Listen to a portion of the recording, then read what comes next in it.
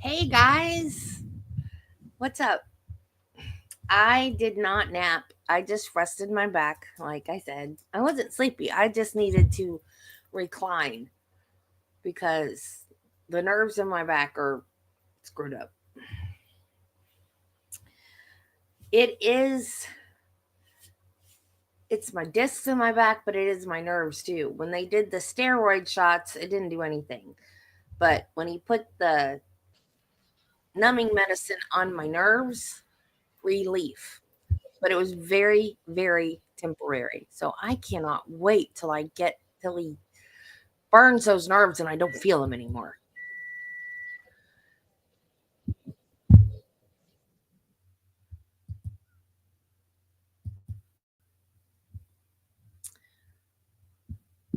Well, I heard noise and then no noise. Psych. That is hilarious. Yeah, I don't think they saw the same witness we did either. Because she was anything but gripping and shocking. Are you sure it was this witness? It wasn't the one from yesterday?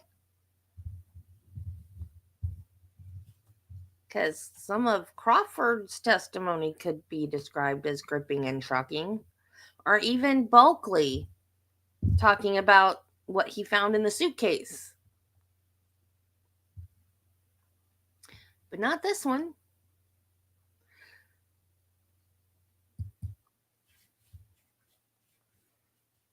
I don't even think you could count some of the evidence as gripping and shocking. The only thing I found shocking was the text message with the picture from the previous July, because that's definitely consciousness of guilt and being shady.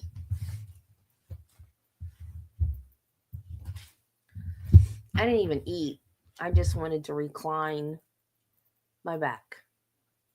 They had a picture of her and her name, and they said she was gripping and shocking. Okay. I have given the dog some bacon and cheese flavored ice cream. So hopefully they will stay out of my hair for a little while. Belle picks hers up and takes it far, far away from Spike. The first time she did it, we thought it was hilarious. Spike tends to be a tad territorial. Even if they both have their own stuff, he will still growl at her if she's anywhere near him.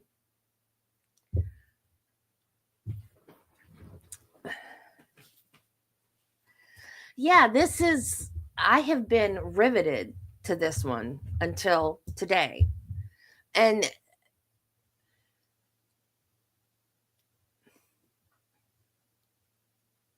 I don't want to say it's boring. It's necessary. It's standard procedure. It's just it has to be done. So it's kind of like we've heard it before. We know what they collected because Crawford has already told us this. So we've heard it before. But in order for the actual evidence itself to be admitted into the trial, you have to actually ask the person that collected it, what did you collect? And then she has to show it. Because if it wasn't for that, we wouldn't even have to do this step. But Detective Crawford said everything that was already collected. He's already said what they found. But there has to be that middle person that actually photographed it and collected it, and so that's what makes it boring. It's not in and of itself, it's not boring. It's that we've already heard it. And if you don't lay a foundation, it's not legally acceptable. which is what made me mad in the Ashley Benefield trial, because I thought her attorney should have got the person that tested the DNA to testify. But Legal Bites had a very good point that it wouldn't have mattered if they had found his DNA on her, because they had been together all day packing to move. So if his DNA had been on her, it wouldn't have proven that he had grabbed her angrily, because his DNA could have been on her anyway. But that didn't, any DNA of his on her did not get admitted into trial because he didn't call the right person. He didn't lay the right foundation.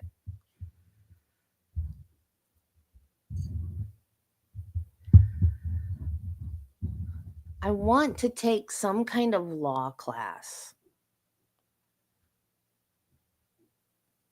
but I don't know what to take. And I'm not sure what I want to learn. Like, I don't want to be a lawyer. I just want to learn about the law.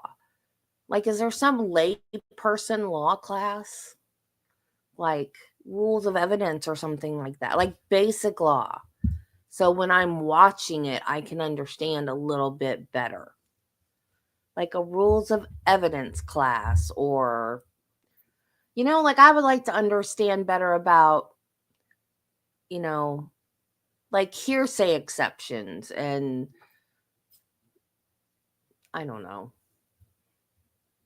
Those gray areas that I'm always like, "Oh, I'm going to have to go ask a lawyer about that cuz I don't understand it." Like Rule 14, I still don't know what the fudge Rule 14 is. Because when you go to look it up, it's like, well, these are the federal Rule 14s and these are the civil Rule 14s. And I still don't know what Rule 14 is as it applies to Massachusetts. Because if you look at the Massachusetts Rule 14, it's a giant list of all kinds of stuff.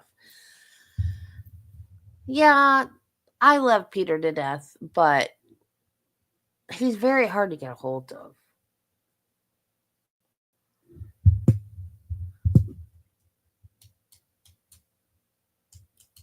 He's a busy man, and he has got a large viewership.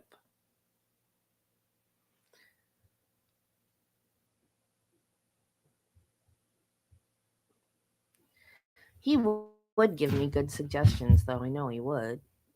And especially being in the same state. Oh, he'd probably tell me to go to FSU, though. We'd end up fighting over colleges. Because I'm a Gator and he's a Seminole.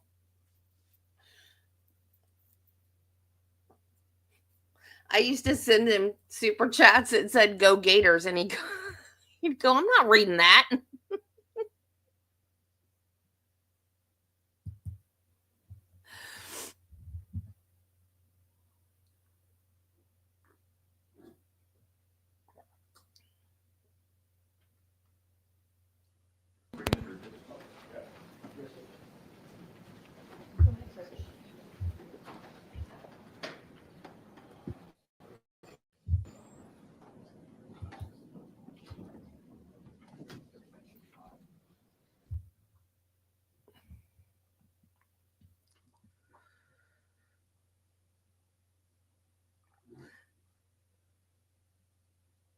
Now, FSU is a good school, though.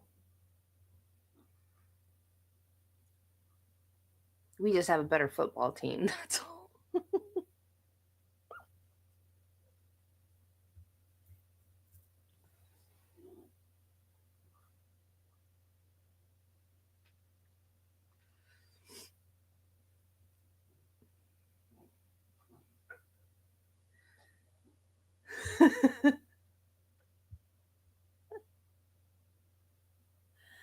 I'm not a huge football fan. It's just that when I have lived in the area since 1982. So everybody's all about the Gators. But when I was a kid, I lived in Sarasota. So it was all about Tampa Bay. It's all about the Bucks. And my husband grew up in South Florida, so he's all about the Miami Dolphins and the Hurricanes. Miami Hurricanes, the college team. Talking briefly about Mr. Chen's wallet. It was moved into evidence. And I think you were asked, did you lay the items out just like the backpack? Yes.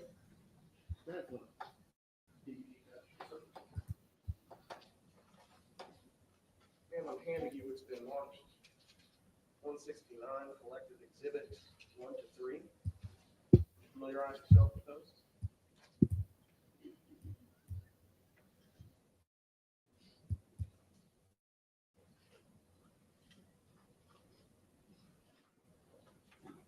Okay. What are the items in that collected exhibit? It's the wallet belonging to Jason Chen and contents. You take those photographs? Yes. They fairly and accurately show the contents of the wallet. Yes. Right now, I moved it into evidence 169, 133.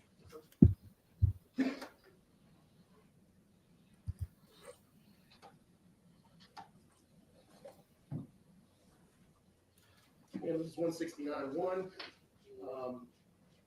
There's a appears to be an ID card from the University of Chattanooga. Whose name appears on that? Jason Chen. This photograph. Jason Chen. Moving on to the next photograph. Whose debit card? Jason Chen. And finally, whose driver's license and identification? Jason Chen. You had an opportunity to interact with Mr. Chen while in Nolensville. So yes, I did. I'm going to show you what's already been admitted into evidence as Exhibit 86. Do you recognize that individual? Yes, Jason Chen. Did you take that photograph? Yes. At the Nolensville Police Department. Yes, that's correct. And I'm going to draw your attention to the next exhibit, 89. Do you recognize that? Yes, that's the hat he was wearing when I processed him. And you, it's been marked for identification as 170. You recognize this item? Yes, it's the ball cap, red and white. Tennessee goes. Would you mind opening it up, pulling it out?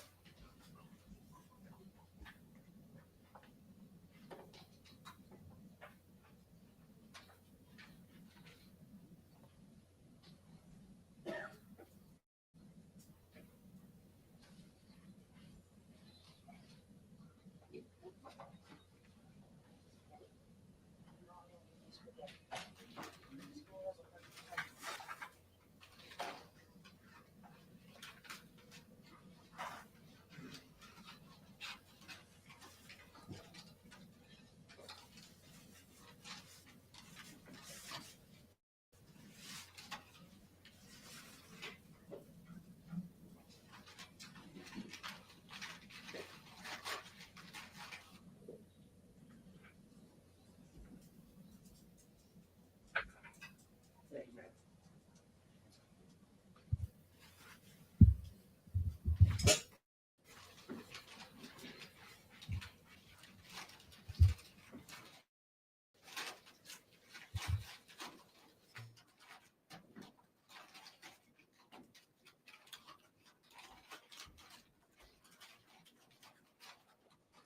Okay. Thank you. Ma'am, were you involved in the processing of a Toyota Camry? Yes, it was. Where was that vehicle located? Originally, it was located at Jason Chen's parents' house inside the garage. And we had it towed and escorted to our crime scene bay. Ma'am, I'm showing you what's been admitted into evidence as Exhibit 112 and 113 and 114. Is that the motor vehicle that you searched at the crime scene day? Yes, it is. I'm handing you, it's been marked for identification as 171, collective exhibit 1 through 7. Could you familiarize yourself with those?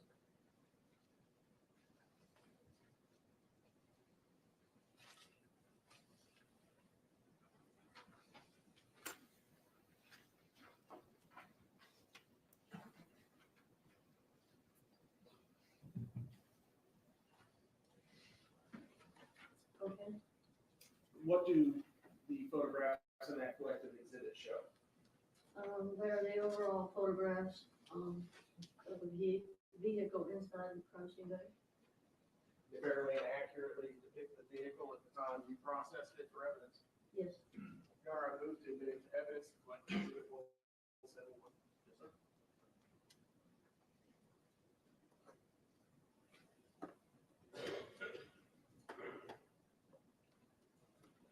Okay.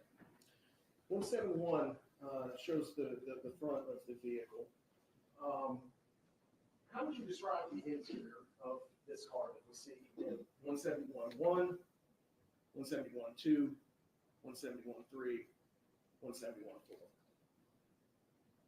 How would I describe the inside? Yes, ma'am. It was fairly clean. Fairly clean. Did you search the trunk area? 171.5, Judge? Yes. 171.6. What was in the trunk? One plastic bag, and that was it. There appears to be some sort of a bridged area in the trunk. What is that? Right. There appeared to be some sort of, wheel impression. Okay. But I'm talking more generally about the item that spans from, one second, from here to here and from the back of the trunk to the front of the trunk. That's a trunk liner. Oh, okay. And you mentioned that there were some impressions on it. Would you mind pointing out to the jury where those impressions are?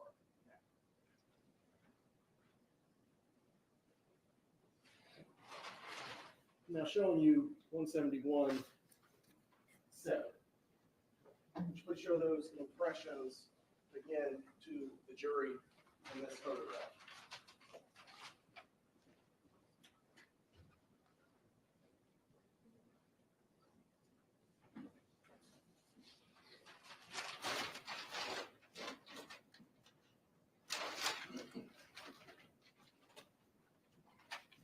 And do you recognize this?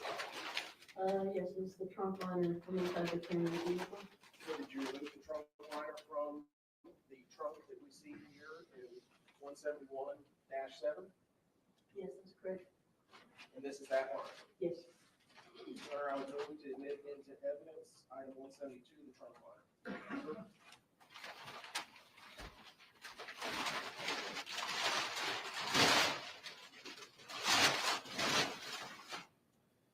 Did you take measurements of those marks that we see? Yes, it did. For what purpose? For possible future comparison purposes.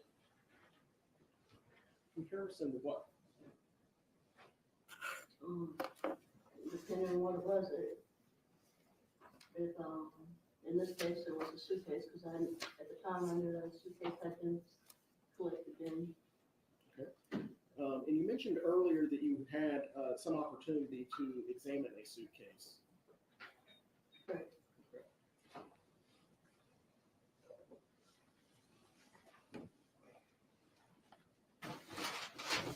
Recognize this item. Yes. Have you seen this item before? Yes, I have. For the record, Judge, I'm going to mark it for identification purposes as 173. Yes, sir. Where have you seen item 173 before? When I saw it, was in one of our crime scene bays, and I also saw it at a evidence meeting. Did you have an opportunity to compare have an opportunity to take measurements of the wheels from this suitcase? Yes. You have an opportunity to compare the width of the wheels to that collective exhibit that we see on the trunk mat, item 172, to the suitcase that's been marked for identification as 173. Yes, that's correct. Okay, and what were those findings? As far as the suitcase, being eliminated as from leaving marks in the trunk, I could not eliminate that suitcase, just leaving those marks. Therefore, in my opinion, it was consistent and possibility that that suitcase wheels could have caused those marks. Wait, did she say could or couldn't? Did she say could have left or couldn't? She's so soft spoken I can barely hear her.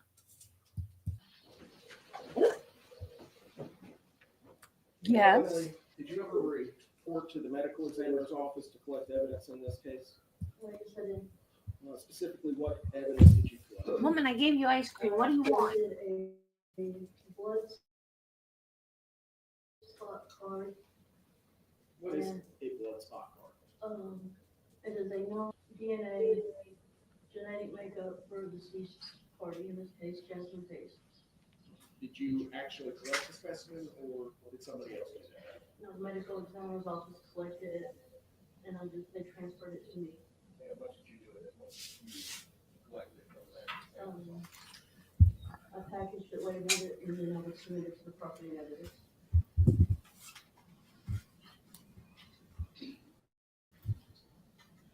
You know, and it was marked for identification purposes as item 174.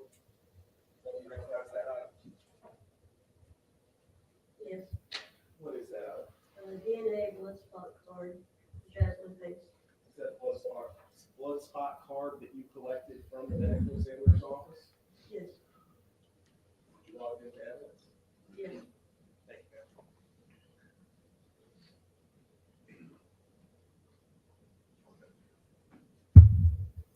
I'm going to admit it. I was asking.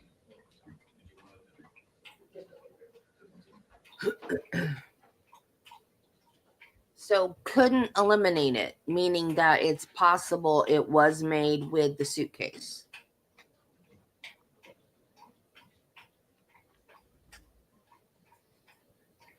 No further questions at this time. If that was a vague answer for me, what is the jury going to think? I know you just sat down. The defense is going to need some time to organize the exhibits, cross-examination of this witness. We're going to have you sit back in the jury room, and when they're ready, in about 10 or 15 minutes, we'll bring you back.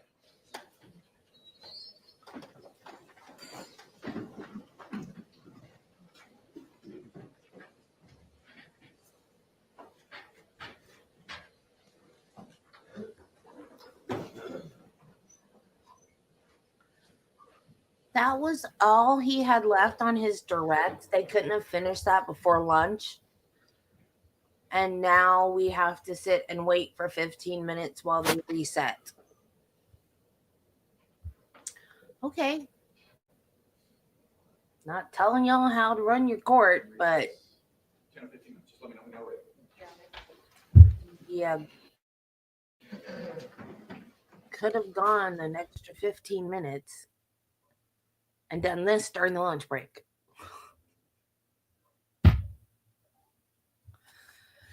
So, if I understand this correctly, she said she could not eliminate that those marks or gouges or whatever in the trunk liner, she could not eliminate that they came from the suitcase wheels. Meaning that they could have been caused from the suitcase wheels.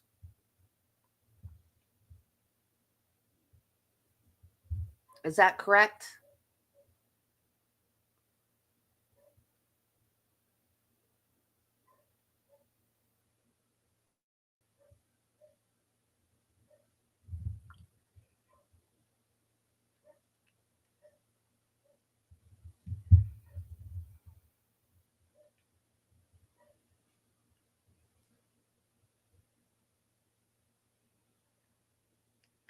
of course, that doesn't mean it was definitely the suitcase.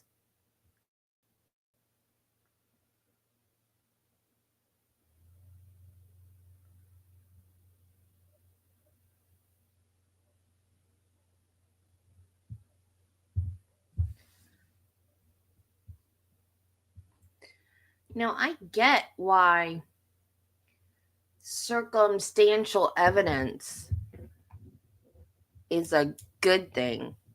Because, like on cop shows and stuff, they say, oh, but it's just circumstantial evidence is all we have. And I heard a real lawyer say one time, you know how they always say that on cop shows? It's just circumstantial evidence. And that real lawyer was like, but circumstantial evidence is a good thing. Because sometimes that's all they have. And when you have so much circumstantial evidence, it's just piled on and on and on and on and on. Like the more circumstantial evidence you have, the percentage that that person is innocent is just going to be lower and lower and lower the more circumstantial evidence you have. And I think this could be considered one of those cases, because it seems like the more they talk about stuff, the more things we learn that are just, if you took them separately, you might think, well, that's kind of weird. But then you put them all together and you put together the fact that she was his girlfriend, it makes you think, But of course, we haven't heard the defense's case yet. But he lied to her mom on the phone. He went somewhere in his car, came back, then took her car, and then came back in an Uber. That in and of itself is suspicious.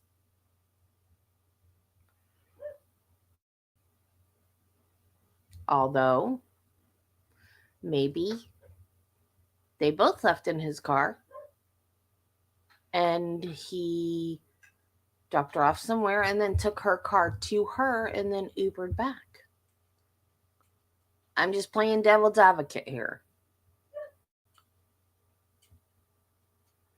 And then something happened after he left her. However, there's a bunch of blood in his apartment. And her stuff is in his apartment. So if he's taking her car to her, why didn't he take all of her stuff to her as well?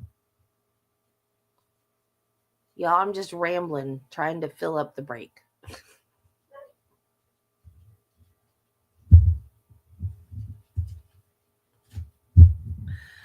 I don't know.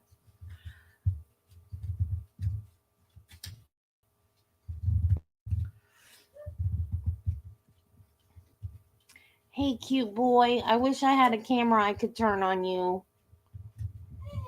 What? What? You want to talk to the people? Here. Here, talk. Talk.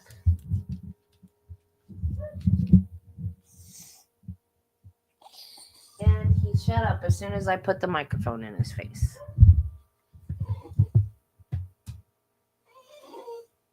What? What is it? Really? Yeah? Yeah? What? What? What? Here, well, tell everybody on the internet. Tell them. No, the mic is not going to hurt you. No, he's shy. Well, the kitchen and the bathroom were right next to each other, so... that apartment, I was thinking about it. If you were in your bedroom, let's say you had company, and you were in your bedroom, and somebody was in the bathroom, you wouldn't be able to leave your bedroom until somebody got out of the bathroom. Or if you were in the kitchen or living room and somebody was in the bathroom and you needed to go get something from your bedroom, you couldn't because somebody would be in the bathroom. That's a pretty sucky layout for an apartment. I thought my first apartment was bad. The bathroom was in the bedroom.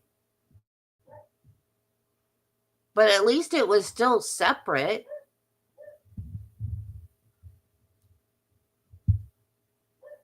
And well, it wasn't separate from the bedroom, but it was separate from the rest of the apartment, except for the bedroom.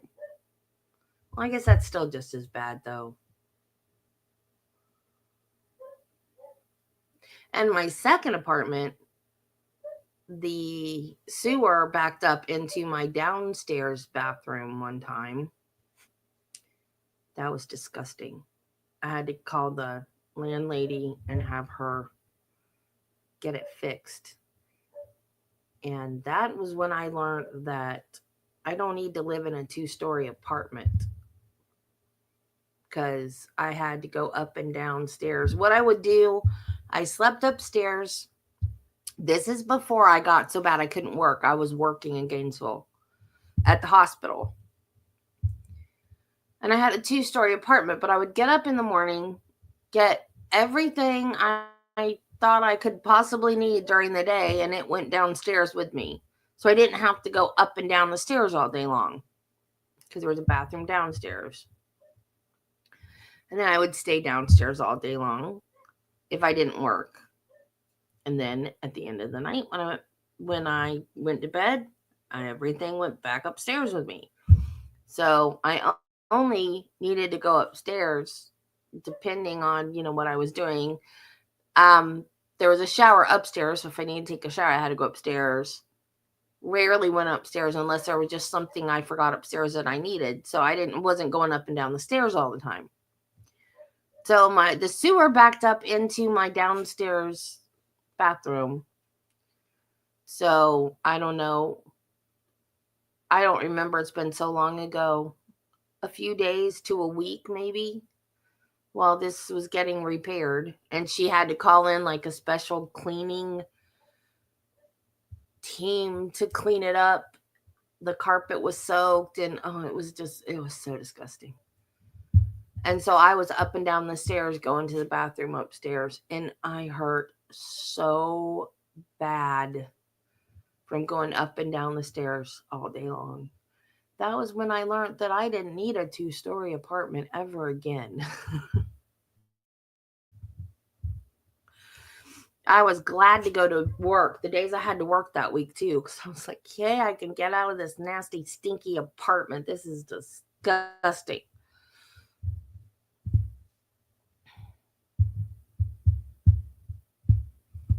I don't get Bell. What? Is that what you're trying to tell me? Your sister wants to come back in?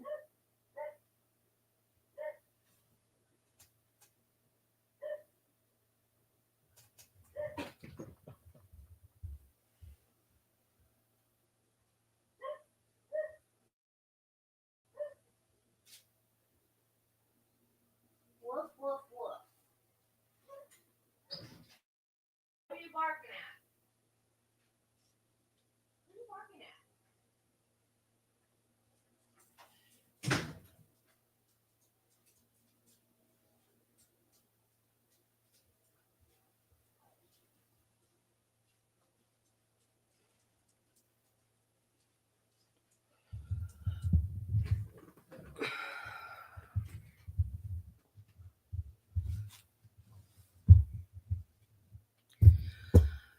I found out when I had my MRI done that I have something called arachnoiditis. And I had never heard of it before because I was a geriatric and a pediatric nurse. So those are both specialty areas, but their broad specialty areas. So to know this, I probably would have had to do neurology, because it deals with the spine. So the arachnoid is one of the membranes that surrounds and protects the nerves of the spinal cord. So it's an inflammatory condition of the arachnoid. And fibromyalgia is all about inflammatory.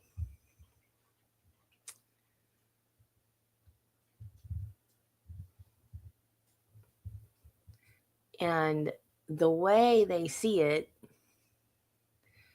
is your nerves. Trying to find a picture of it. I can't find a picture of it.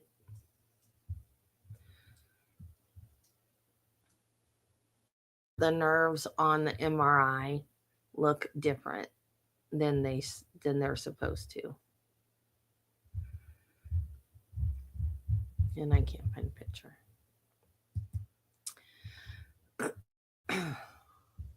But I guess that's what's causing the pain.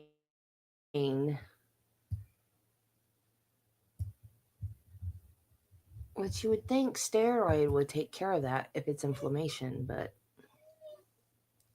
not so much. What, Spike? What, baby? What? What? What? What do you want, sweet prince?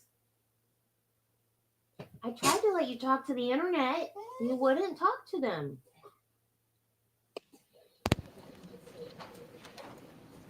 What? What? What? What?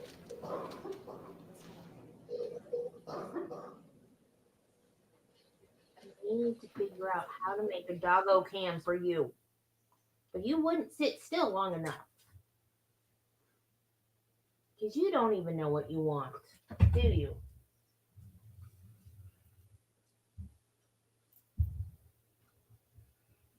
Probably what he wants. Probably. But then he'll be right back out here 15 minutes later. Because he not only wants to be tucked in, he wants me to lay down with him. I swear it's like having a toddler.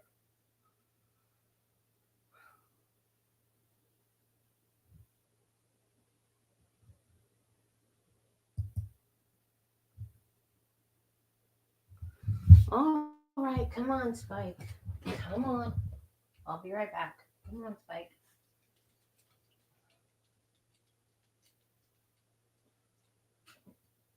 Bye.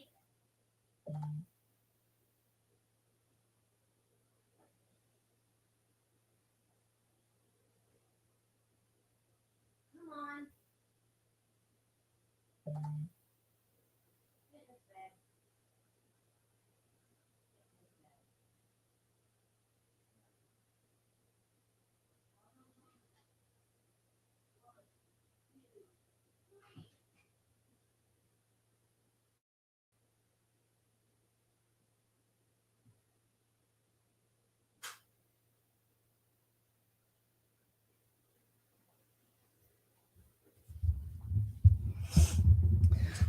I forgot to tell you. This morning, I woke up at like 4 something, and I get paid once a month because I'm on disability. So, when I get paid, I order groceries from Walmart. And I woke up at like 4:30 this morning, and I thought, well, I have to live stream today, so I should do groceries right now, and then I can go back to sleep. So I did it from my iPad, and I was laying in the bed, and I kept hearing this weird noise coming from underneath my head. I was like, what is that noise? And then I realized what it was. I had my head on top of Shadow.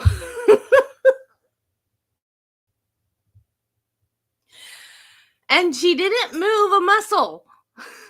She didn't growl. She didn't hiss. She didn't swipe at me. She didn't do anything. She was snoring. That was what the noise was.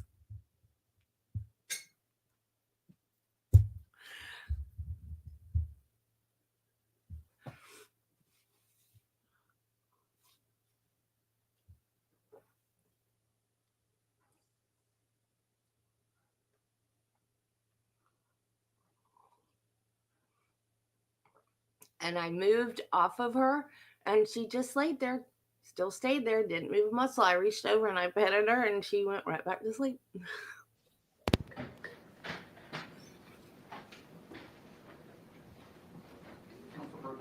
Please be seated.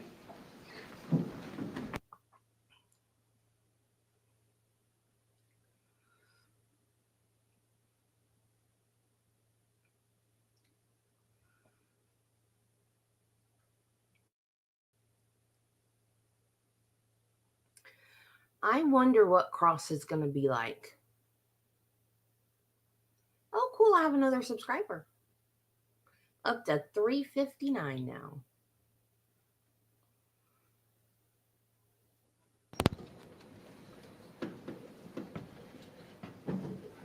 Cross-examination. Good afternoon, Investigator Johnson. Hope you had a good lunch. Investigator Johnson, when your investigation started, you had never met Jasmine Pace. That's correct. You didn't know anything about her background. That's correct. You had never met Jason Chen. You don't know anything about his background. That's correct. Your job, what is your job as a crime scene investigator? Document crime scene, document, identify, collect, process, evidence. You cannot vouch for the integrity of evidence before you receive it. You don't know how the evidence was handled before you received it. That is correct. You don't know how the evidence was collected before you received it. That is correct. When you collect the evidence, you must package it so it cannot leak through the container, right? Right. You must package it so it can't be lost. Right. You must package it so it can't deteriorate. Right. Once collected, evidence must be kept in a secure area. Yes. Once collected, evidence must be kept in a secure area when not directly in possession of a person listed on the chain of custody. Yes. What is a chain of custody? Chain of custody is normally a form that shows where the evidence has been transferred from one person to another.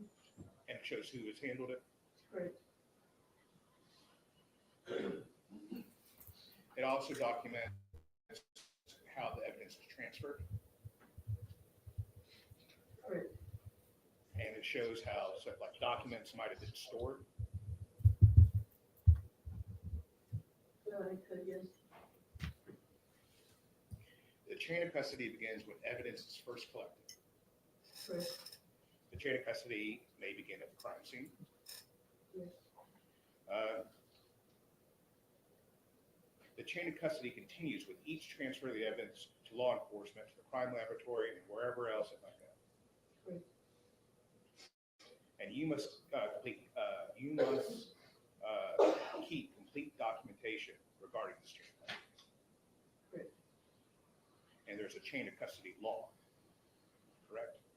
Correct. And you maintain that law? Once it's submitted to property, then property evidence maintains that chain of custody as far as who checks out items of evidence. And the reason you do that is so you can ensure that there's no loss or alteration of the evidence prior to trial. Correct. So I want to talk about kind of the collection of evidence. Victims in cases can bring evidence to a crime scene without even knowing it.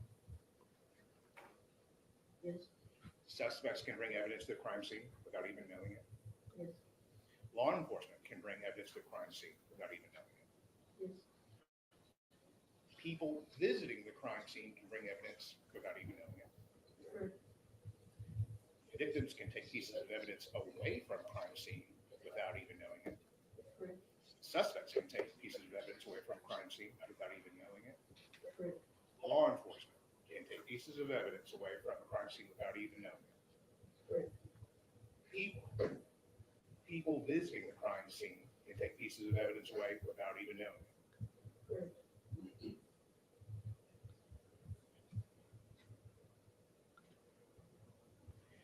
On direct, you talked a little bit about transfer evidence. What is transfer evidence? Just when you have custody of evidence and you transfer that custody to someone else. Let me ask this, in terms of like blood or DNA, what is transfer evidence? Evidence that is left on the scene by individual, person, or item. And you can transfer that by touching it, right? Correct. And individuals can leave transfer evidence at a crime scene. Correct. Transfer evidence can include glass. It could probably include just about anything, yes. Including blood, right? Correct. Often investigators need specialized lighting and aids that help find transfer evidence, right? Yes. Not always, but yes. Because transfer evidence can be easily lost. Yes, or not very visible. And transfer evidence can offer information on how to reconstruct the events of the crime, right? Could, yes.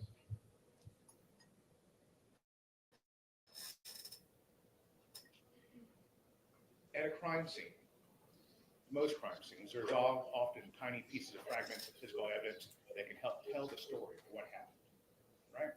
Correct. That's what your job is, to tell the story of what happened. You collect the items. And those items can tell the story, right? Yes.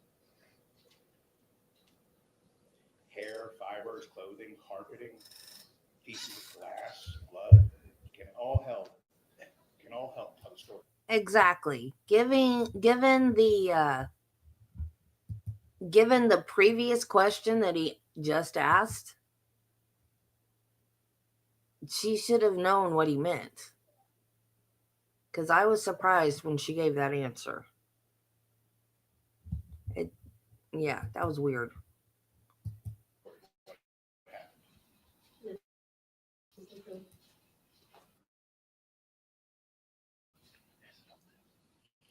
These tiny pieces of evidence are called trace evidence, right? Yes. Trace evidence can be transferred when two objects touch. Transfer evidence can be transferred between evidence.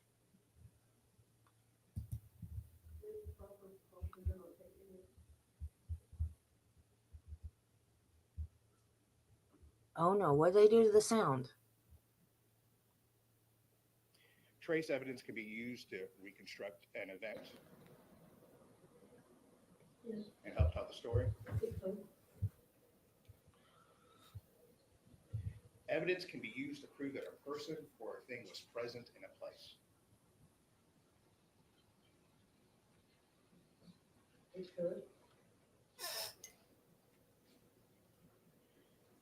If you collect evidence carefully, is it true that a crime scene can yield a lot of information? It's possible, yes. And those samples can help tell the story. Yes. Forensic scientists examine physical evidence, chemical evidence, and trace evidence, right? Yeah. And you have a variety of tools at your disposal to test these things.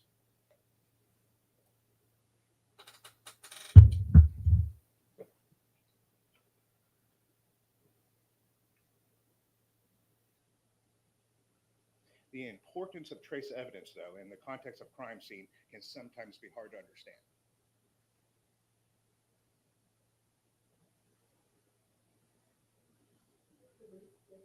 And that's why you're here. You're here to help explain the collection of evidence, right? Yeah.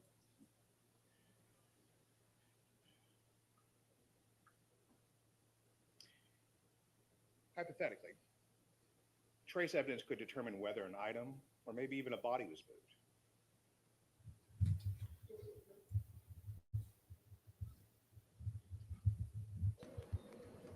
I want to talk about, go back to transfer evidence. What's the difference between direct transfer evidence and indirect transfer evidence?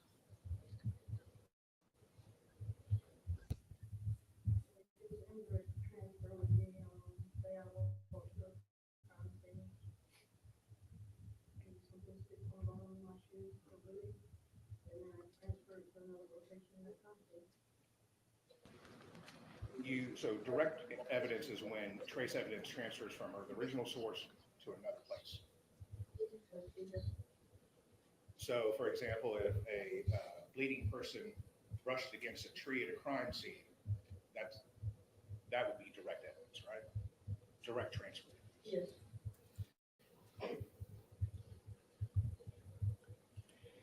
Indirect transfer is when the trace evidence is, as we said, carried from the primary source to another place by a third person or maybe by an object. Yes. And with indirect transfer, it's important to preserve and document any kind of evidence when it's identified. Right. We'll get that back. And if trace evidence can't be properly preserved and protected, it can be lost. Contamination of evidence can be a very serious problem, can it? Yes. Contamination of evidence can ruin evidence. Yes. Contamination of evidence can jeopardize a criminal case. Because. And contamination occurs when something or someone is introduced to a scene that was not previously there. Yes. Contamination can come from people investigating the scene. Yes. You're supposed to evaluate a scene before anyone else enters it to keep it from being contaminated, right?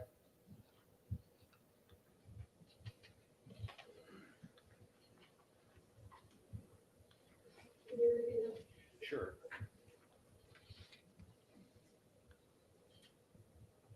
You should evaluate a crime scene prior to anyone else entering to keep contamination to a minimum. And once I respond to a crime scene, my job is to document it and put evidence as how it is when I arrive. I can't account for how things are really different. Because various people can contaminate crime scenes before you get Yes. there. Witnesses can contaminate evidence at a crime scene. Yes. Suspects can. Yes.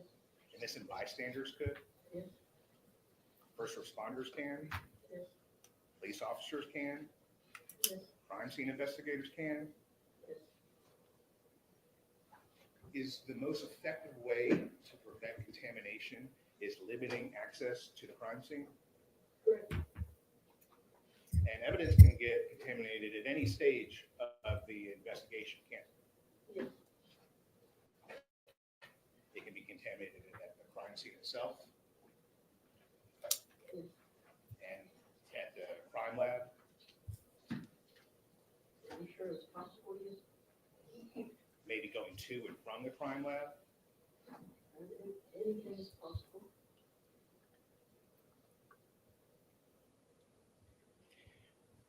You would say, it's a fair statement to say that everyone that comes in contact with this evidence has a responsibility for making sure it doesn't become contaminated.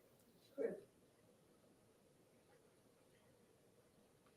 So crime scenes are usually disorganized. Why it's a crime scene, right? I don't know if I would say disorganized.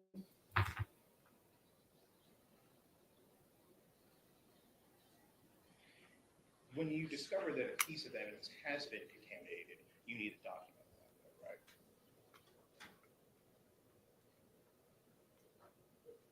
The evidence would be documented how it is when I observe it. And if you don't document any of the contamination that may have occurred, that evidence could then be misleading. It could be, yes. And it could be misleading to investigators, right? Yes. And it could be misleading to forensic scientists. Correct.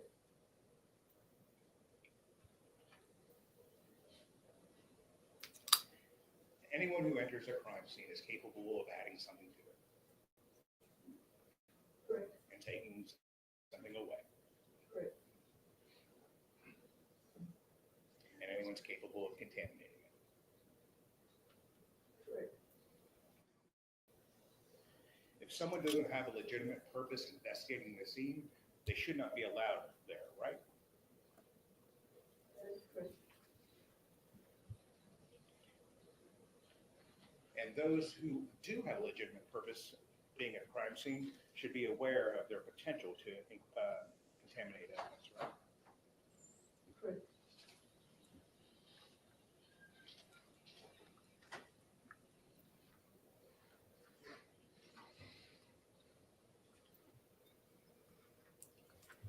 I want to talk to you about DNA, blood. Are you familiar with the collection, obviously, of blood and DNA? Yes. And we talked about how trace evidence or direct transfer, but DNA can transfer from person to person. Yeah, I think that's where he's going to. Yes. And that's called primary transfer. Yes. And because of these types of transfers, sometimes you can, for example, find blood in a room in which the source of blood was never present. It's possible, yes. And other forms of DNA can be transferred the same way. Yes.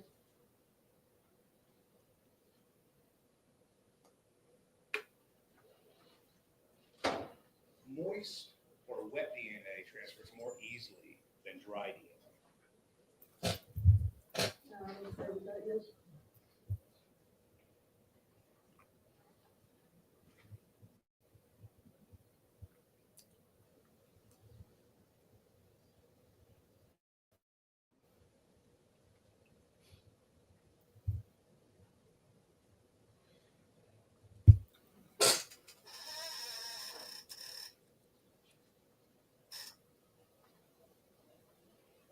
Investigator Johnson, I want to ask you some questions about Blue Star. You're familiar with Blue Star? Somewhat. It is, you were asked a question on direct. Do you know the difference between Blue Star and luminol? I don't know, we use Blue Star. Luminol is a little bit different, I believe, as far as the, lighting conditions that are required and stuff. And is luminol in Blue Star? That I don't know.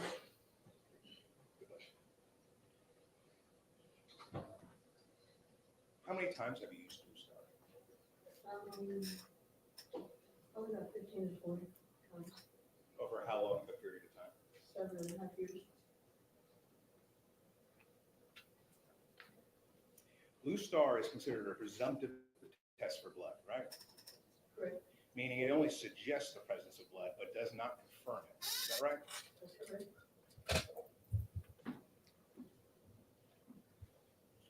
What limitations does Blue Star have in detecting substances other than blood? Sorry, can you repeat that? What other substances could Blue Star detect other than blood? I believe it can detect, some kind of chemicals, which, In this case, you use Blue Star. is, Did you ever confirm the Blue Star reactions using a secondary test? there was, again, they were only presumptive tests, but we have rapid presumptive tests. OBTI and Hennessy. Presumptive means not confirmed. Correct.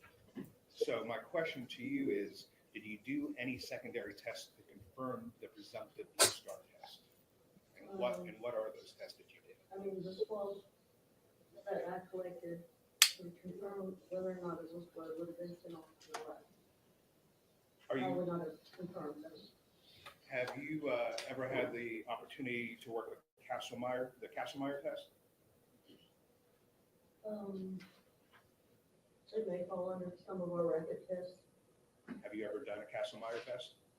I've done OPTI and, pain stick.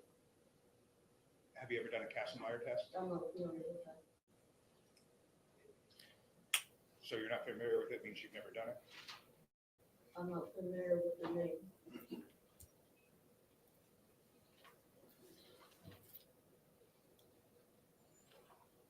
Why?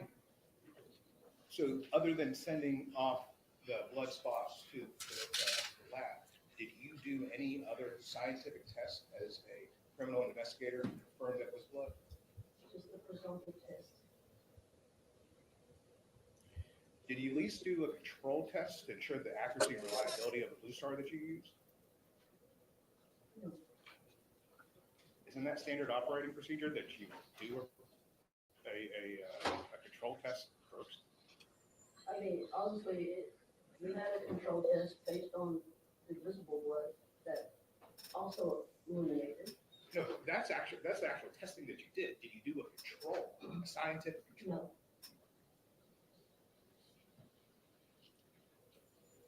Are you, if you're not familiar with the Castlemeyer test, are you at least familiar with the Techman or Takayama test? no. Those tests can definitively confirm blood. You know that. None of those.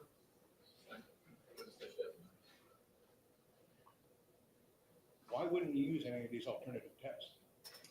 All I know is the tools that we have.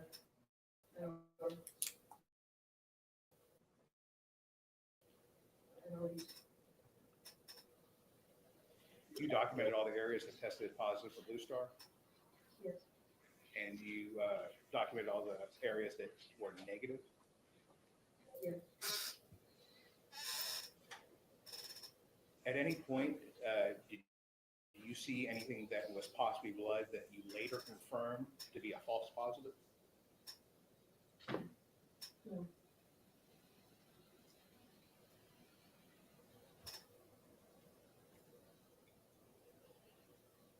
You did two investigative searches at the apartment there on Tremont, correct? We did multiple searches. You did one in November, Yes, and you did one in June yes, of 2020.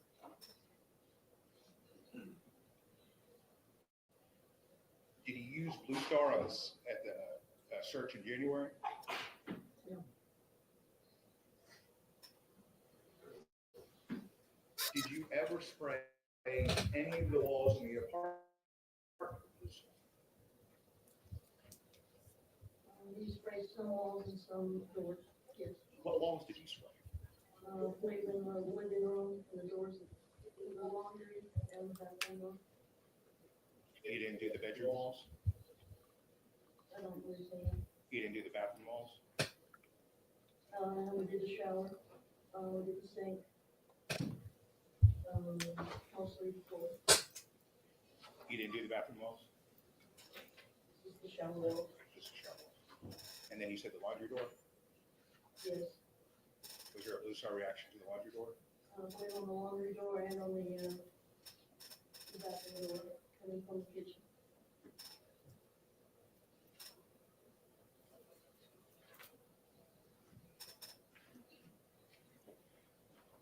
So between these two different searches, why did you have to do a second search? Because additional evidence was discovered. Why didn't you discover it the first time? It just was not discovered. I know we searched under the bed. But you didn't see that spot? Well, it was on the back side of the carpet, so no, I wouldn't have seen the spot. And Anthony, with the flashlight looking under the bed, did not see any discoloration at that time. Was that because your investigation was rushed? No. You testified that over a 3-day period that you were awake for 51 hours. Yes, Perhaps you might have been too tired to be able to find the spots on your first search? It's possible, but I do take my time when I process things.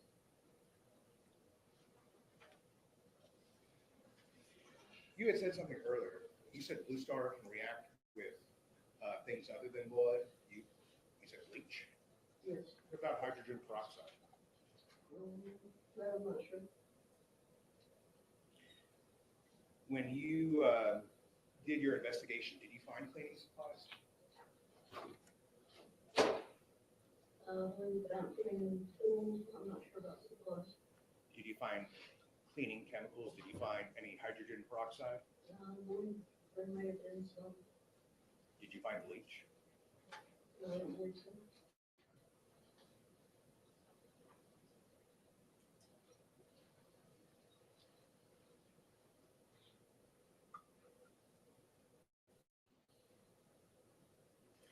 In your opinion, when you did your search in November, do you think anyone had tried to clean up a crime scene? That's an opinion. Yes. Why do you think that? Based on the results of the Blue Star, Can you please elaborate? there was obviously presumed blood throughout the apartment, on the floors and the doors and on the walls. That was not visible to the naked eye. And do you believe that to be blood, or could it have been cleaning agents? I believe it to be blood based on the reaction time and the longevity of the reaction of the Blue Star. Even though it's only a presumptive test? Correct.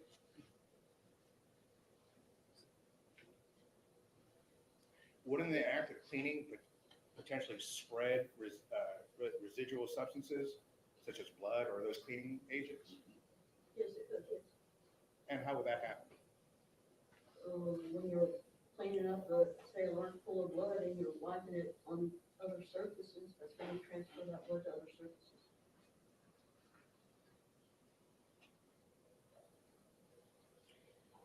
If the carpet in the bedroom was damp from cleaning, could that have affected the Blue Star results by spreading and diluting any potential residue?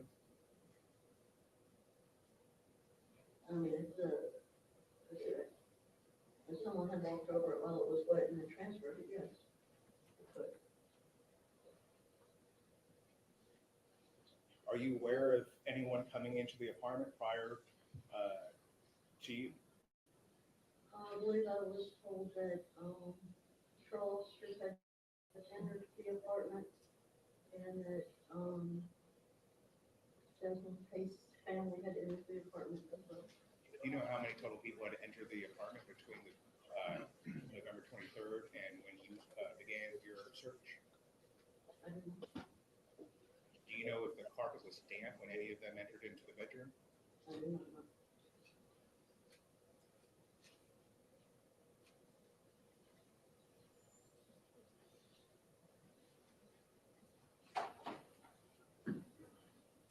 Isn't it possible that the individuals walking through the apartment could have tracked blood, cleaning agents, debris, or any of these other substances across various areas in the apartment? It's possible. I mean, as far as the carpet being damp, I mean, as far as that specific carpet there, I mean, it was covered up with asbestos. I don't think any transfer would have came from that particular blood. There was other blood spots on other parts. Good Of the correct? point. For the dresser. Yes. In front of the TV. Yes. There was blood spots not covered by furniture. Correct. Those could have been cleaned with, or those could have been cleaned with cleaning materials, right? That's possible. And those spots could have been damp. Ooh, she rattled him. Did you interview either of those two officers that went in? No. Did you interview the Pace family or Bean family? No. You didn't ask any of them if the carpet was damp? Objection. Okay, good problem.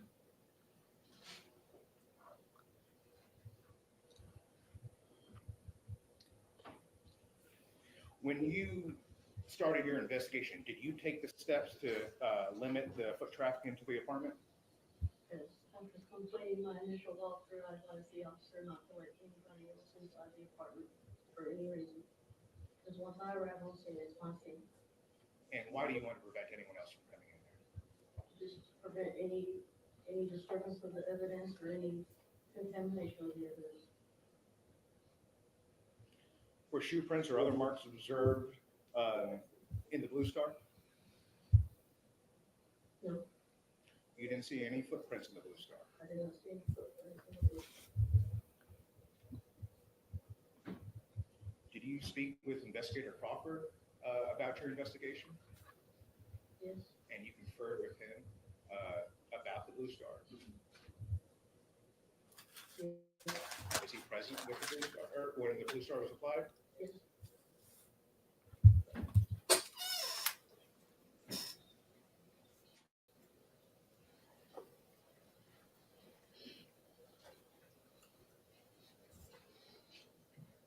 Would it surprise you to know that Detective Crawford testified yesterday that he saw footprints in the Blue Star? Well, I wasn't surprised that, I mean, I saw a footprint, but it was a visible blood footprint. Visible blood footprints. Mhm. Did that light up in the Blue Star? Yes, it would have, yes, So you saw a footprint in the Blue Star. yes.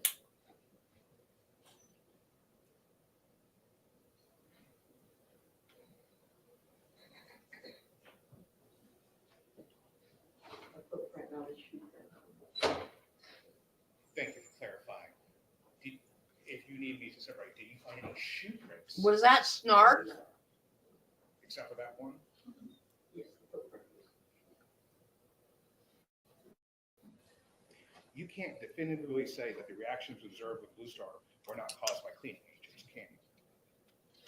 Based on my training and experience, I can say, based on the longevity of the reaction of the Blue Star and the intensity of the luminescence of the area is a lot different than if it was a chemical agent or bleach or some other type. If it's a chemical bleach or chemical cleaning agent, it's not going to be as intense in color and it's not going to last nearly as long. Seconds.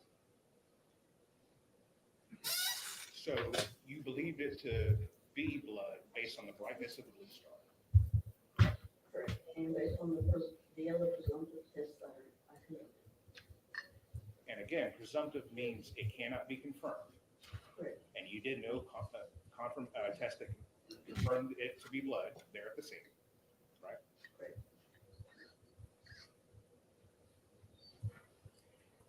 Were the patterns and locations of the Blue Star reactions consistent with the possibility that the substance were spread by cleaning or foot traffic?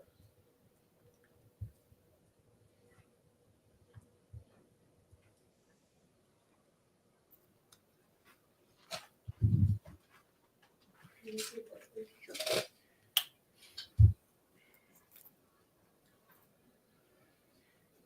Were the patterns or locations of the Blue Star reactions consistent with the possibility that the substances being spread were spread by cleaning or foot traffic? It's a possibility. I mean, when we applied the Blue Star, I mean, it was pretty much everywhere, all over the floor, from living room to the bedroom. And Different shapes, different patterns. I mean, the whole floor just lit up. so all those people that entered into the apartment before you began your investigation, they had no effect on the Blue Star test that you did. I'm not saying that. What are you saying? I'm just saying, based on the intensity and the longevity of the Blue Star that was applied, all I can say is there's a possibility and probability that that was blood throughout the entire apartment. And whether it's blood, cleaning agents, that all could have been spread by foot traffic. Yes.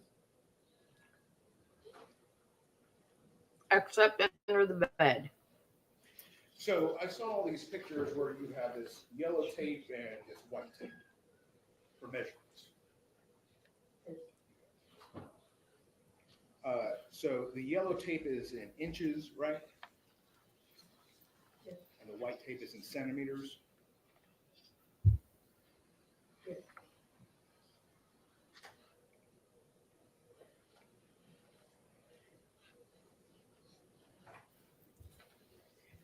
Do you risk any confusion by having two different measurements in the same photograph or in the same piece of evidence? No. Unless you're stupid. So do you ever have to convert inches to centimeters or centimeters to inches? No, I document the scene, I document the scales, the photographs.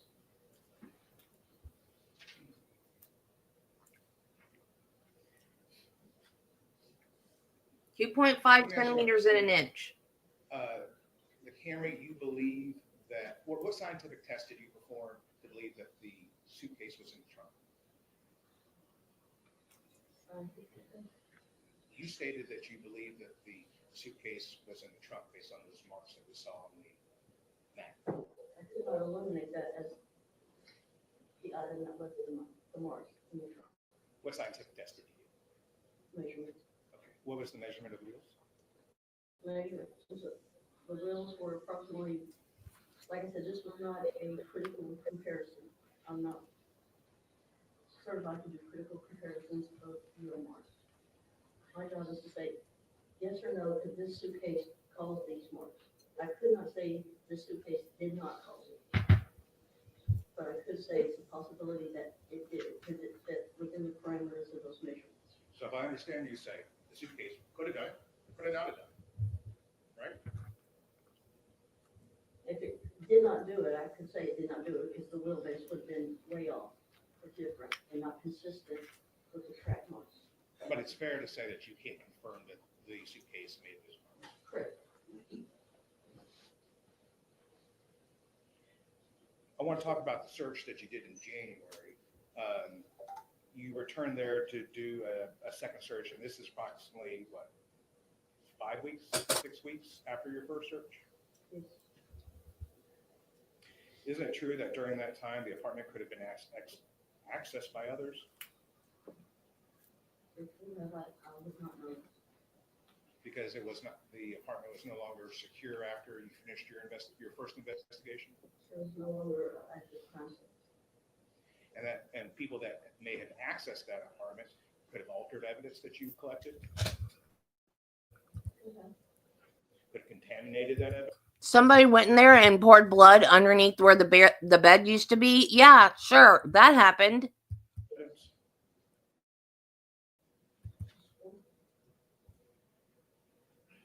After 5 or 6 weeks, you'd agree that the scene could change significantly, wouldn't it? Yes. And it did change significantly, didn't it? Yes.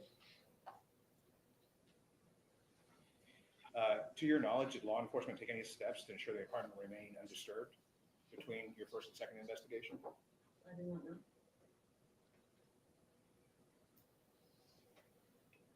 And it's possible that the evidence that you found during the second search could have been introduced after you had finished your first investigation. Possible.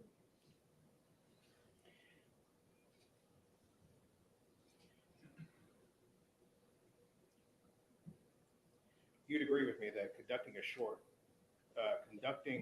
a search shortly after an incident is probably the most ideal time for preserving the integrity of evidence. Yes.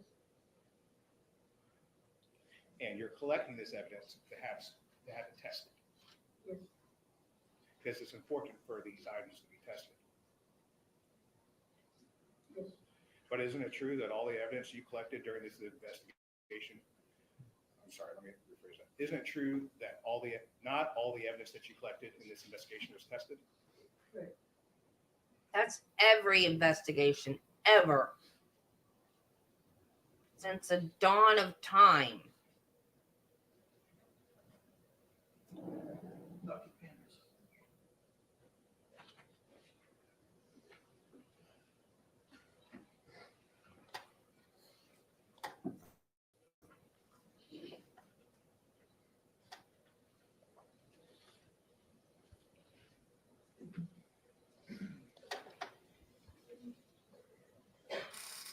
showing you what's been marked as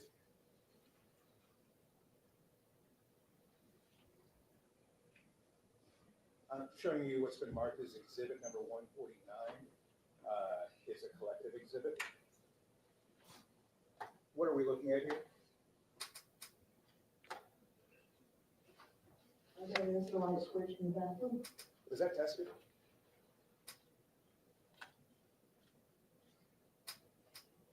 I don't know.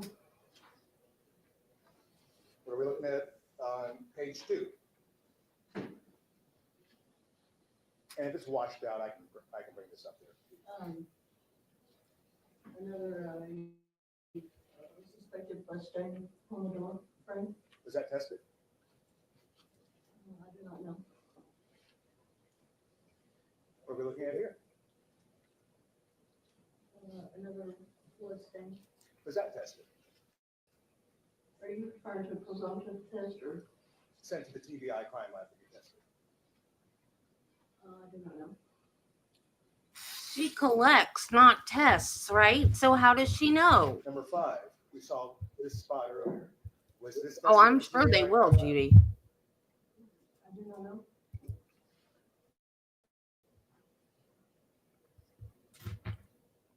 How about this one? Was this blood stain tested? I don't know.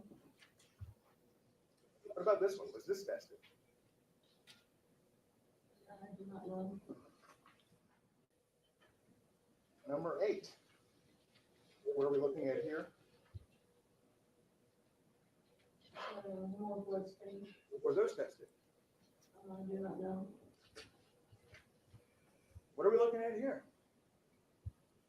Possible bloodstain. Was that tested? I don't know. As a crime scene investigator, it's not up to me what gets tested and what doesn't get tested. Who's it? My job is to collect and document the evidence. Okay. And who makes the determination of whether or not to get it tested? It would be the detective in charge of the scene. Are you aware of what evidence was sent to the TBI and what wasn't? I don't know exactly what all was and what wasn't sent.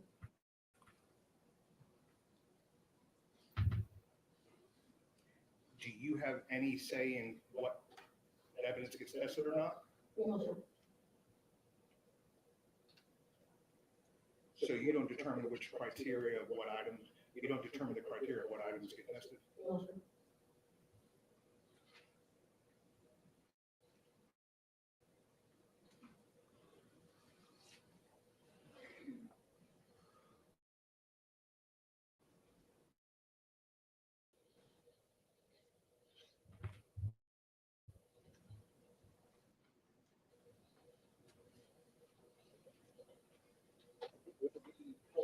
Would it be helpful for you to see each individual piece of evidence to determine whether or not it has been tested? If you got to look at the white tag on it? It would be whether or not it had evidence taken from the crime lab on there. Okay, so when the jury gets this evidence back, what can they look for to see what pieces of evidence were actually tested by TBI? What will there be a color sticker on it? What are we looking for? I believe TBI uses orange evidence tape, So, but if they don't test an item, I don't know if they own it or not. That's a TBI. is it hazardous to have the orange sticker on? No, That's the orange tape? yes, So this is something that was tested by the TBI? yes. Well, it was opened by the TBI. I don't know if it was tested or not.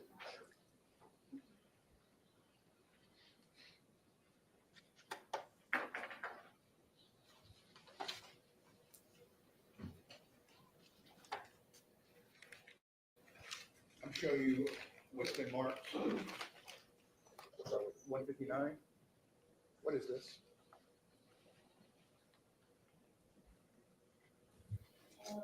Little bag full of suspected blood.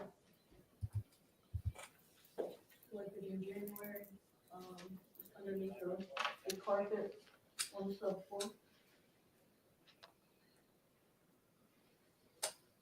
Can you tell from here if this was tested by TBI? If does not appear that has been altered by the PBI. What about this one? This is 160. You're saying it does not appear to have a TBI evidence tape on. What's the description of these two maps that you have in the red? The location of where it was recovered, then we were talking on the cell phone. Okay. I'm asking about on the red tags where it says subscription, is it sealed bag? What does that say next to it for on each? Swab, suspected one. Suspected lead, right? Yes. Because your blue star can't confirm that it could be actual lead, so you have to put that. Correct.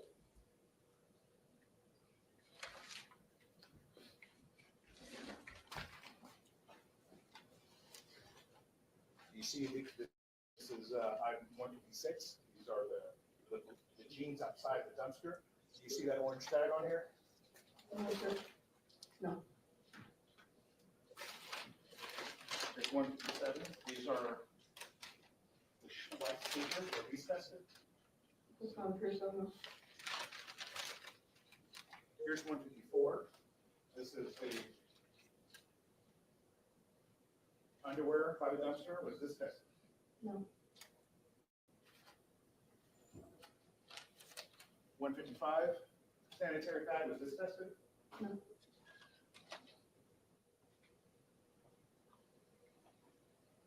I have that last.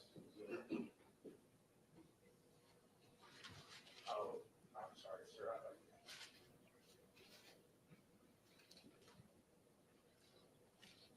This is 148. This is the gray knife found on Jason Chen's bed. Was this tested? It does not look like it was, no.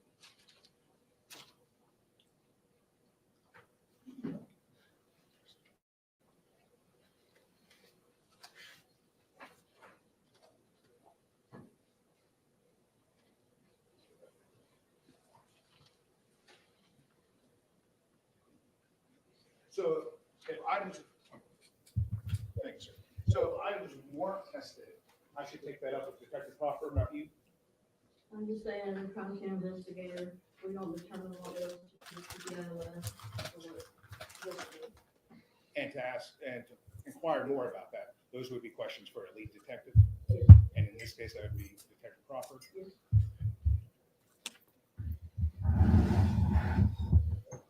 And you had no decision in what items were being tested? That's correct. Does Investigator Crawford rely on you to determine what items to test?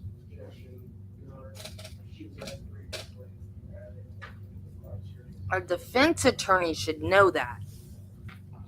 I think this one was a little different in that you asked if the extra line on her gaffer things she well, not necessarily her role. I think this question is that you asked. We had everything that the lead detective would ask. But in this case, I don't think it was. I think because they're based on the photographs and the evidence report, I think it's decide which item. to send.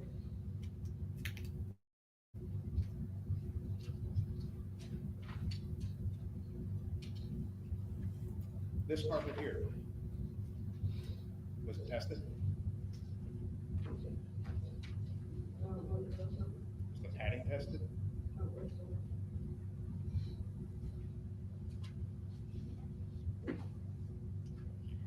Do you think the fact that you had to go back and look a second time suggests that you might have missed something or you overlooked it? I think it's pretty obvious that something was missed. And it was missed at your crime scene?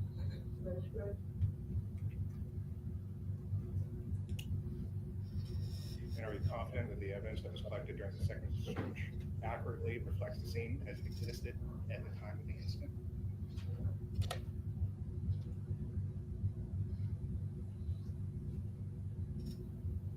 Yes. And you'd agree that conducting multiple searches over time increases the risk of contamination? It could, yes. And that could lead to the misinterpretation of evidence. possible.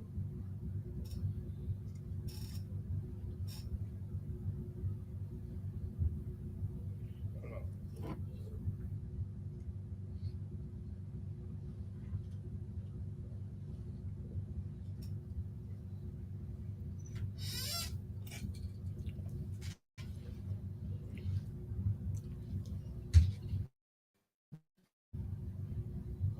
I think he was here. Redirect. Finger.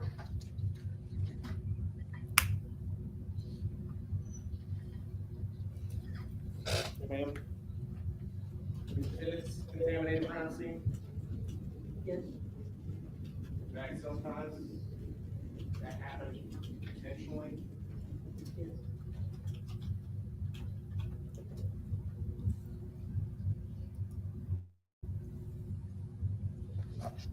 Talk to you, Judge.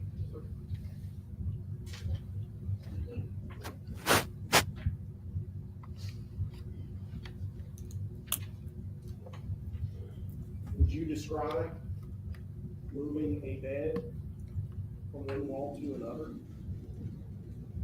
to have an effect on your ability to see the scene as it was at the time of the offense? Yes. I think it's proper redirect based on animation, question. Overall, at this point, it's speculative.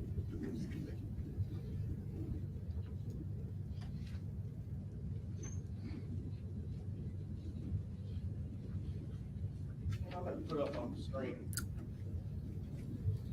Photo. This is Exhibit 73. Is this the scene as it was, as you found it, on the day of the search warrant? Yes, What wall was the bed on? that was on the north wall. How is that in relation to that green and white tapestry that we see on the center of the wall in Exhibit 73? The tapestry is on the east wall. East wall. Where would the headboard be? The bed was on the east wall. Okay. That document can go. Exhibit 173. I'm sorry, 117.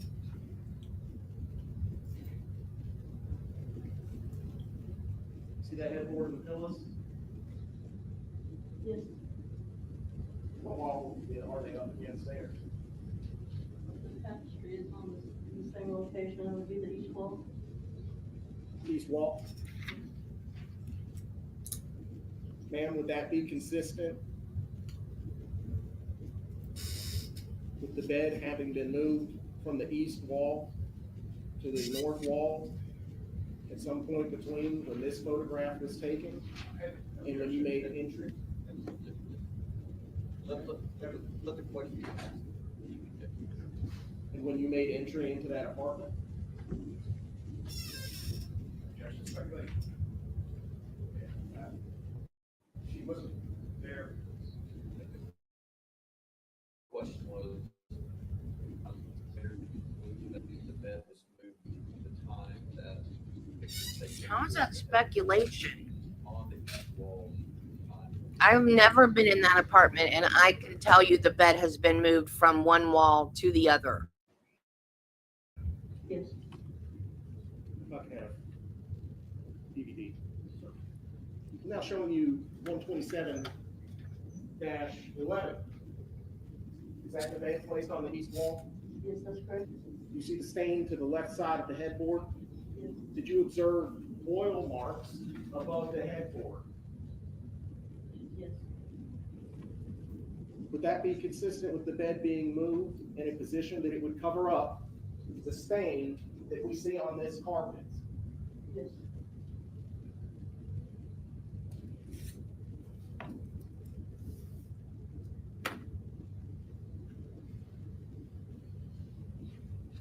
removing the bed contaminate the crime scene?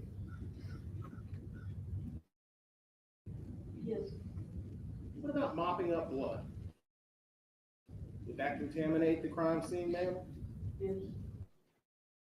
If somebody were to remove items from a crime scene, would that contaminate the crime scene? yes, yes, Cell phones? If they remove a cell phone from a location, could that contaminate the crime scene? yes, What about specifically a homicide scene? What about moving the body? Does that contaminate the crime scene? yes, I said it alters the functions, you know, Alters it? Makes it more difficult to figure out what happened? yes, Which transfer is easier? One that's fresh and wet, or one that, say, has dried 4 days? the fresh and wet, the easier to transfer, the more likely to transfer. And just so we're clear, if the homicide happened on 11/23, you made entry when? 11/27, Approximately 4 days later? 28 days.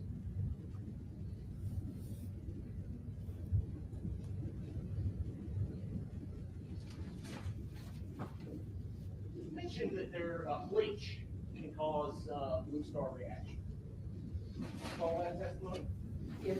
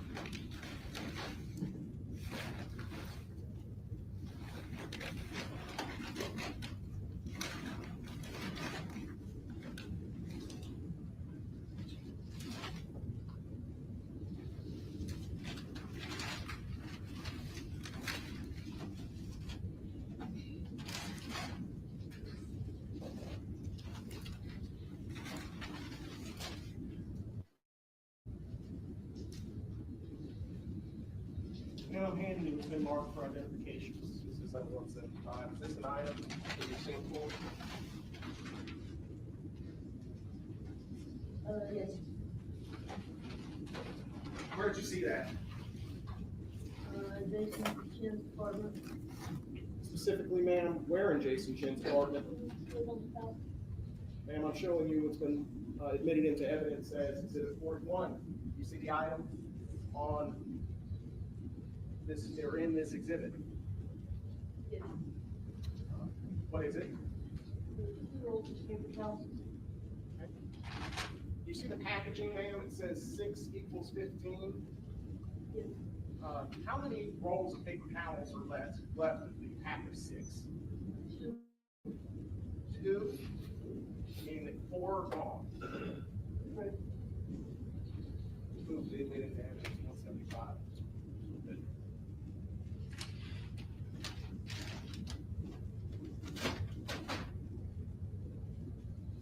How much bleach did you find inside Mr. Chen's apartment?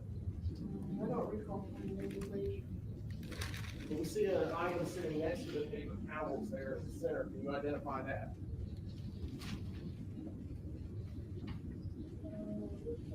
Alcohol, Specifically, do you know what type of alcohol?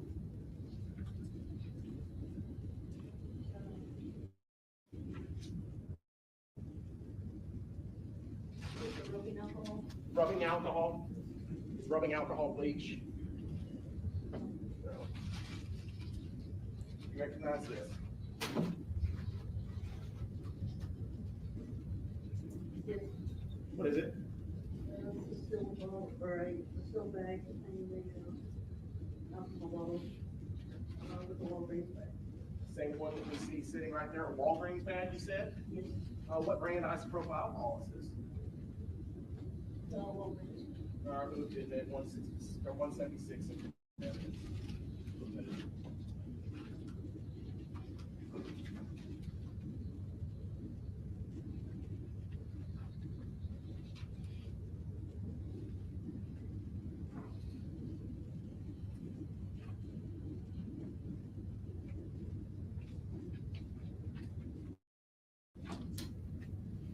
Ma'am, I'm showing you what's been admitted into evidence as Exhibit 22, Walgreens receipt.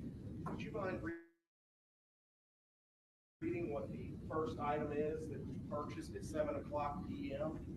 on the 23rd of November, 2022? It has WALG, IPA, 91%, 16 ounce.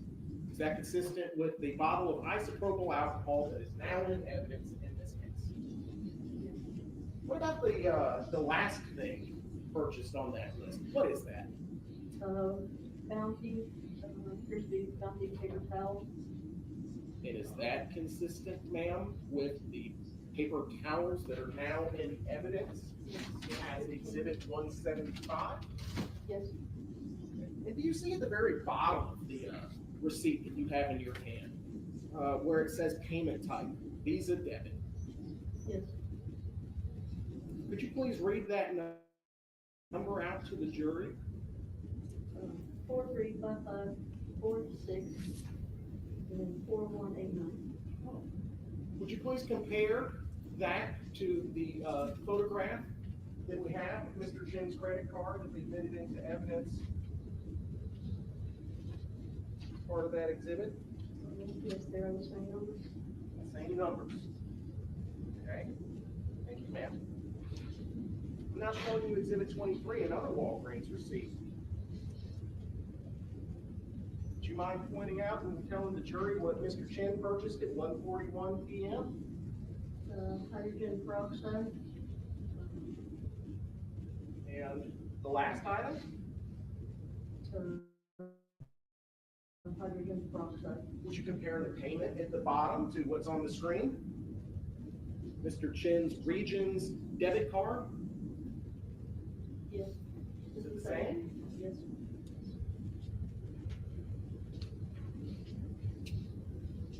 That purchase was also on the 23rd, wasn't it? I did not know. Showing you again, Exhibit 20 Yes, at 1 o'clock p.m. yes.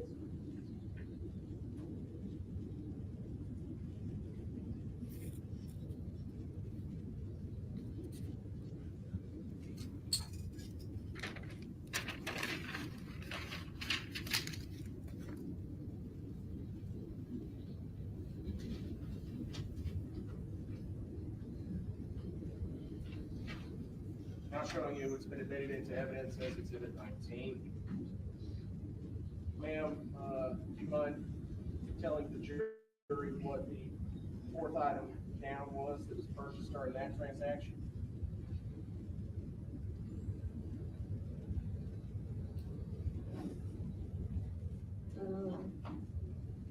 The fourth item is asparagus, Sorry, below the asparagus, peroxide.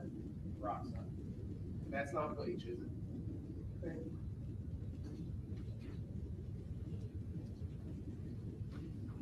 How many bottles of hydrogen peroxide did you find in Mr. Chen's store?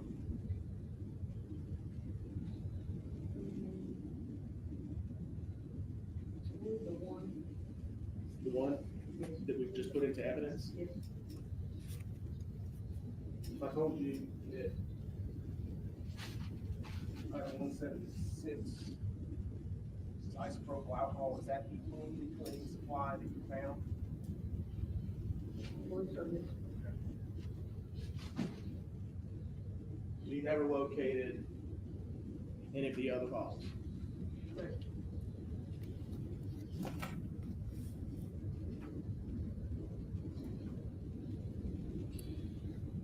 Council asked you about a shoe print in Blue Star, and you pointed out that it was not a shoe print, that it was a footprint.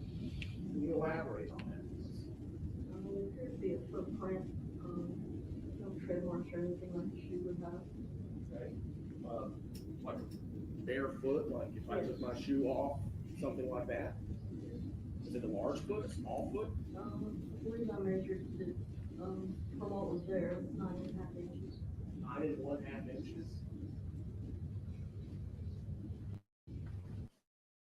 And you said it wasn't all there, what was missing from it? It looked like thin frozen toes. So, did you say that the foot was longer than 9 1/2 inches? Some of them, If they had toes? Fair enough. Absent a, partial amputee, longer than 9 1/2 inches. yes, sir. Now, if I could have you come down and open for us the trunk container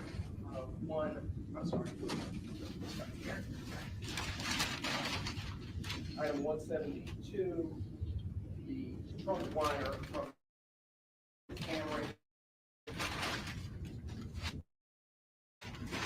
Put it right here.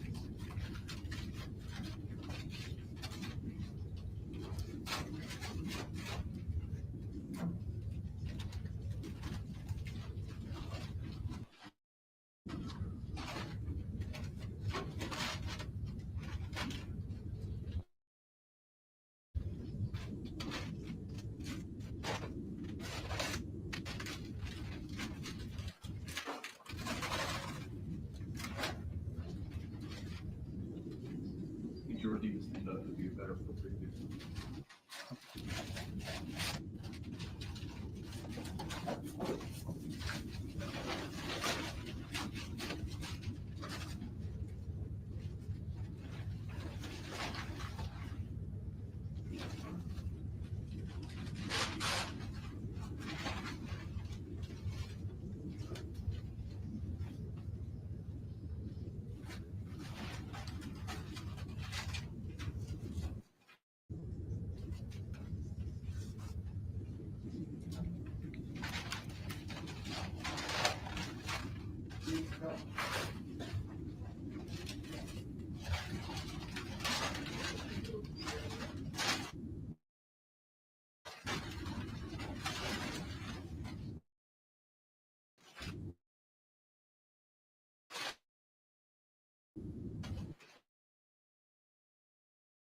Go.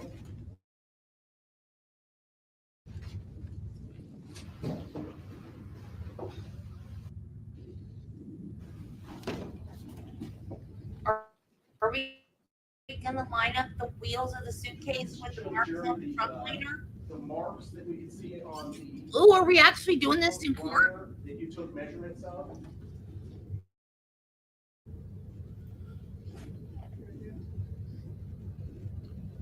Are there 2 sets of marks?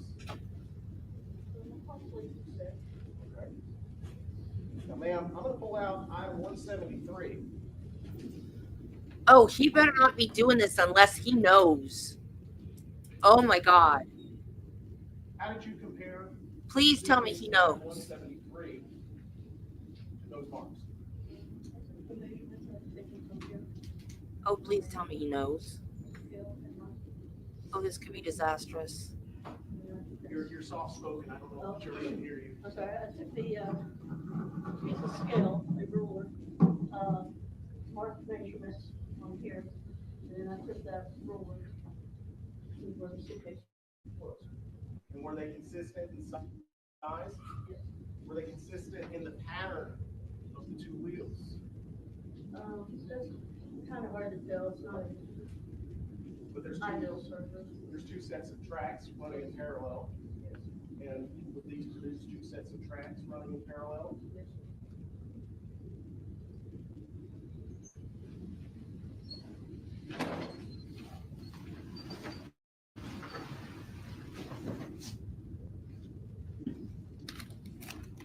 Council asked you about a knife, number Did they match?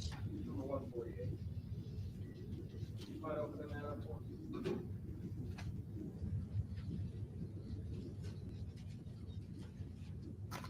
It was off screen. We couldn't see. No fear. Stupid jury was in the way.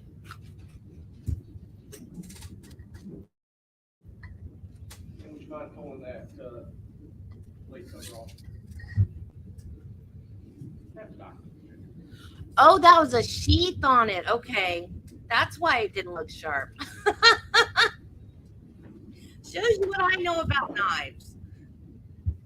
How would you describe the blade of this knife? It's a smooth edge blade.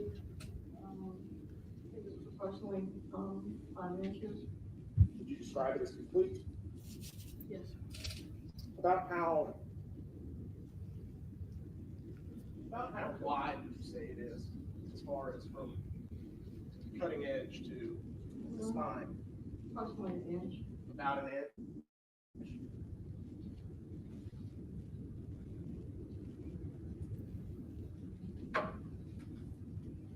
Ma'am, I'm handing you, it's gonna be marked Exhibit 177.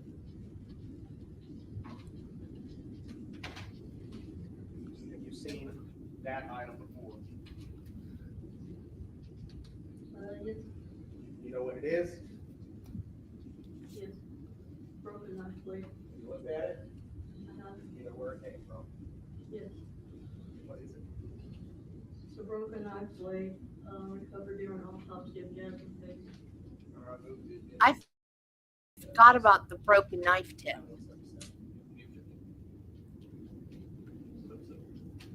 Want to take it out?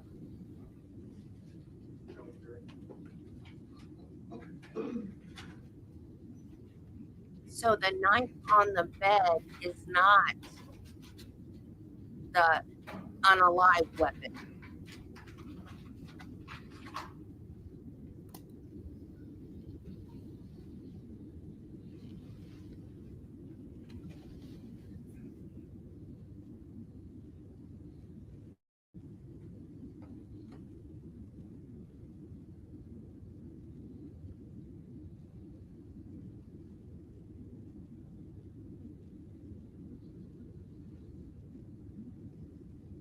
There, knife, evidence in 148, the knife, partial knife tip in Exhibit 177. Are there differences? That knife is significantly smaller. Is it intact? It is intact. Does it appear as though that came from this knife? No. Any indication that this knife was used to murder Jasmine Pace? No. Thank you.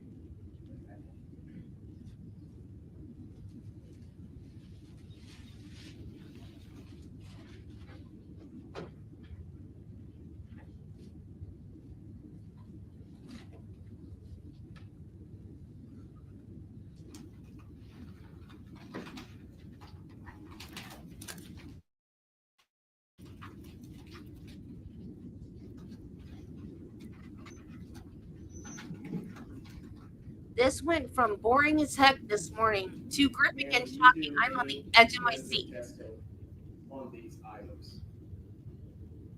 No. So you collect it but don't test it. Correct. Are you aware whether or not items were submitted to the Tennessee Crime Lab for testing and comparison?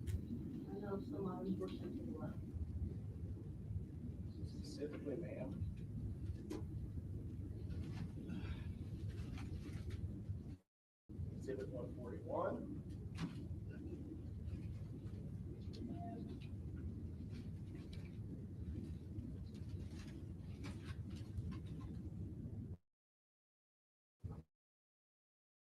going through the evidence here because it's got item 142. Yes, Were these items submitted to the TBI, by the way? yes, Are you aware of whether or not they've rendered opinion as to whose DNA is on those spots of carpet that you collected? if I recall correctly,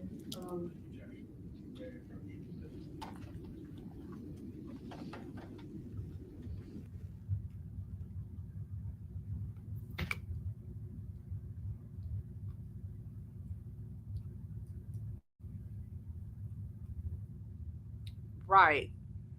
Because the knife that was used broke off in her lung. And the knife that was on the bed was intact. And the defense is the family put that on the bed to frame him. Are you aware of whether or not a conclusion had been reached regarding those two items of evidence? from what I recall, And not what they are. Do you know whether or not they have tested it and reached a conclusion? yes, And just so the jury is reminded, when we're talking about these,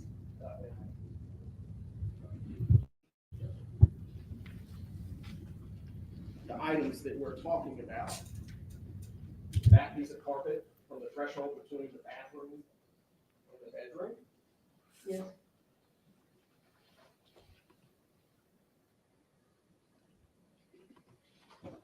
the red stain at evidence marker 9. yes. And for context, ma'am,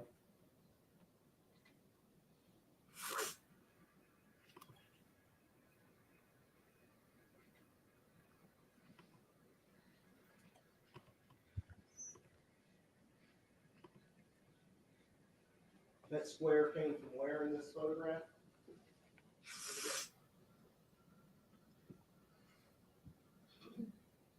The threshold piece came from right here, and the other piece was over here in this area. Was there a blue star reaction in close proximity to both of those items that were submitted to the TBI crime lab? Yes,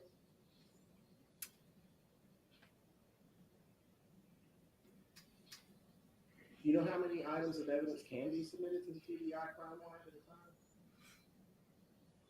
I believe for, DNA testing or serology, I believe their limit is 10. That's what I've been told by TBI. And do you transport items to the TBI? I have on most occasions, yes. Sure. And is it usually 10 or less items? Yes. Okay. So we've got 2 of the 10 right here. Yes. Thank you. No further questions.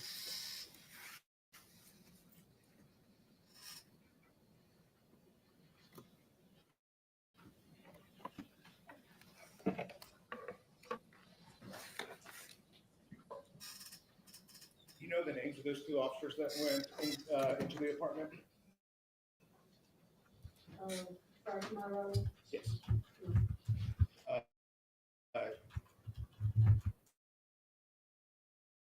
They contaminated the scene, didn't they? No, I'm asking, did they or did they not contaminate the scene? they could have. Did they walk through the scene? I'm not sure. I know officers walked through, and they could have contaminated the scene. Did you ever watch their body cameras? Not her job. Why not? I don't typically watch body cams. But it's your crime scene, right?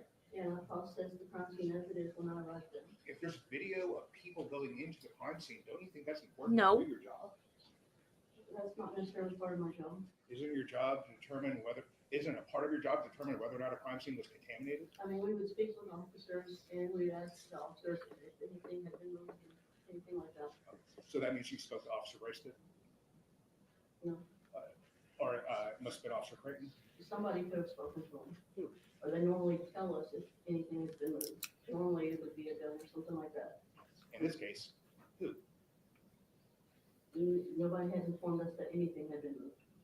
So when you did your first investigation, you didn't know at the time those two officers had been in there? I knew officers had been in there. And you didn't talk to them before you did your investigation? That's correct. But you at least spoke to them after you did your investigation? No. No. Were you aware, or we talked about earlier, the family went into the apartment, the Pace family and Bean family, they went into the apartment? Correct. They contaminated the scene as well, right? They could have. Did you interview or talk with As any a of them? crime scene investigator, we do not talk to witnesses.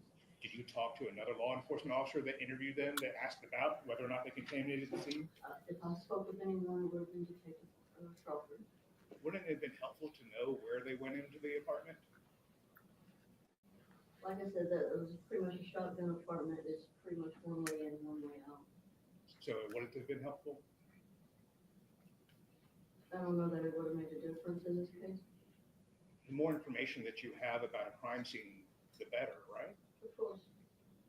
So you had an opportunity, if not you, but another law enforcement officer could have talked to them to find out information about contaminating the scene, I could have you. but no one did.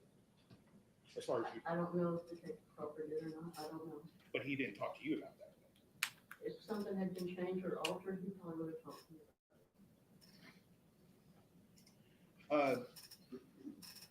The knife that wasn't used here, the silver knife, example number 11, that wasn't tested for DNA. Correct. And that was your choice or someone else's choice? I mean, we could take a DNA swab of it, but ultimately it would have to be sent to the lab, and PBI preferred that the actual item be sent for testing. So the knife wasn't sent, was a sample of it sent? A swab, as you said? I don't believe so, no. Okay. Was it ever tested for fingerprints?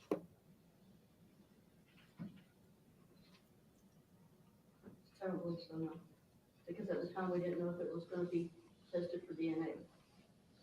But it wasn't No. tested for DNA, so then did you test it for fingerprints? No, because I would not know if this was gonna be tested at a later time for DNA, and I would not want to fingerprint it to compromise any That makes sense. DNA. So whose choice was it to not ultimately look for fingerprints on it? Yours or someone else's? I mean, ultimately, it's my choice, because I wouldn't want to compromise any potential DNA if it was gonna be sent to the lab. After you, no, you're misunderstanding. After you had already decided you're not sending it off to the TBI crime lab for DNA, and you're not doing a swab of it for DNA, why? Property and evidence, I would have to receive a processing request to process it anyway. And that would come from the lead investigator? Usually, yes.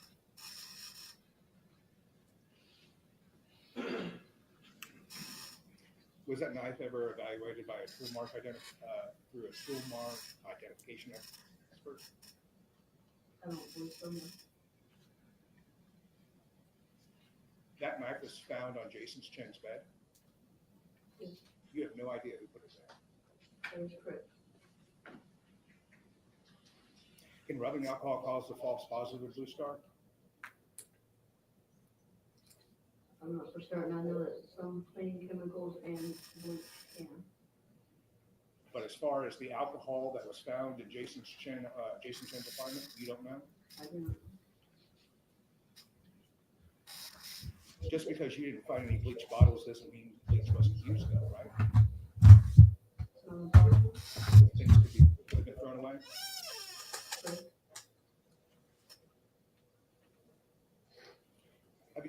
You obviously collect blood samples. Yes. Do you put water on it to swab it? If it's a dry sample, we'll use distilled water Why? to prevent contamination. You put, well, no, not the distilled part, but why do you put water on it? Get a sample from the dry. Because it's easier to lift when it's wet.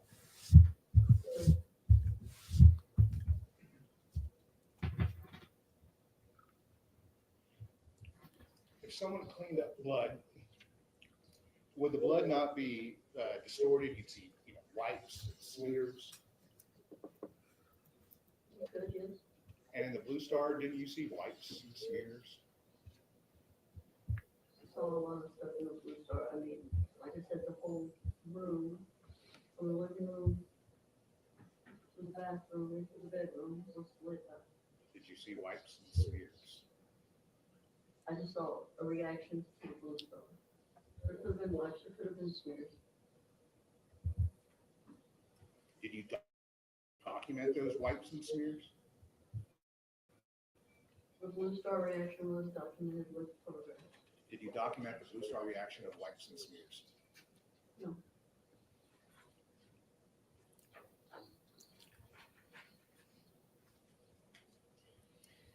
If you're cleaning dry blood with cleaning materials, that would make it easier to transfer. Yes. Is it fair to say that your first search could have been more thorough? Aside from the carpet, yes. Obviously. You could have moved the furniture, you could have moved the bed, right? Correct. And that would have been a very thorough investigation if you had moved the It bed. would have been a more thorough investigation. Because anything movable should have been moved in this case. It could have been, yes. Don't let him bully you, girl. I know you said this was your crime scene. Was anyone else at the crime scene directing you what to do?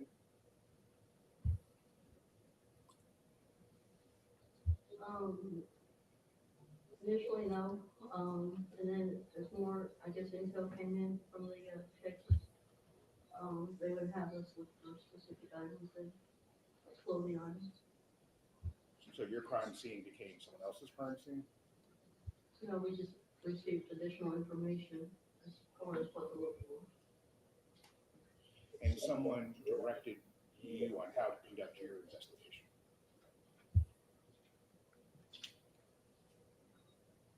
I don't think so.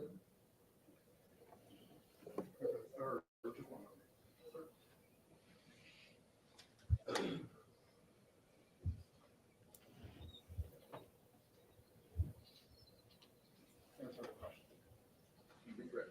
No, Your Honor. I know the jury has questions for this witness.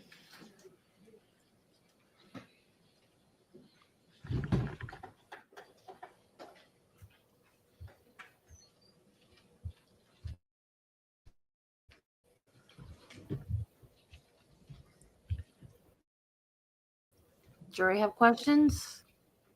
I've been asking really good questions.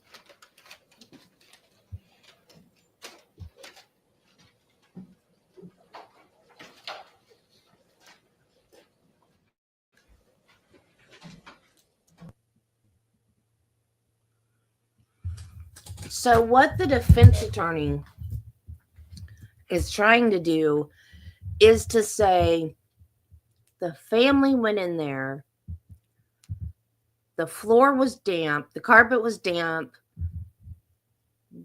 he'd been using cleaning supplies, they walked all over the damp carpet, they tracked it all over the apartment.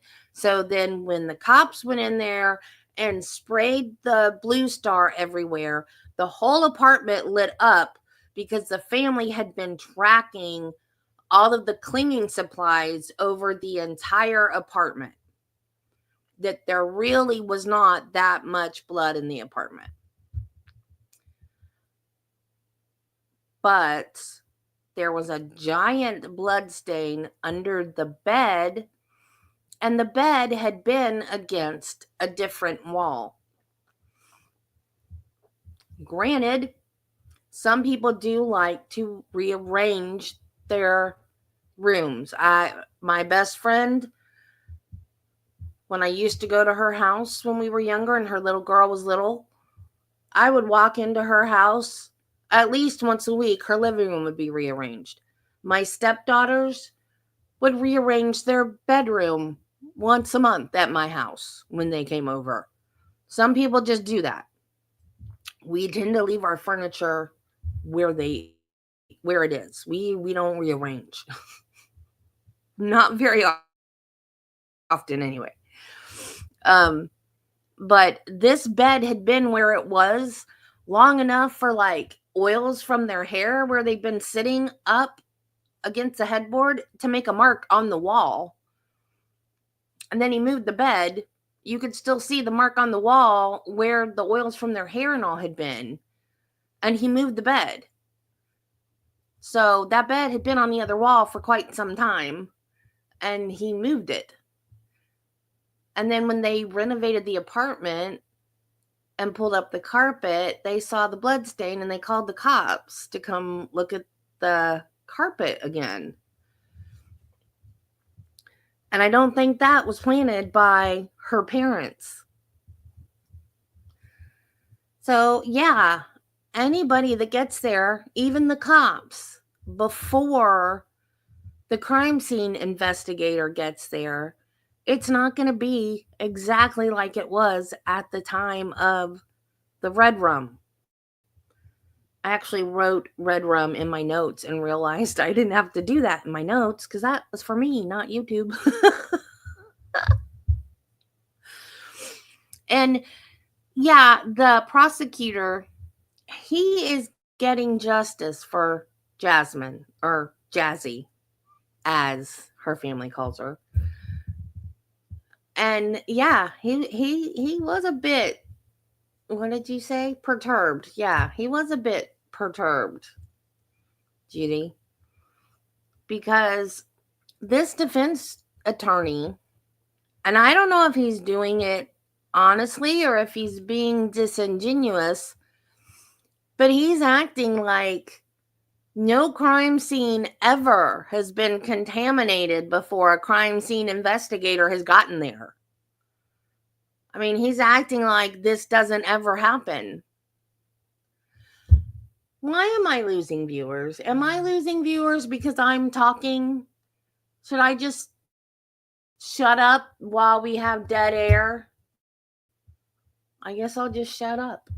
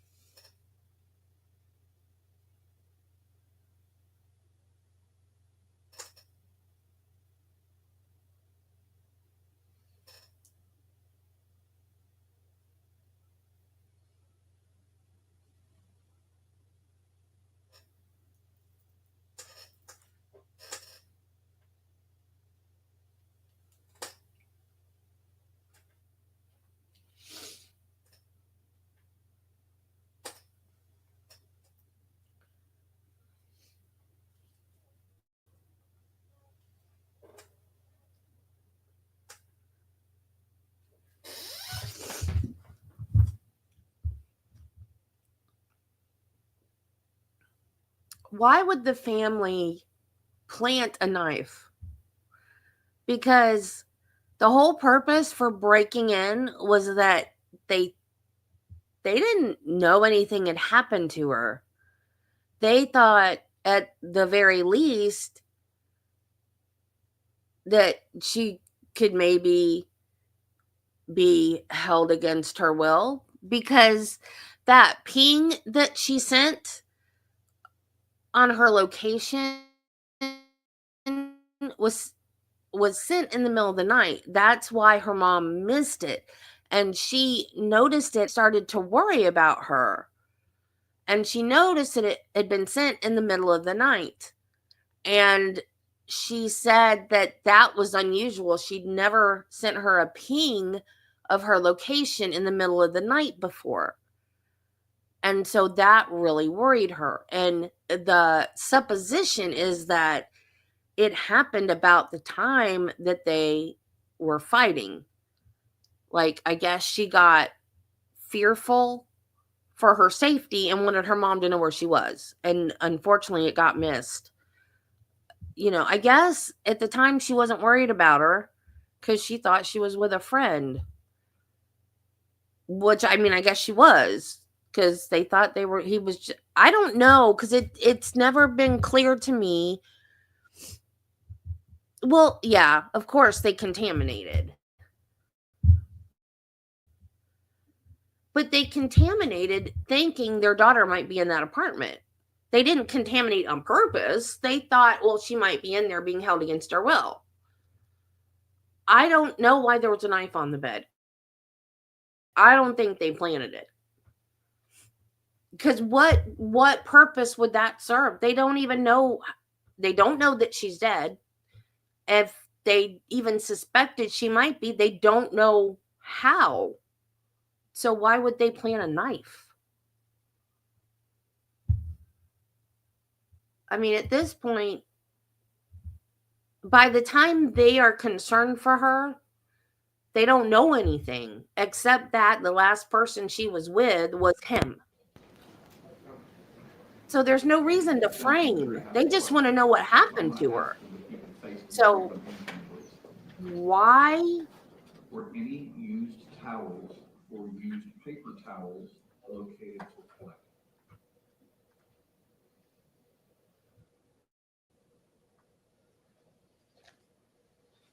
From the, primary scene, no use towels or paper towels. Probably ditched them somewhere. Any other scene? I believe when I processed the vehicle, I think there was some paper towels in there that appeared used. That's the only ones I can think of. Can you explain how peroxide might be a useful cleaning agent?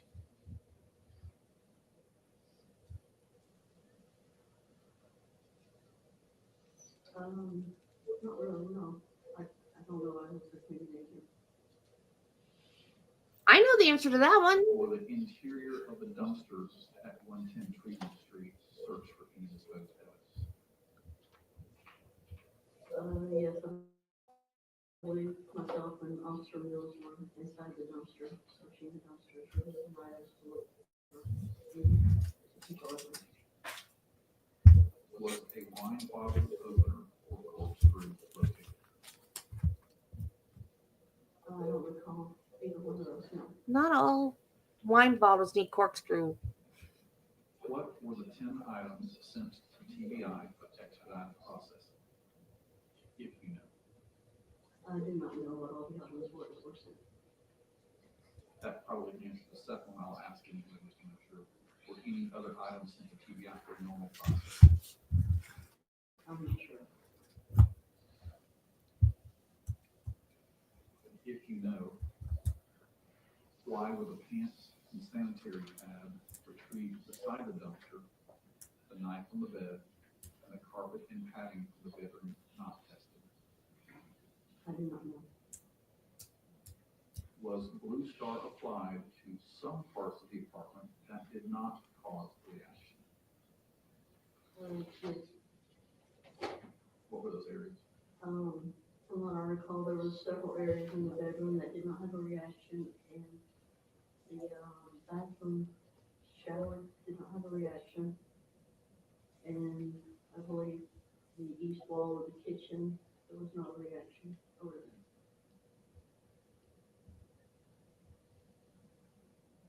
Okay, so the juror asked a question, but there'll have to be a foundation laid first before you can answer this question. Okay, so I'm going to ask this foundational question first. Have you had any experience, education, or training estimating the size of a knife from simply looking at a broken tip. No. And me can though. Blue star sprayed widely over a general area or in close range in a tight zone. Can you further explain the actual application of the product? Once the chemical reagent is mixed up, it is in a spray bottle that emits a fine mist. So imagine maybe a 4 or 8 ounce bottle of fine mist, so that your area is not generally going to be a huge area. So it's going to be more of a do it in a section area.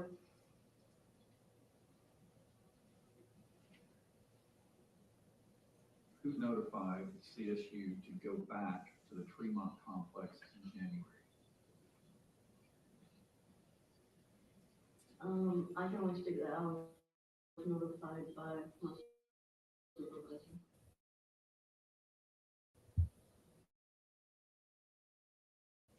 In the same unit,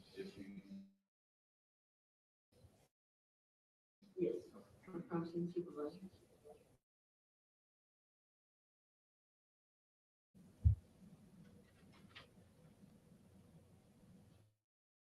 No, I don't believe so.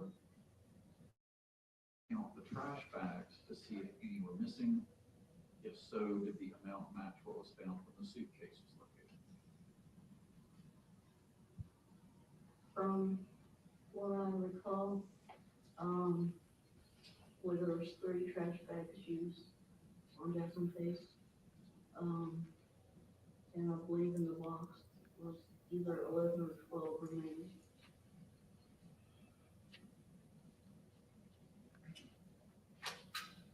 And did that, are you aware of how many trash bags were recovered from Jasmine recovered?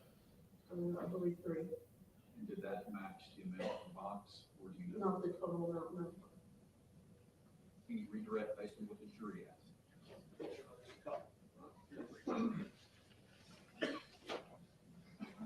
And the jury asked a question regarding parts of the apartment that did not have a blue star reaction. Were there any parts of the apartment that had a greater degree, a concentration of blue star reaction than others? Yes, the area behind the couch,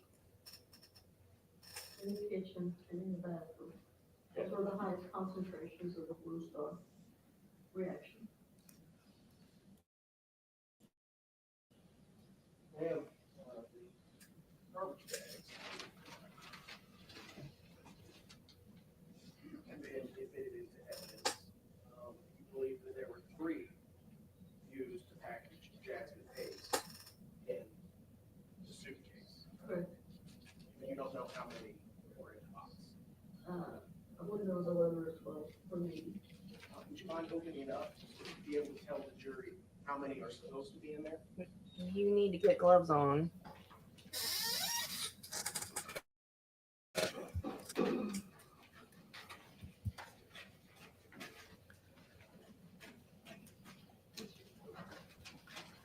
Yeah, me too, Judy. I do not have a poker face at all.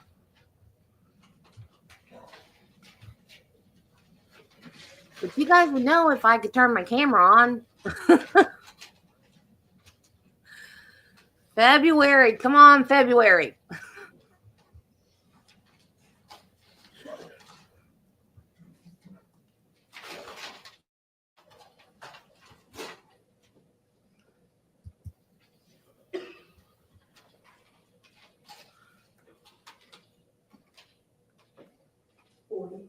Forty. You believe there was 12 or so left? 11 or 12. So the majority of the box was gone. Correct. No further questions, Judge. Thank you.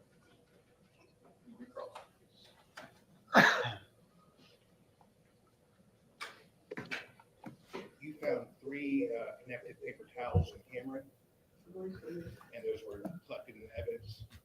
Yes, please. Did they have any blood on them? I did not observe any physical blood on them, no. Did you do any other testing on them? I did not. Did you you submit it to TBI for testing? I do not.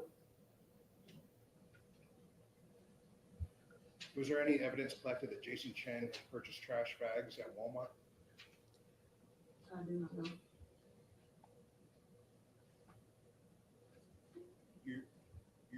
This is all your evidence, right? You're the one that's inventoried all of this. I don't know what the specific receipts would say if I didn't collect them, the receipts. There are receipts and evidence though, right? There are some, Did Jason, were there a purchase for trash bags on the Walmart receipt? on the receipts that I observed, I don't recall any trash bags. Or the Walgreens, just to be sure? Does hydrogen peroxide remove blood? I don't know. As a crime scene investigator, you have to take training. You have to undergo training, right? Correct. You take classes. Correct. And you have to familiarize yourself with blood, right? Correct. Blood stains, Yes. blood patterns, Yes. different substances that might affect blood. Somewhat, but not real specific, no. Wouldn't it be important for a crime scene investigator to know what reacts with blood? Could be, yes. And sitting here today, you don't know whether hydrogen peroxide, I mean, I'm sure any liquid would react with blood. you're sure hydrogen peroxide would react with blood? Probably any liquid would. What would It distort it. and distorted? Yes. Do they put peroxide in laundry detergent? I don't know.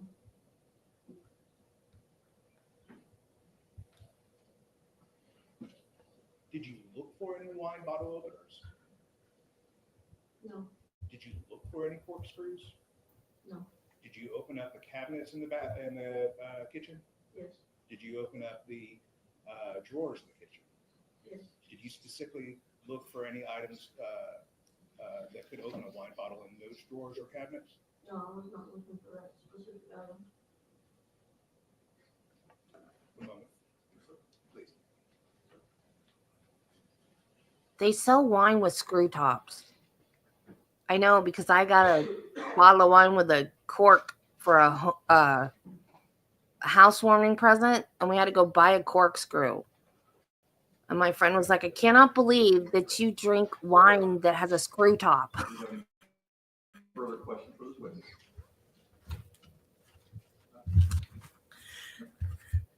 Thank you, Ms. Johnson. She's like, I can't believe you don't have a corkscrew. I'm like, it's good wine. Almost 4 o'clock. This would be time for a mid-afternoon break. We'll take that and be back in 15 minutes. This attorney, I haven't heard their names. I don't know if I've just missed it. But I like the female prosecutor. I wasn't too crazy about the guy to begin with, but I think it was just this witness, because I was like, okay, this is the boring part. This is the evidence part. This is where it's just laying foundation, and he's asking all these questions.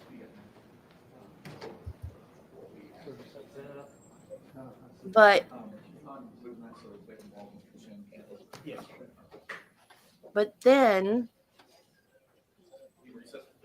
on cross, I feel weird talking with just a picture of me up there. Oh, maybe I need to put the picture back. I look rough today. I wore my shirt.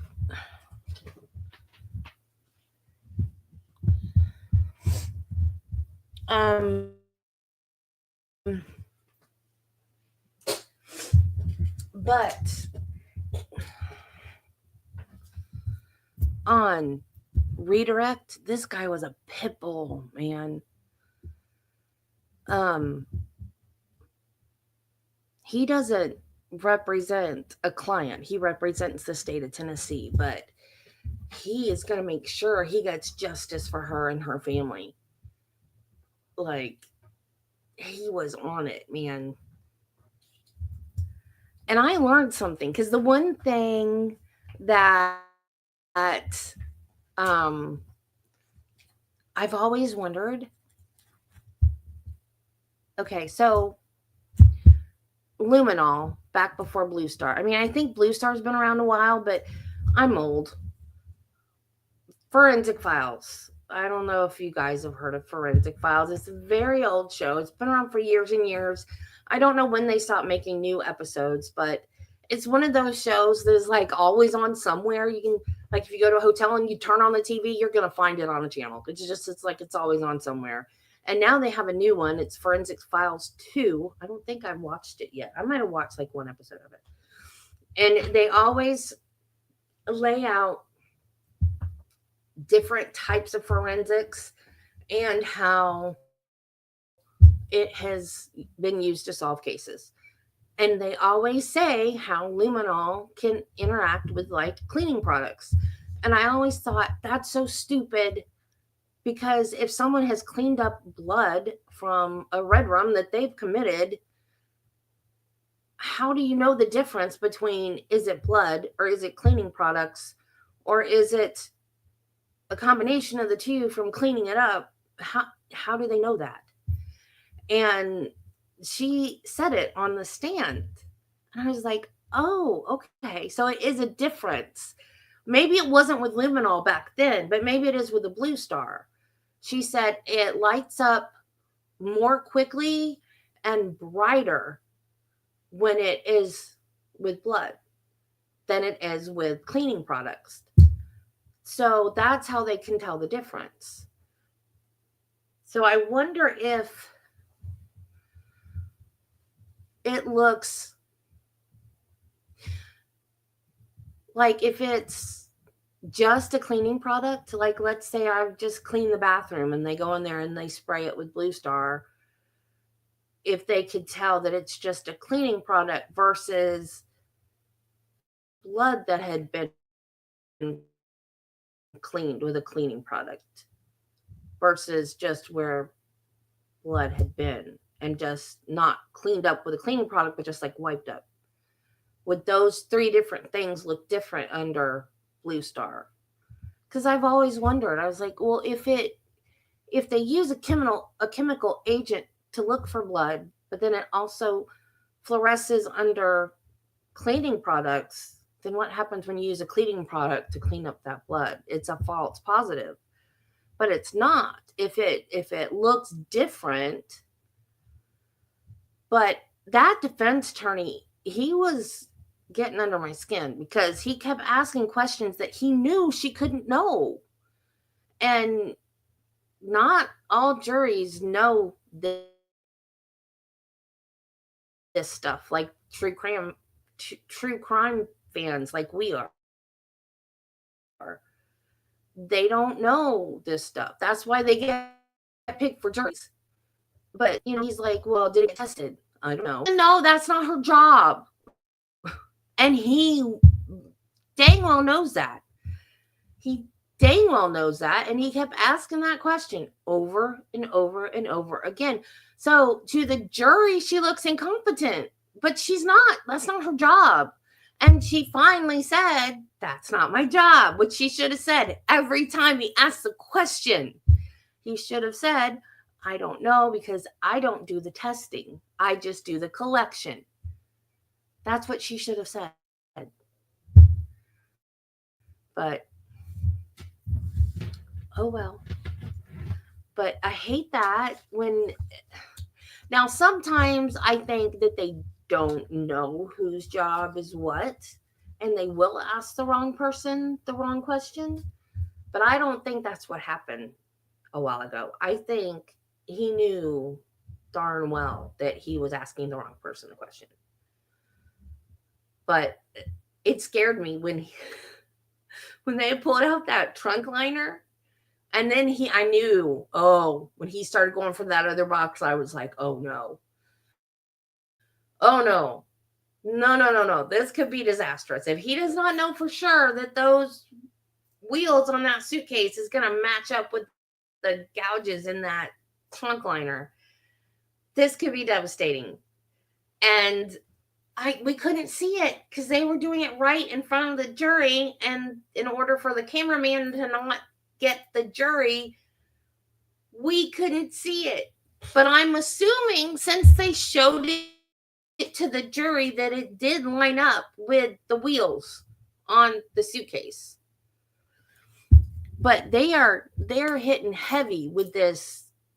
The scene was contaminated.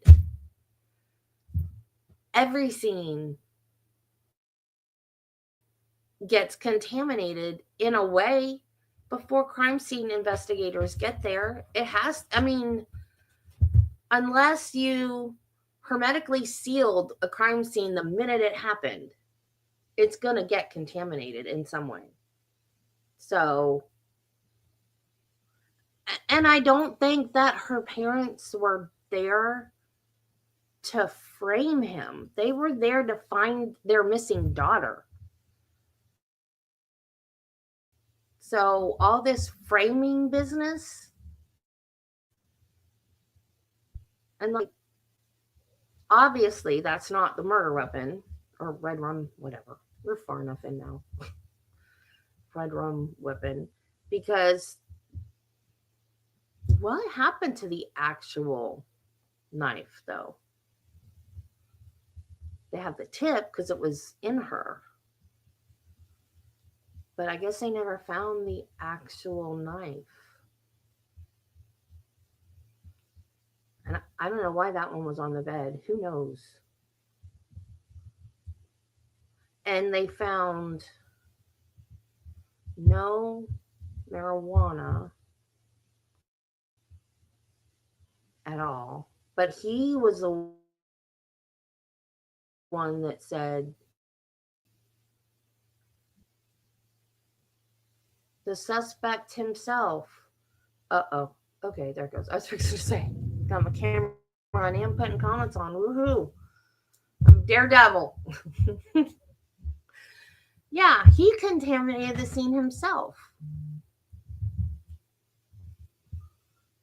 He moved the bed. Like, you know, that one picture of the bed being moved from one wall to the other. They were like, oh, well, that's speculation. She has no way of knowing that.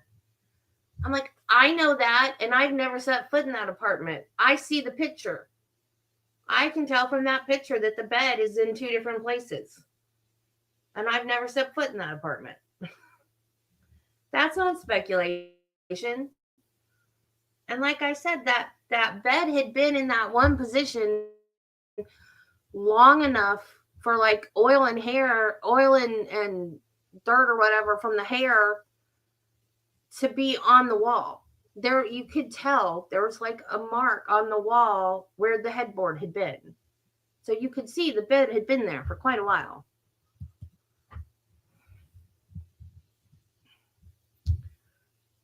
So he moved the bed to cover, I guess,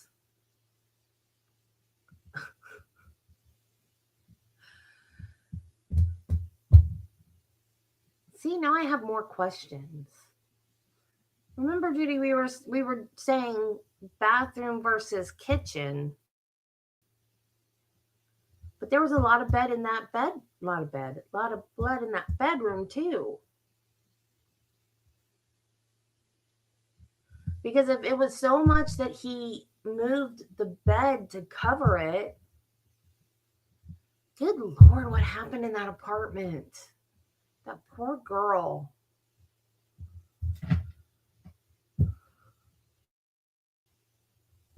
And then when the medical examiner gets, I thought we were going to have the medical examiner today, because remember the judge started off with, they're going to show autopsy. I can't even talk anymore. Good Lord.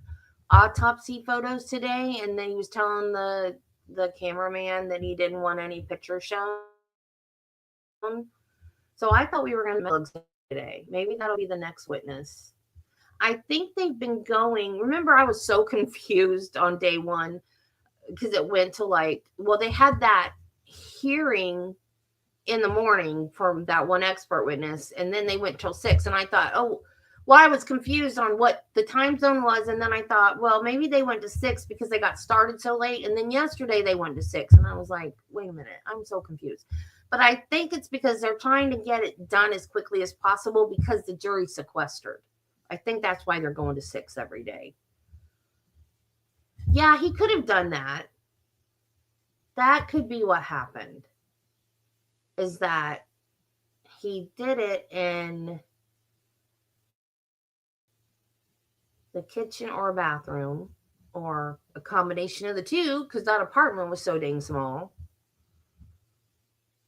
And then put her in the bedroom while he was cleaning the other areas up. She was in 3 garbage bags. I thought they said 2 originally, but she's in 3. That gives me the heebie-jeebies. Even more than a suitcase. I don't know why. I mean, claustrophobic. And those marks in the carpet could have been like he could have put her in the suitcase and then put the suitcase there. But I don't know if they would have left those kind of marks. I don't know. I don't know what those marks were. Unless he had that little table by the bed. Maybe that's where the table had been next to the bed. And when he moved the bed, he moved the table. I know. I do that too. I put too much thought into things. And then speaking of too much thought into things, that red box that was in his bedroom at his parents' house that his phone was in, that had a lot of women's jewelry in it. Like a lot. Like my amount of jewelry, a lot. Like jewelry, either a lot of different women's jewelry or jewelry that's been accrued over a long period of time.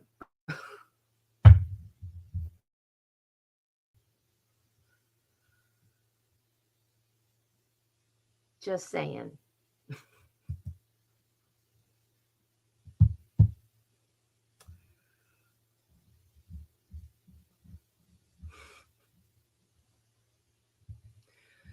And you know what happens when there's a lot of women's jewelry and a lot of creepy pictures on the wall? I don't think, maybe I shouldn't say this on a live stream on YouTube. I'm gonna get sued. I think the cops need to take a look at those pictures on the wall. That's all I'm saying. Just saying.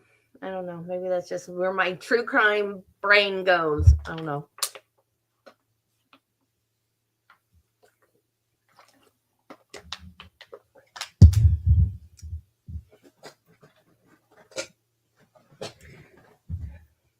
And maybe they need to look into his Tinder account and make sure all of his contacts on Tinder are well and accounted for.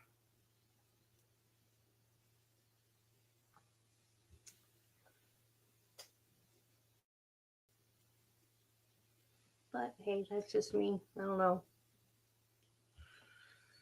I have an overactive imagination.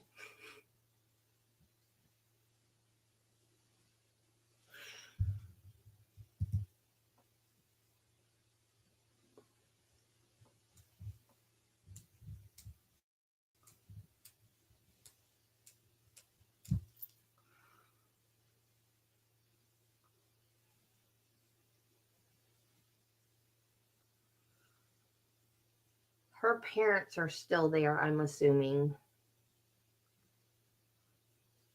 I mean, I know I would be if it was my kid, but I feel so bad for them having to listen to all of this.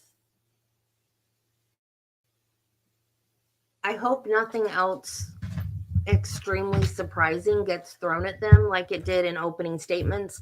But I have a feeling when defense gets up there, like when they do their case in chief, that I just feel for her mom. Like what other bombshell are they going to drop on her? You know, because they knew of this guy, but they hadn't even met him yet. Like, I wonder the stuff about the smoking and the drinking, like, did her mom even know that was something that she was into? Was it even real? Like, they didn't see any in the apartment, they didn't smell any in the apartment. All they found was one bong. I mean, it doesn't smell like it in my house, but I don't do it recreationally either. I do it maybe once a day when I'm in pain, like in the evening, so that I don't hurt so bad I can't sleep at night.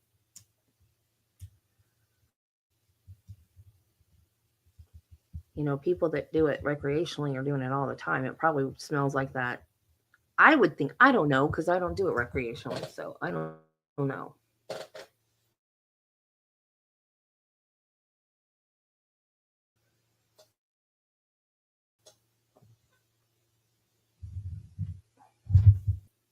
My goddaughter, but I don't go to reason because I don't want to get arrested by association.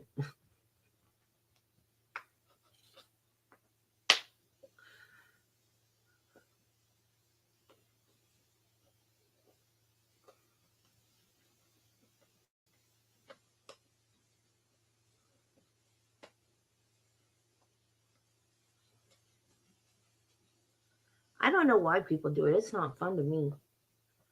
But I told my brother. My brother, when apparently, like my brothers never had any. Well, I take that back. My oldest brother's an alcoholic, but they never had any substance abuse.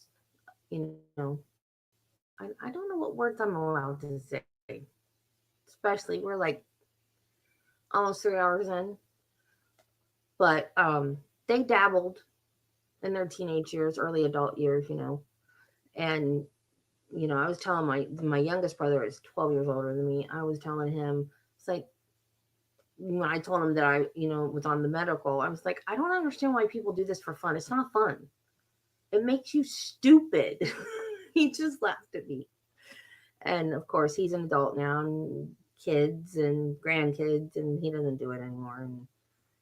And he did it when he was young and stupid. I never did it.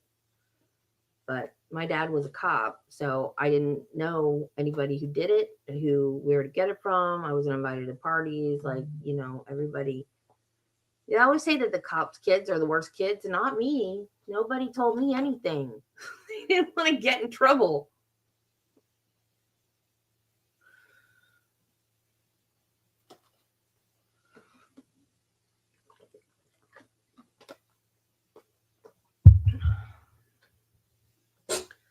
The longest 15 minutes.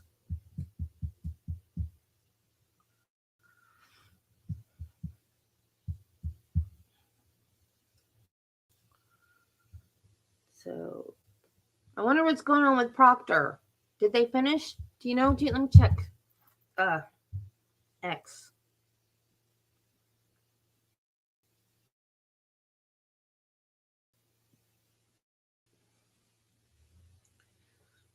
For some reason, I can't get on X on my computer. Oh, Kevin Sorbo, so funny. He's counting down the days. 5 more days.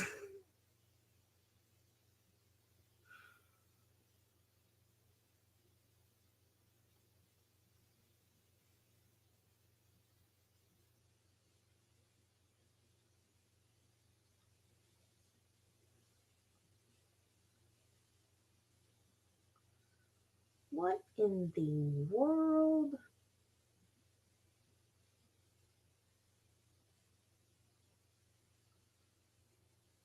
Brandy Churchwell has a new episode on her podcast about Getting rid of the devil trial. David Murdoch shot and killed his ex-girlfriend, then told police he had to get rid of the devil. He also shot her friend in the face, but she survived to testify against him. That sounds interesting.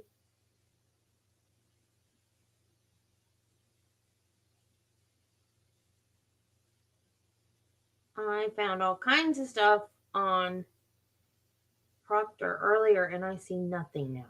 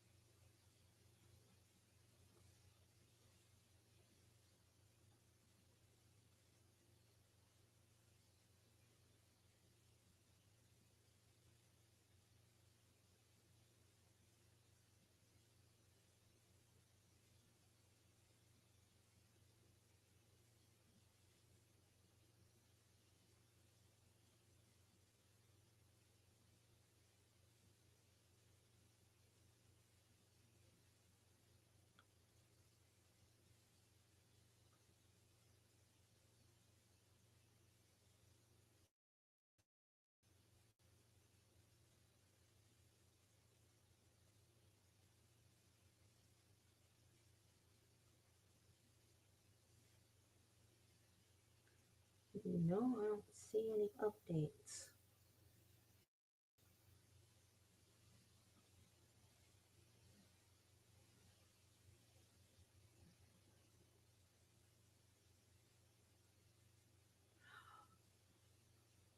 Oh my God.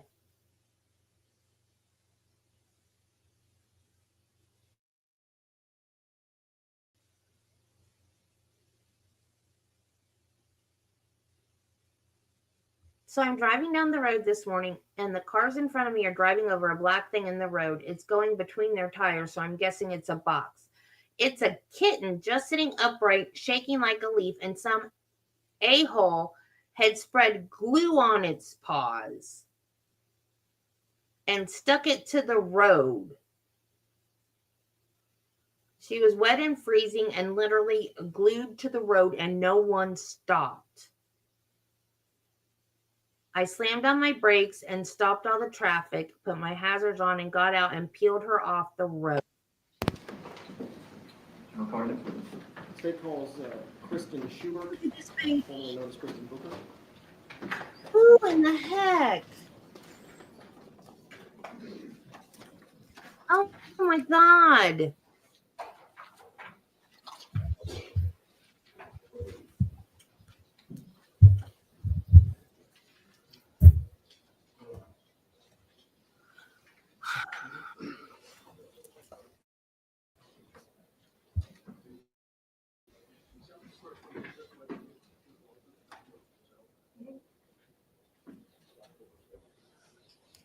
Good afternoon, ma'am. Would you please introduce yourself to the jury? My name is Investigator Kristen Schubert, And how do you spell your last name, ma'am? Shubert. What do you do for a living? I work for the Chattanooga Police Department Crime Scene Unit. What do you do specifically for the crime scene unit? I am a crime scene investigator, How long have you worked in that capacity as a crime scene investigator? going on 8 years. Have you received any kind of specialized training that assists you in the performance of your duties as a crime scene investigator? I have, when you first get hired on there, you do 6 months of field training with a senior investigator. I have attended and graduated from the National Forensic Academy. I am certified through them as a crime scene investigator. I am also a certified crime scene analyst through the International Association for Identification, which is the largest forensic organization. I have received additional training in crime scene reconstruction, shooting incident reconstruction, death investigation, bloodstain pattern analysis, and advanced bloodstain pattern analysis. What is the National Forensics Academy? It is a intensive 10-week-long forensic training school in which investigators from all over the country and sometimes from overseas will be sent by their departments to stay at that location for 10 weeks of various forensic disciplines. So where's that held? That is in Oak Ridge, Tennessee. Who puts that on? It's called the Law Enforcement Innovation Center. It's part of the LEIC, which is connected to a UT Knoxville campus.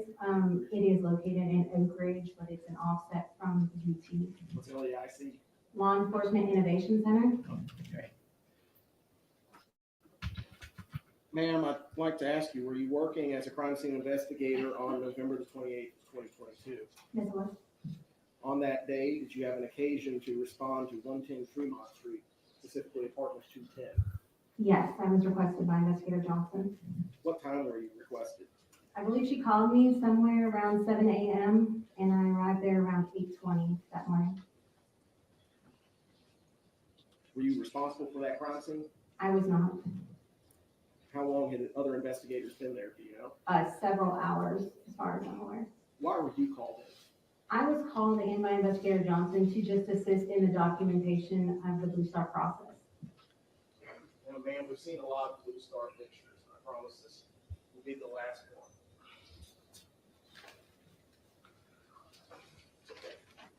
Now, I'm handing you what's been marked for identification purposes as item 178. You recognize that? Yes, I do.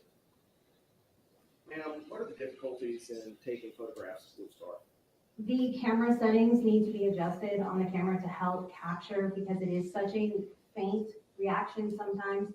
You have to adjust the camera's sensitivity to light to be able to capture that glow from the Blue Star if there is a positive reaction. Did you take that photograph that we see there? Yes, I did. Is it fairly and accurately depict the Blue Star reaction that you observed in the photograph on the 28th of November 2022? Yes, it does. Your Honor, move to admit that photograph as evidence. Exhibit 178. Yes, Your Honor, I previously showed.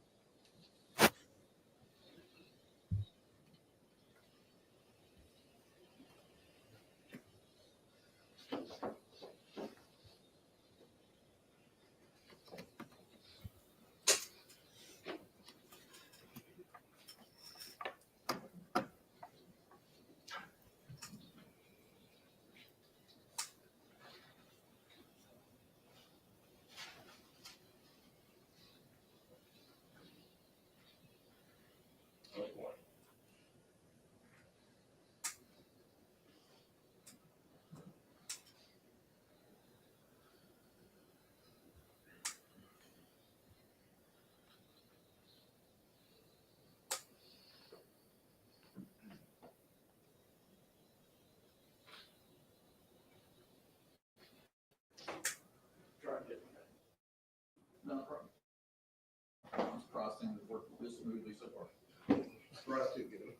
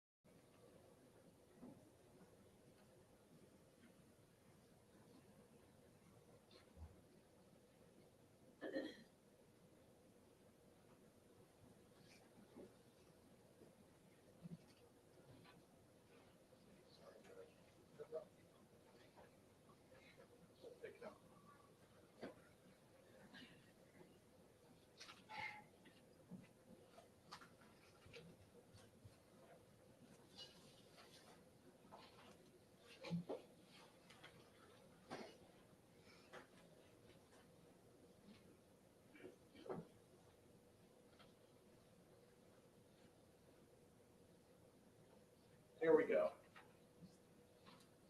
Ma'am, is that the photograph that's just admitted into evidence that you took at 110 Tremont Street on the 28th day of November 2022? Yes, it is. Tell the jury what Blue Star is. Blue Star is a chemiluminescent blood reagent, and investigators use it to help identify areas of interest where the blood may not be visible to the naked eye. When it is applied, it reacts with the iron in your blood, and if there's a positive reaction, you will see that blue or light blue glow, and that is then documented with photographs, and swabs of those areas are taken for further testing. Have you received specialized training on the application of Blue Star We have received training on the application. at the National Forensics Academy? Yes. So are there other substances other than the iron in blood that can cause a Blue Star reaction?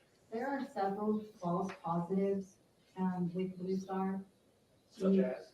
There's weasel blood, ferret blood, which is a odd thing. There's some root vegetables, some cleaning products. I'd like to focus on the cleaning products. What type of cleaning products? There's all kinds of different ones. Bleach in specific will give a false positive. However, the reaction looks different than that of blood. How does it look different than that of blood? Depending on how soon it's been applied, sometimes it can look more white. It's not quite as an intense, long-lasting glow that you might get from blood. So you'll see it, and then it will fade rather quickly. And like I said, sometimes it's not quite as blue. It's more of a white, very, very light blue reaction. Do you know whether or not isopropyl alcohol can give a false positive of Blue Star? I would have to look up specifically, but I know that there are several chemicals, some root vegetables, and then obviously animals within that family. Vegetable But you don't know drugs. hydrogen peroxide or isopropyl alcohol? Not Crazy. specifically, I do not. Okay. So after you assisted with the photographing of the Blue Star reaction that we see here, were you able to make any observations about how high up the various walls, the door that we see right there in that photograph, the Blue Star reaction went? In this particular instance, I know when I was there, we did not spray all the way up to ceilings and things like that. It was midway up the door. In this particular case, the door handle is, it's kind of level with the door handle area. Which would be approximately how high off the ground? 3.5 feet. 3.5 feet, somewhere in there? Yeah. Standard size door, though? Yeah. In addition to doing the Blue Star photography, did you observe blood on any other surfaces inside 110 Tremont?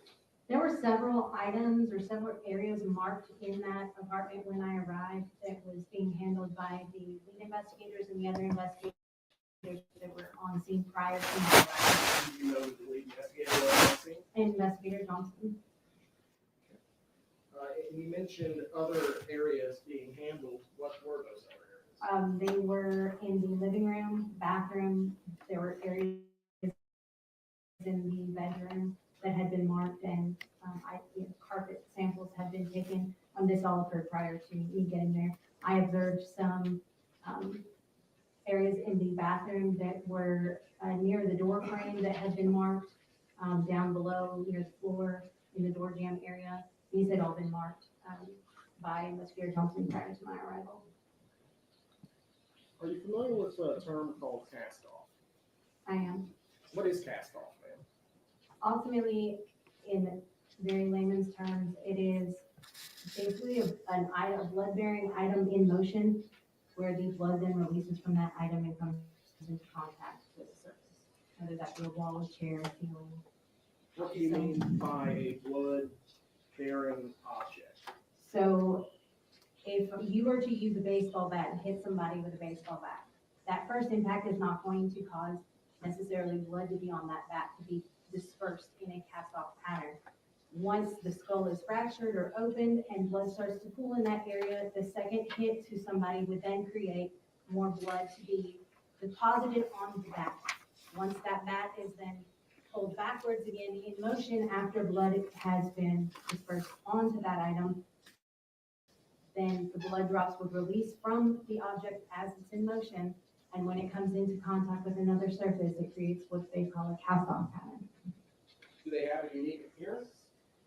Generally, depending on the size of the item, sometimes you get more elongated or elliptical type shape in a very kind of linear pattern.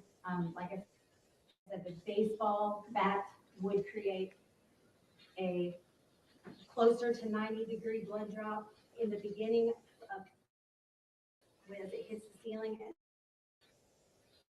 as it goes backwards, it becomes much more, the blood becomes much more linear, much more elongated in that surface. Does it create like a teardrop shape? If there is directionality as to where that blood drop is traveling, you will have like a terminal end. So you've got your leading edge where the blood drop hits your surface, and then as it hits your surface, it starts to stretch out and sometimes will leave what's called a tail. The tail is indicating the direction that blood drop was traveling when it hit the surface. Did you observe any cast off in 110 Tremont Street? There was one spot in the picture that I saw in the bathroom. There, I observed there were two very small stains by the door frame that leads from the bathroom into the bedroom. There were two very small stains up above, kind of off to the, I guess it would be the east. So up into the east of the door frame, there were two blood drops that I saw that had tails on them, indicating they were traveling up and east of the door frame. Thank you, ma'am.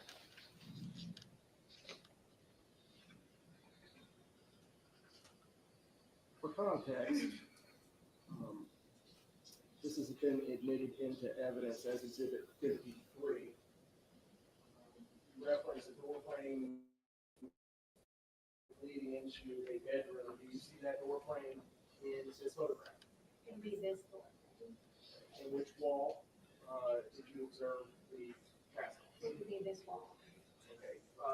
For reference, we can see a kind of silver metallic object that's running horizontally with a circular end. Do you recall what that was? That was like a towel bar. Paddle bar? Okay, thank you. Ma'am, I'm going to ask you to familiarize yourself with Exhibit 179. It's a collective exhibit, 1 through 8. Okay? Do you mind taking a look at those?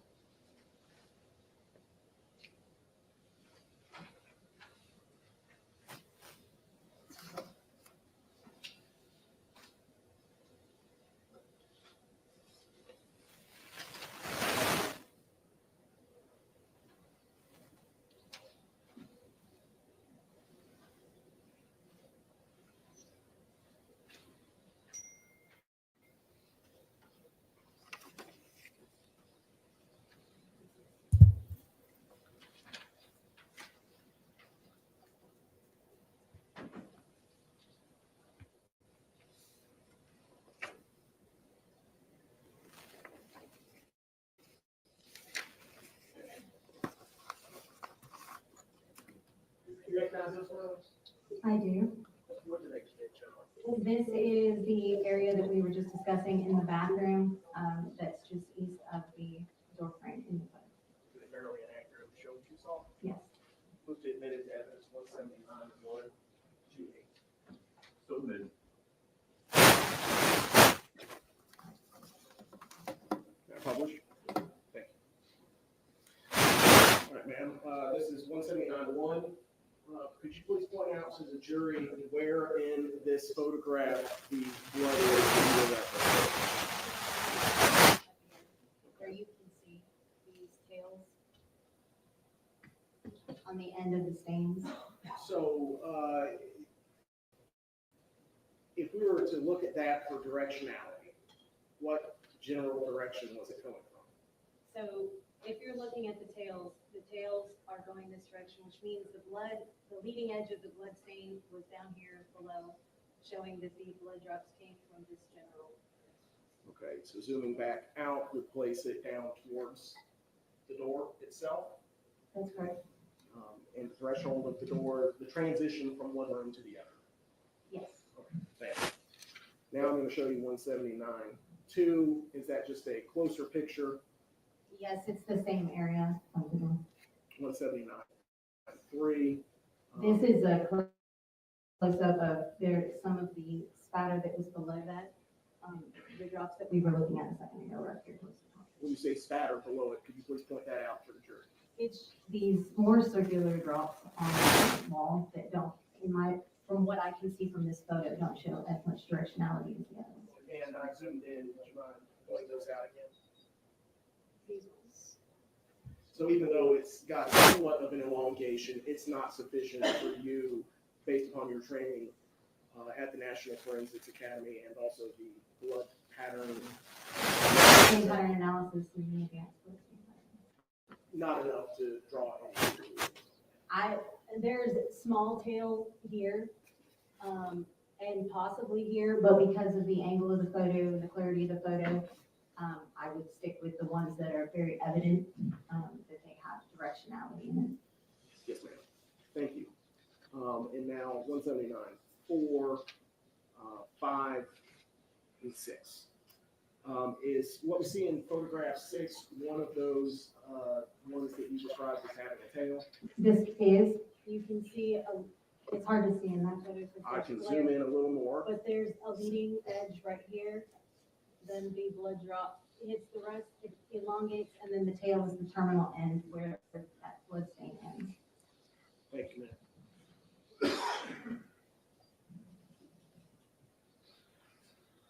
In addition to responding to 110 Tremont Street, taking the photograph and taking a look at some blood on the east wall of the bathroom, which is the wall separating the bedroom from the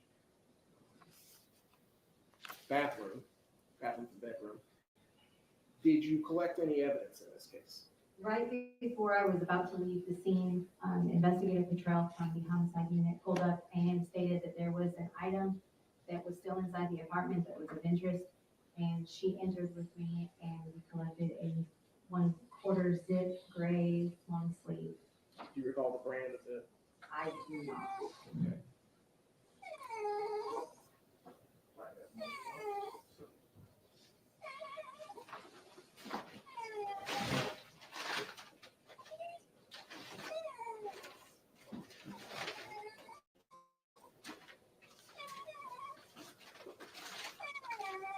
Handing you, it's been marked to the admitting to evidence as item 153. Would you mind taking a look at this? And you recognize it.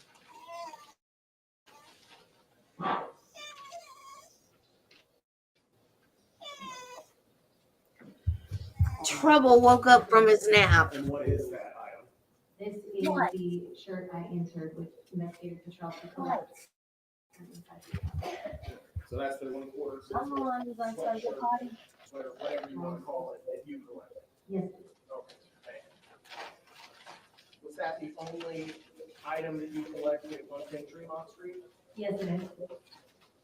Come on, Spike. Spike. Were you working the following day? The Yes, 29th? Okay. On that day, did you happen to do anything regarding the missing person case at this point of Miss Jasmine Pace? I was contacted by Detective Slaughter from the homicide unit and asked to begin processing of the Jasmine Pace vehicle. Specifically, ma'am, what were you looking for inside the vehicle?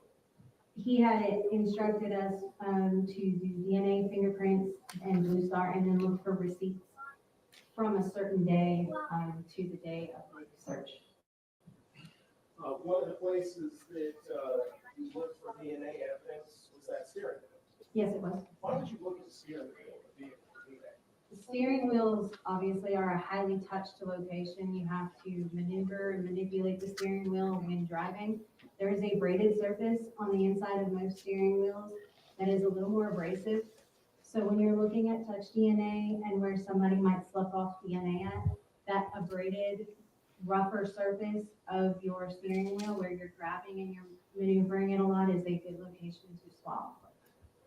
You mentioned touch DNA. What is touch DNA? It's just, they're able to do more with less. They don't need quite as big of a sample nowadays to be able to identify somebody. So touch DNA is just saying that when you touch something, we're gonna go and swab it, and the lab now is able to use such a minute amount to get your DNA profile, it's called touch DNA. Just because you swab something, is there a guarantee that you're gonna collect a large enough quantity of DNA for analysis? based on Absolutely not. results? So it's just kind of a shot, hoping that you catch something. More or less, there are several areas that we would do on a vehicle, knowing the lab has told us some of them don't usually produce much for us, but we do it because there is an off chance that we might get it, so. And in this case, did you actually swab the steering wheel for touch DNA? We do it to collect DNA, yes. Did you do it on this particular occasion? Yes, I did. How do you collect that? The cotton swabs come in packets of 2. So we would put on gloves, you would open the package of cotton swabs, like I said, there's 2 in each package. We use distilled sterile water, it comes in a little container. You break open that container, you would then wet one of the swabs, leaving one dry. In the area in which you're wanting to collect, you would then use both swabs in that area, the wet and the dry. Then you would package those in a DNA box. That DNA box is then placed in another container, and that is sent to the lab for testing. Why would you need to wet the swab first? There are several reasons. Sometimes it might be really hot outside or something, and those cells might be stuck to something. So you dampen that surface and then use the dry one to collect behind it. In cases where you've got a wet stain, it may not be necessary to wet one and have one dry, because if you're doing a pooling of blood per se, it's already wet. So you just use both swabs in that wet spot. When you're talking about a drier location, sometimes you need to wet it or hydrate that area a little bit, and then use the dry swab to come behind it and collect it off that surface. So if it's wet, it's easier to transfer from surface to cotton swab Rather than something that's stuck to a surface, and yes. dry. Yes. How long does it take for something to dry out like that? Yes, it depends on the environmental conditions. Sure, to dry out in a matter of days. I would assume so, yes. Blood specifically, dry out in a couple of days. Yes. I'm handing you, it's been marked for identification as 180. You recognize that? Yes, I do. What is it? This is the swab taken from the steering wheel of the Equinox, It belongs to whom? Jasmine Pace. Your Honor, I move to admit into evidence 180 swab taken from Jasmine Pace's steering wheel. Now, was that item submitted to the Tennessee Bureau of Investigation Crime Lab for analysis? Yes, it was. Okay, and that's indicated by what? They have their tracing, their tape at the bottom that specifically says PBI lab. So that item was sent to the lab. Yes, it was.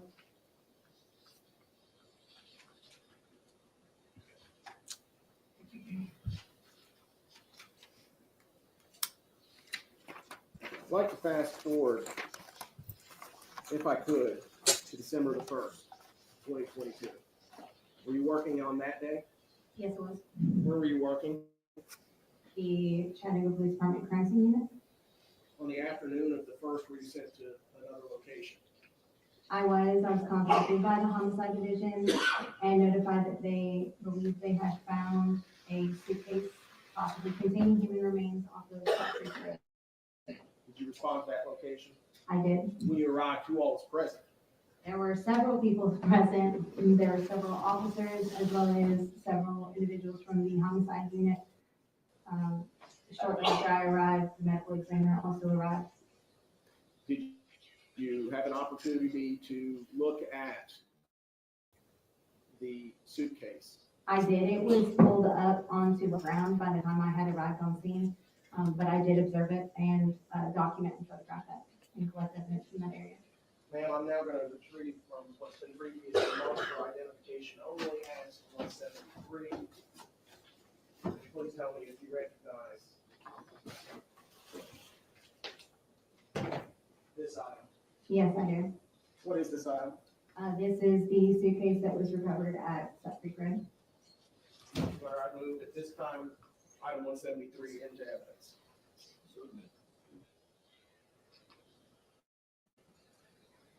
Where did this suitcase go after Sup Creek Road? Because we believed it had human remains inside of it, the medical examiner wanted it transported as is. So Hamilton County EMS came out to the scene. They loaded the suitcase onto the EMS truck and transported it to the medical examiner's office. Where did you go to the medical examiner's office as well? Yes, I did. And what happened when you all arrived at the medical examiner's office? The medical examiner x-rayed the suitcase, and then once determining what was inside, I began documenting as we removed the remains.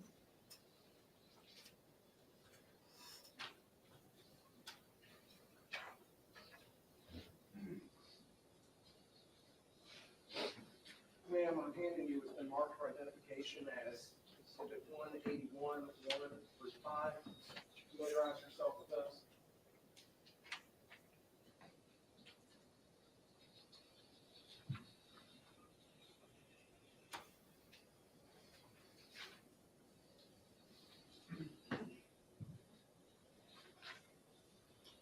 Generally, what do those photographs show?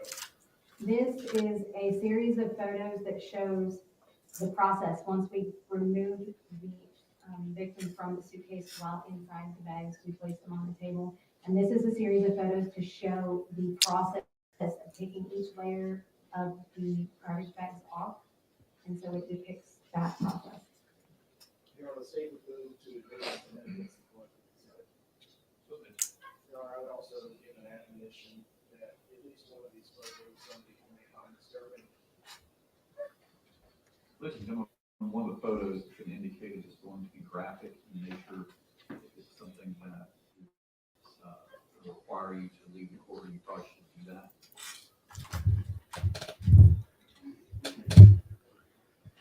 I'll allow the media of the court's admonition earlier.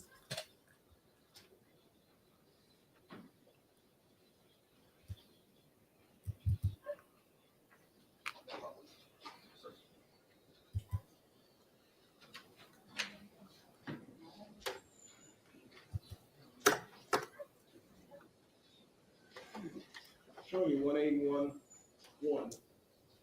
You recognize the individual shown on the right side of this photograph? Yes, I do. That is Dr. Cogswell. Who is he? He is the Hamilton County Medical Examiner. And what are we looking at in the center of this photograph now? This is the bags with the victim's remains in it outside of the suitcase. In all, how many layers of bags were there?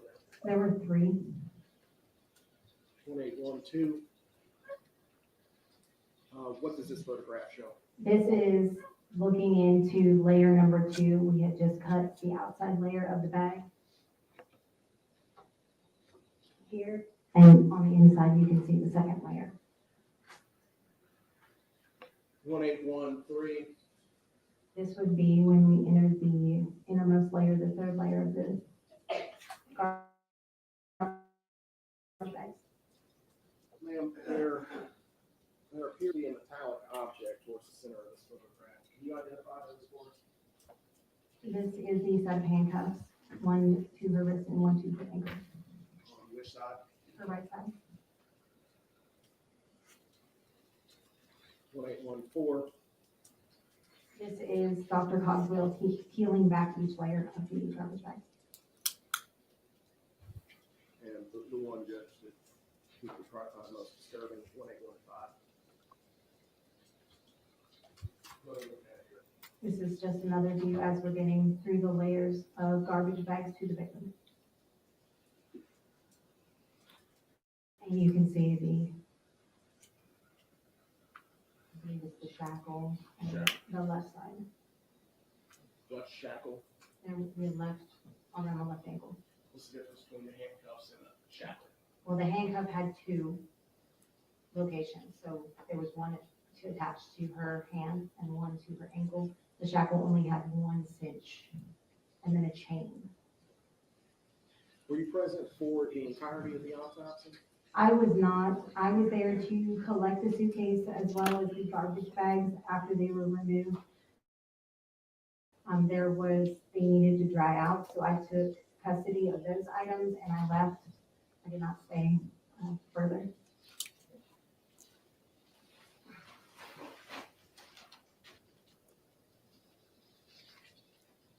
Now, Andy, what's been marked for identification is item 182. You've seen item 182. Yes, this is the garbage bag, number one, the most exterior. So going back to exhibit 181-1, that would be the garbage bag that we see in its entirety. That's the only bag we see in this photo. That's correct. And you collected that from the medical examiner's office? That's correct. Did you place that item into evidence? It was hung to dry. Once it was finished processing, yes, it did go to property. That's the same bag. Yes, it is. Move 182 into evidence, Your Honor. Andy, with the mark for identification as 183. Recognize this item? Yes, I do. This is the middle garbage bag, the second layer. So if we're looking at 181-2, can we see it in that photo? In this layer here. Thank you, ma'am.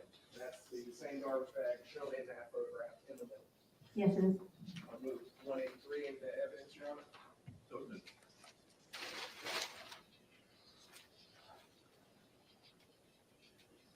Finally, ma'am. Please take a look at this plan and use it for. This is layer number 3. So this would have been the one closest to the victim. Going now to 181-3, where would that be?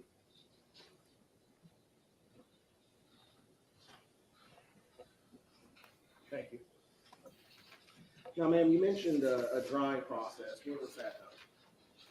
We had set up a drying area in our vehicle processing bay. We hung string from the ceiling and we were able to document like which bag was which, and then hang them to dry with butcher paper below them to catch anything that would fall from them.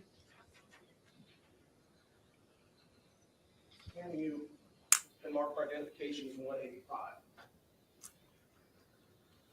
You recognize that for? Yes, it is. What does it depict? This is what the bags look like in the vehicle process. Yes, it does. Move into evidence, I'm sorry. Got it myself. It's got winning endorsements, that's right. Oh, I'm sorry, 184 would be the garbage bag, I'll move that into evidence, 185. Sorry.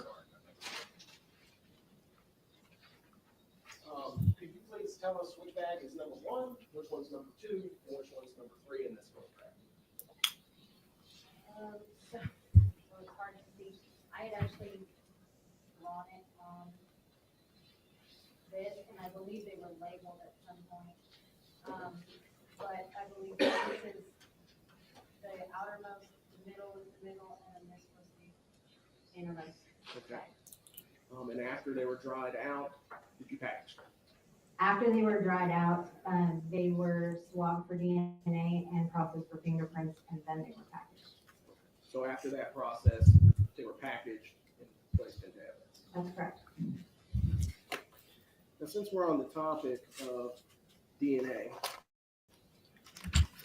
did you take any swabs of the suitcase? Yes, I did. Specifically, ma'am, What parts of that suitcase did you swab?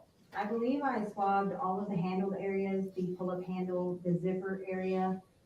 I was, again, looking for areas that are high-touch areas on the suitcase that might have the highest probability to produce any DNA.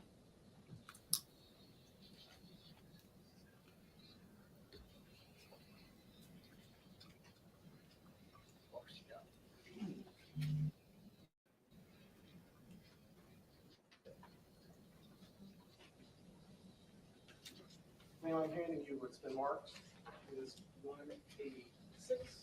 See that form? Yes.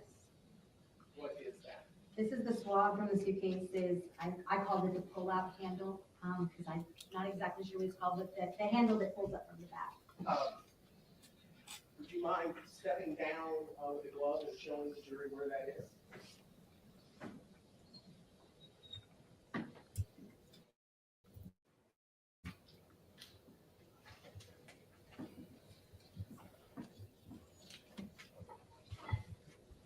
Okay, so that's a pull-up hand. That's what I call it. Sure. Okay. And Judge, may she stay there? Want to turn the microphone around so they can hear better.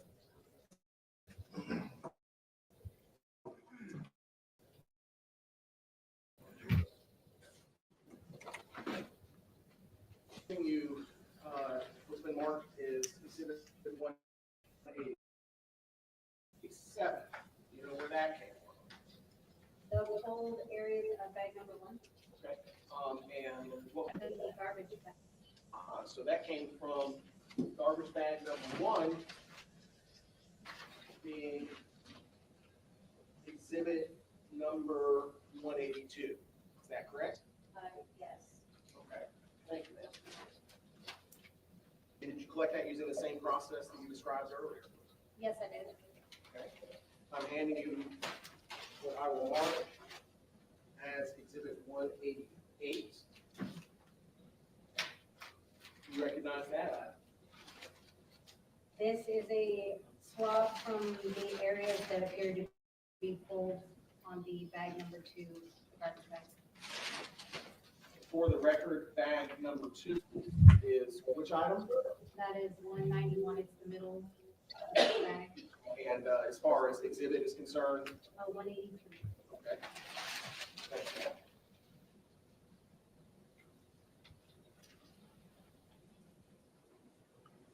Handing you now 189 for identification.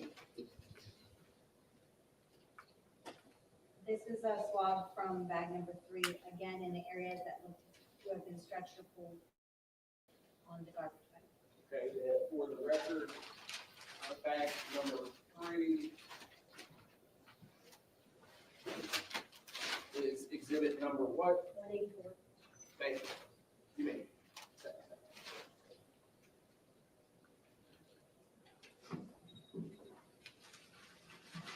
you collected all of these from those items that you previously testified about.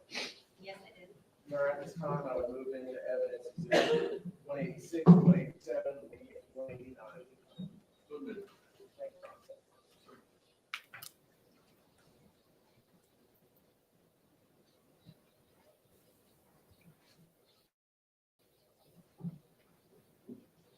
Did you ever receive the shackles from the medical examiner's office? I did on the, I believe I responded to the medical examiner's office to retrieve the items that were collected during autopsy, which included the handcuffs and shackles and swabs and victim's clothing. What did you do upon receipt of the shackles and the handcuffs? These two items were again swabbed for DNA. On what portion? Again, you're gonna look at the chain for the area that cinches down, that's kind of rough, and more likely to hold skin cells or DNA off somebody. Collected those using the same process and procedures that you described earlier? That's correct. What are those two items? This When you say this, exhibit 190 yes, ma'am. is the swab from the pair of shackles. And 191. 191 is going to be the swab from the handcuffs. You collected both of those? That's correct, it is. Move to admit into evidence that 191. Ma'am, all these swabs, we've just admitted into evidence. Are you able to tell whether they were submitted for testing since you're The DVI lab, I would say, yes, they were sent for testing.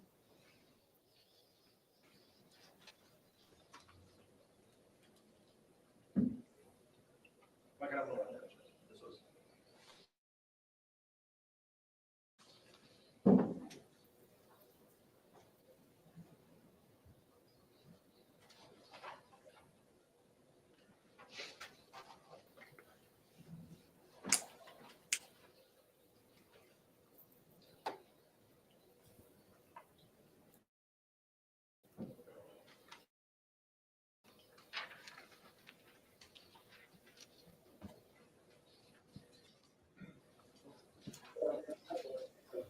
So, ma'am, I'd like to return for a moment to the three garbage bags that you see hanging in the picture. How did you differentiate the various bags from each other? Sought to that location. Up here.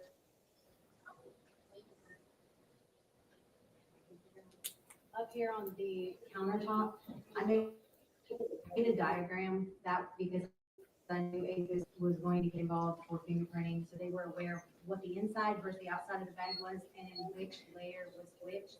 I drew out a diagram at the front of that showing as it's hanging on the rope, is the side of the rope on the inside of the bag or the outside of the bag as to how it was on her body, as well as which layer of the garbage bags it was, whether it was the exterior most or the interior most or the middle. And I believe that's how, and Sergeant, now Lieutenant Franklin was aware of how. So the bag that was touching Jasmine Pace's body was numbered how? They would have just been, it would have been the back, like as I'm standing there, the furthest back from where I was. What number to assign to the bag that was touching Jasmine Pace's body? 190. Did you number the bags into Number one, three, two, yes, 1, 2, and 3. yes, ma'am. So which number was touching Jasmine Pace's body? That would have been number 3. And the bag the middle layer bag was bag number what? 2, And the outermost bag is bag number 1.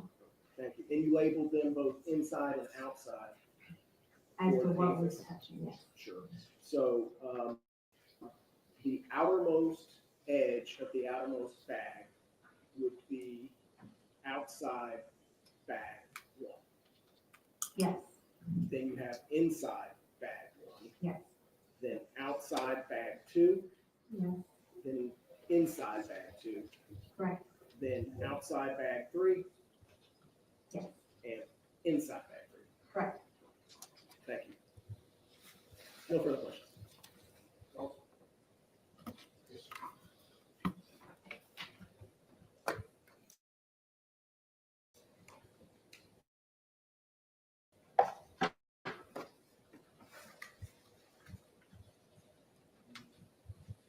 Good afternoon, it's Mrs. Schubert now. That's correct. It is. Congratulations. Thank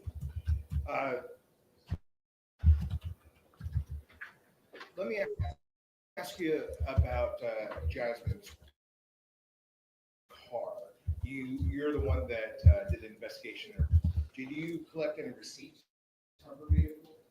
I would have to refer back to the evidence report, but I believe, I know several of them were photographed.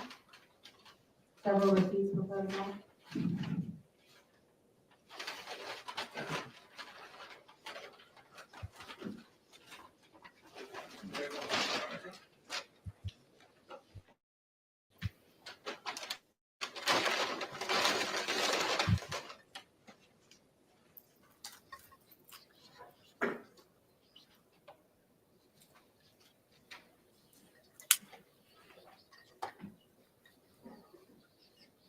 You can identify this for us?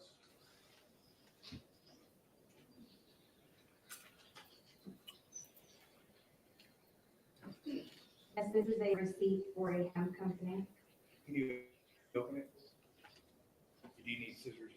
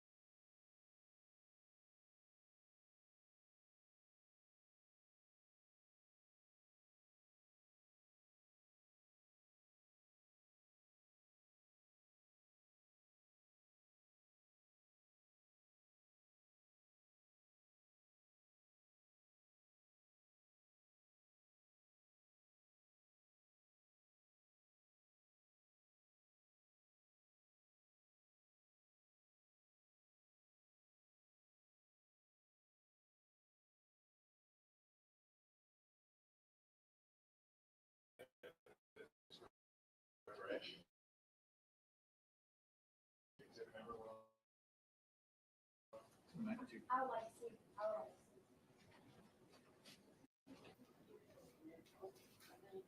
I got 192 is next. I got the last.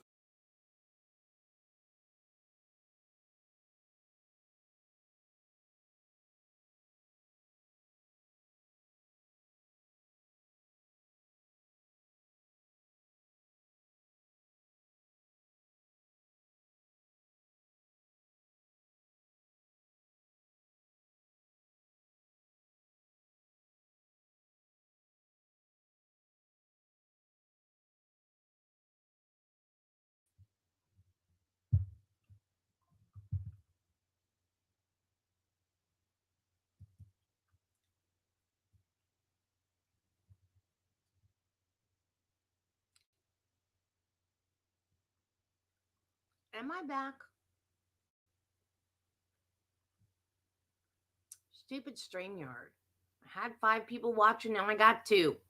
Am I back? I'm gonna sue StreamYard. They're the reason why I can't keep people.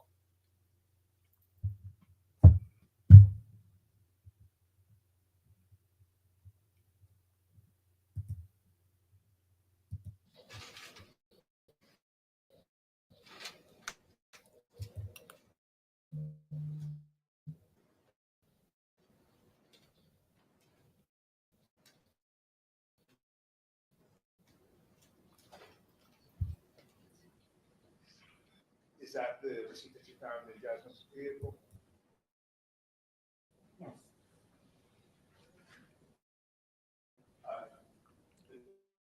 That's like move this to this question. 292. I would like. Come on, StreamYard. 45 more minutes.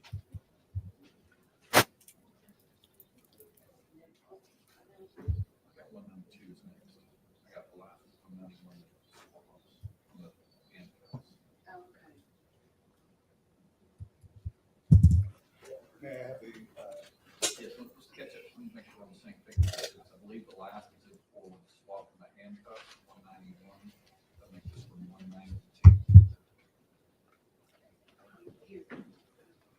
I just had a great idea for my first merch. I'm sorry, you want a document name? Yes. What?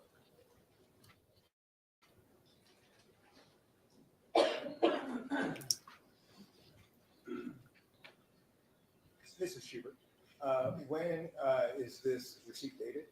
This would be 11/22 of 2022 at 3:16 PM. And what's the customer's name? Jasmine Pace. And what did she purchase? I'm not really in on the, what all that is, but, it looks like hemp, disposable 2G grape vape, sugar, whatever, sugar cane, slurpine. Slurricane, I know what that is. And then whatever. The Slurricane and the grape vape, those are disposable vapes. Let me ask you about your investigation at Jason Chen's apartment. Did you spray the Blue Star? I did not, You sprayed the Blue Star. and I believe Investigator Brown, Who held the light? Investigator Johnson. And what did you do? I- Light. There was some light available through the sliding glass door in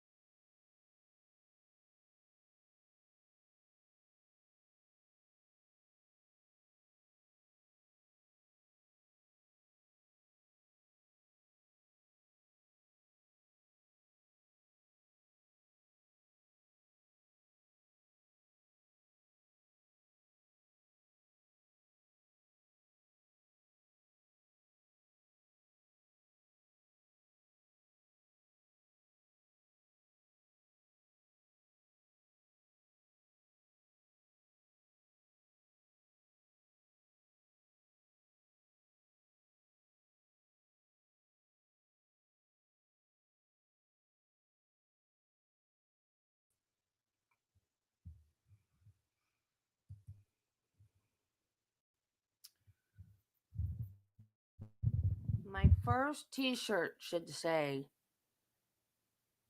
"Am I live?" Either that or "Darn you, StreamYard."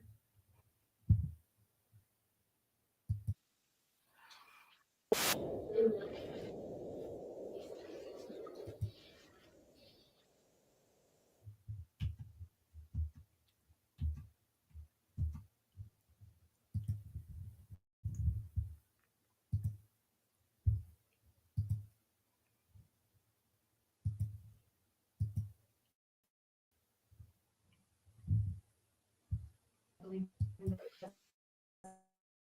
Investigator Brown, Who held the light? Investigator Johnson. Behind the camera Was it? through the sliding glass door in the bedroom, but in the living room area it was quite dark, so at some points in time, sometimes the use of the light to bring a little more, so It was that sometimes a little extra light is used. Did you have auxiliary lights? We did not. Would an auxiliary lights be useful? Sometimes it's overpowering, the way you adjust your camera, sometimes that a flash of light, we're not turning lights on like in this room. When we're utilizing a flashlight, it's more, you turn it on, turn it off. It's just a burst of light, not a constant light. So a flashlight or some sort of external light would just be used quickly. Wouldn't you say the brightness of the light might change the brightness of the fluorescence of the Blue Star? No, ultimately not. The light is just lighting the environment. The camera is still capturing the same result. So with the light off, you would almost argue that it fluoresces more with no other external lighting than without it, with it. You weren't in the courtroom, but we saw these Blue Star pictures that you took, right? Some of them, yes. Who took the others? There were some taken prior to me getting there. Had someone already applied Blue Star before you got there? I think they took a couple before I got there, yes. Who? I would not be able to answer that. Why if you know the reason, why wouldn't they wait for you to get there? Sometimes people have difficulty with their camera, and I think that's what they were having, is they needed some assistance with the documentation portion on the camera, which is why they called me to assist with the camera setting. Because one person has to control the light. If you have that many people, yes, one person. Person has to take the pictures. If you have that many people to provide that, yes. Sometimes somebody taking a picture might also have to flash a flashlight if you don't have 3 investigators there. So you weren't in here when we saw all these pictures. Sometimes the Blue Star on that screen looks very different than the Blue Star on that screen. Why is that? I would assume it's the resolution on the monitors.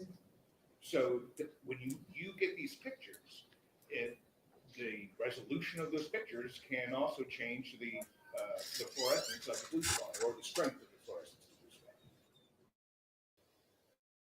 I'm not a camera expert, so I wouldn't be able to tell you. I know that in person, the reactions were on the picture. Did you Blue Star the walls in the bedroom? No, Why not? they had a layout of what they were blue starring, and like I said, I was there to just capture the reaction. So it wasn't up to you. How many people is he going to ask that question? No, I was not making decisions. It was not my scene. Did you Blue Star the bathroom, the walls of the bathroom? The walls of the bathroom, I do not believe no. What is the castle? The subject, yes, it's also, we do not refer to it as Castlemire. We use hemosticks. We also use OBTI because it's blood specific for human blood, as opposed to phenolphthalein. Are all those tests presumptive tests? They all are, Okay. including Lisbon. And there is testing that you could have done that would confirm blood, not presumptive, but could confirm it, right? All of the tests we do on scenes are, other than an OBTI will tell us if it's human. There are tests available to investigators. You may CPD, try to do the police department, may not have them, but there are tests that forensic investigators can use at the scene to determine whether or not it is blood and confirm it, right? I'm sure there is some sort of machine or something out there that can be used, but we do not possess it. So you said that there were spots, what you call cast off, on the walls of the bathroom. I described what cast off was, and I also described what the stain looked like. I did not do a blood stain analysis at this scene, so I'm not labeling anything as a specific pattern. I'm describing what the stain looks like. The stains on the bathroom wall, that you call that cast off, am I wrong? I did not call it cast off. That's how it was described to me, and I described the stain and what the stain looked like. Was that misleading to call it cast off then? No, I did not do an analysis at the scene, so I'm not labeling it as any type of pattern. I'm describing what the stain specifically looks like, which could be consistent with a cast-off pattern when looked at the totality of the scene. Did you do a swab of the stain on the bathroom wall? I did not know, it was not my scene. So there was no confirmatory tests performed on that, right? That's correct. It wasn't collected as a swab, That's correct. and because there's no swab, nothing was sent to TBI. That's correct.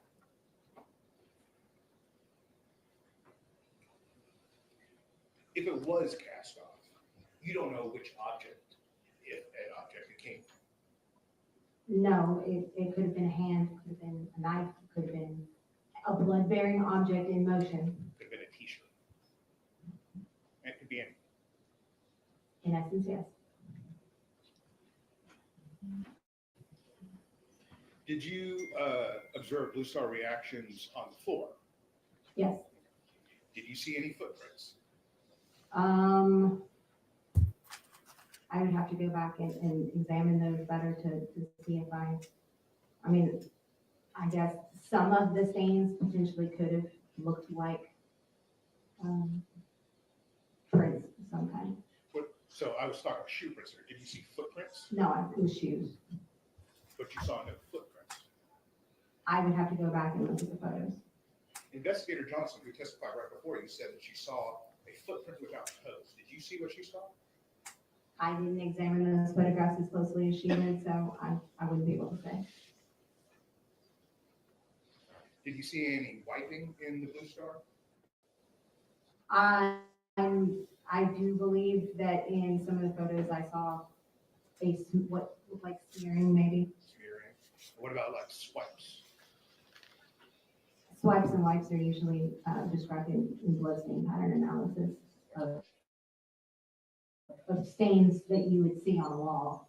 Right. But on the floor where you're cleaning it up, I'm saying more of it, like if someone was to take it there on the floor and trying to clean it. So yes, a swipe or a wipe would be a blood stain. There is where I saw, like if something had been moved around, yes. What about slippage? Did you see slippage As far as on the body, on the floor of the Blue Star? I don't know, I was not looking at that. What do you know what leucocrystal violet is? Leucocrystal violet is also a blood reagent that is used to enhance blood. It's a light purple color. Did you use that? No, I did not. Have you ever used it? I have in training, yes, I have. We just recently purchased it and received it, so we've not been able to use it on the scene yet, but I have used it in training as well as at the NFA. And it makes these patterns in the Blue Star easier to see, right? It enhances blood, kind of like Blue Star, except it's a purple color, or needle black, so it's the same thing. And Chattanooga Police Department just got this technology? We received it, yes. And is this a new technology? It is not, but we've been using the same kind of chemicals for a long time, and as prices change and as money becomes available, we're trying to upgrade what we have available to us as investigators. So now, yes, we do have leucocrystal violet or LCD. So with more funds, you can do better investigations. With more funds, we can buy more to assist in investigations, yes.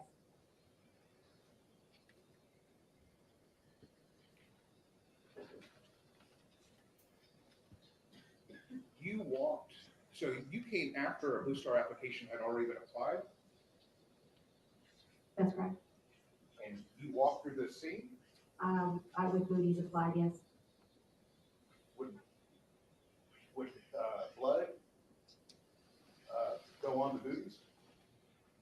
If there was blood on the floor, would your booties soak up the blood? If there was pools of blood or fresh blood, yes. If potentially, yes, you would pick it up. What about dry blood? Usually it doesn't just pick up and move around with dry blood. What if the carpet was damp with cleaning materials? I don't believe I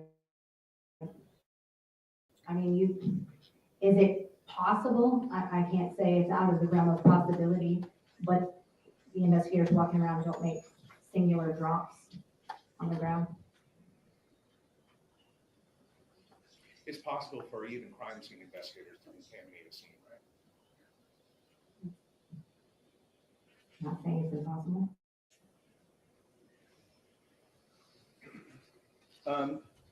Let me ask you about these the handcuffs and shackles that you described. Were these the kind of handcuffs that law enforcement used? I wouldn't know. I've seen several different types of brands, makes, models of handcuffs. Did you collect these handcuffs into evidence? I did. Were they lightweight or heavy? They were decently heavy. One of the handcuffs had a key attached to it. I believe it was the handcuffs. Yeah, you had talked about chain, right? Mhm. Then what was on the end of that chain? On the shackle, I don't recall what was at the end of the shackle part. The handcuffs had keys hanging from it from the middle. Was there a mechanism on the handcuff, that a button you could press that would instantly release it? I didn't fidget with the handcuffs. I took the swabs and I secured them. I don't want to know if you fidgeted with it. No, I don't touch the mechanisms on it in case that was going to be sent off for testing. I'm not asking you if you touch the mechanism or see if the mechanism worked. I'm just asking you, did you observe the mechanism? Did you see the button on it? I don't recall that.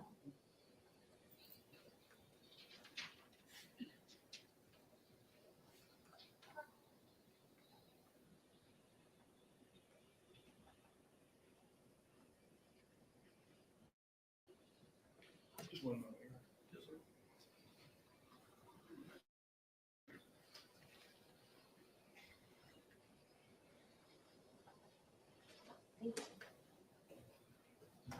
Thank you, Mr. Schubert. You regret. Does jury have any questions for Mrs. Schubert? This jury probably will. It's a good jury.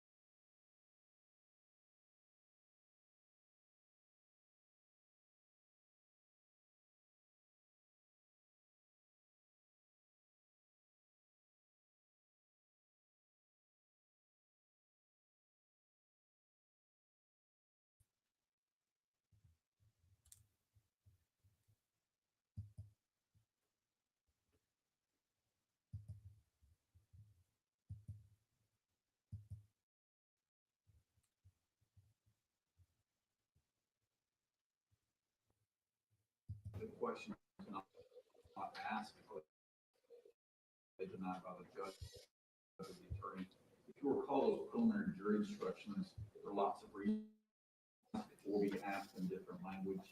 It might be unfair to the defense. State answering the question, but the question might be better answered by another witness. The question might not be asked because the parties have agreed that that's not relevant to this case. So the takeaway is that you can't speculate on why any question was asked or not asked, or asked in different different language, because doing so would definitely be unfair to one side or the other. So you can't speculate, because it could be not asked for a very important reason or not so important reason. So don't speculate about it, okay? One of the questions was regarded DNA fingerprints found on the suitcase, the victim's body, trash bags, handcuffs, and shackles. Another witness coming later may answer some of those questions for you. Oh, counsel approach. Question at the bottom of this.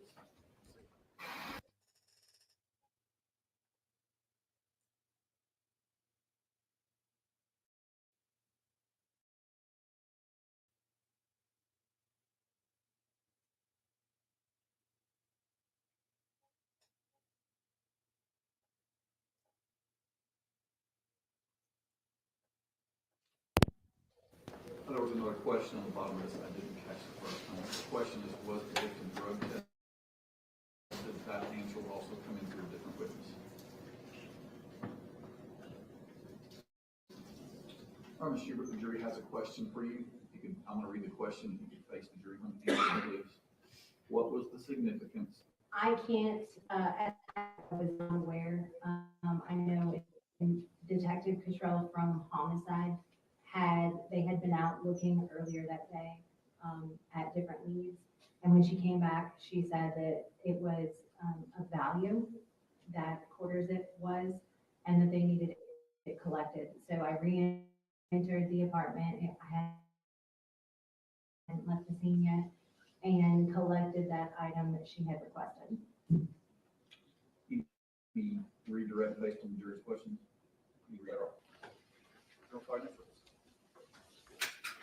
Take call Craig Morris, Your Honor.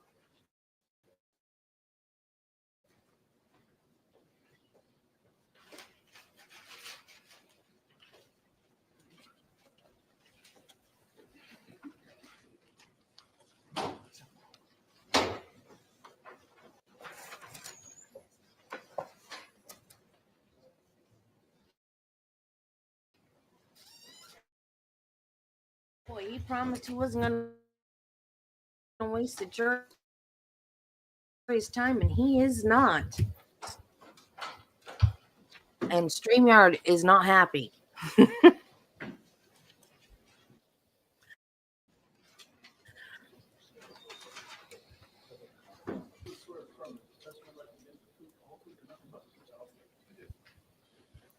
afternoon, sir. Would you please state your full name for the record? My name is Gregory Mardis, Mardis. Sir, are you working anywhere currently? I am retired from the Chattanooga Police Department, How long did you work for the Chattanooga Police Department? 25 years. Do you have any law enforcement experience with any other agencies like CPD? I was a sheriff's deputy in Madison County Sheriff's Department in Jackson, Tennessee for 5 years. All in years in law enforcement. That's correct. What was your last duty assignment with the Chattanooga Police Department? I was an investigator assigned to the crime scene unit at the police department. What were your general duties and responsibilities back in late November of 2022? As a crime scene investigator, our duties were to respond to scenes, record them with photography, video. We also were assigned additional duties of collecting evidence, things like that. And specifically on the 30th of November 2022, were you working as a crime scene investigator? Yes, I was. On that day, did you respond to a particular location to collect any evidence? Yes, I did. Do you recall where you were sent to? Detective Slaughter had called me and asked me to respond over to the homicide unit office, and I went over there. For what purpose? He wanted me to collect a DNA sample from the parents of the victim. And what type of sample did you collect? I collected buccal swabs, which is a swab of the inside of the cheek. The skin on the inside of your mouth is very soft and sloughs off cells easily, so it's a source for DNA.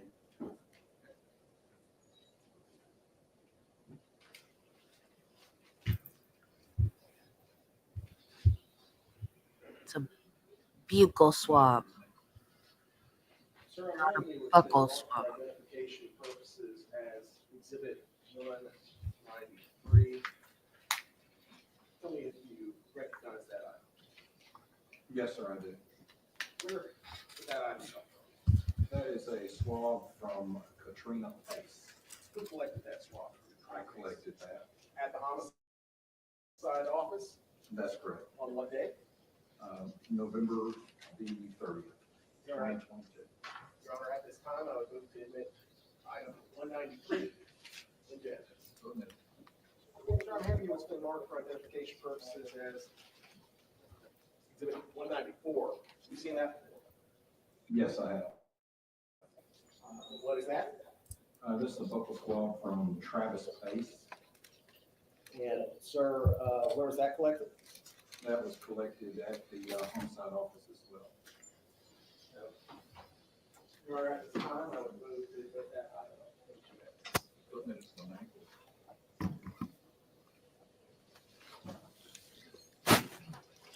Did you go to another location on that day to work on the homicide of Miss Jasmine Pace? Yes, I did. Do you recall what location you were sent to? I was asked to respond out to 5977 Old Lake. Were you told what that location was? I was told that this was the location that the victim resided at. And what was the purpose of going to that particular location? That location had already been searched prior, and they wanted you to collect a known sample for DNA for the victim. So what types of things would you, as a crime scene investigator, attempt to collect for known samples of DNA from somebody? I was looking for something to do with the specific to the victim. As I said earlier, the inside of the mouth is an excellent source for DNA. I collected the victim's toothbrush from a toothbrush holder. I also collected a toothbrush from a phone. I collected a hair clip with hair attached to it. And I also collected a stick of deodorant. Specifically, sir, were you able to collect a toothbrush from a shower in a pool house? Sir, I'm showing you what's been, can I have a DVD, Judge? I'm showing you what's been admitted into evidence as Exhibit 17. I'm going to focus in and zoom in on the bottom. Do you recognize that object? Yes, that's the shower stall in the pool house. Do you see the toothbrush that you collected in this photograph? It's in the very back, against the back wall. Great, thank you, sir. I'm handing you what's been marked for identification as 195. Do you recognize this item? Yes, I do. What is that item? This is the person we were just looking at in the photograph. And you collected it from the Pace residence on Old Dayton Pike? That's correct. Runner out move 195. Collected, you mentioned another toothbrush. That's correct. I'm handing you now what's been marked for identification purposes as Exhibit 196. Recognize 196. Yes, I do. What's that? This is the toothbrush that was collected from the bag on the bed in the pool house. Your Honor, at this time, I would move 196 into evidence. Thank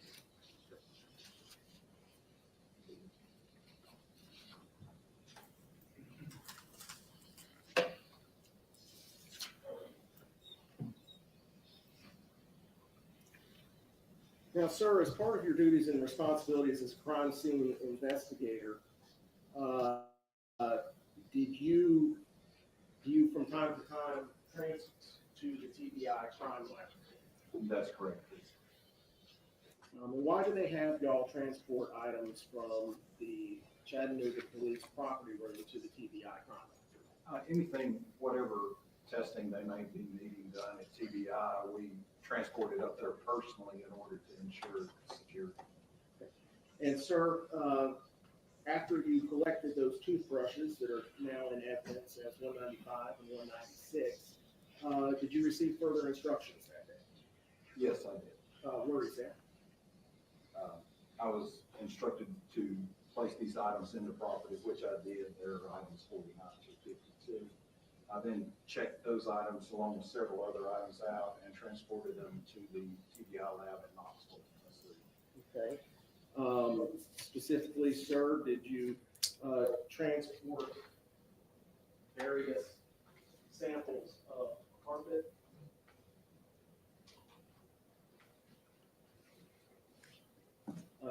Items 6 and 9.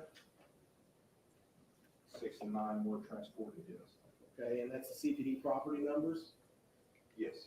And did you also transport a buccal swab of Jason Chen, item 46? Item 46, yes, that's correct. The buccal swabs of Travis Pace and Katrina Pace? Yes, that's correct. And those 2 toothbrushes as well. Yes. Did you deliver them to the Tennessee Bureau of Investigation Crime Laboratory in Knoxville? Yes, I did.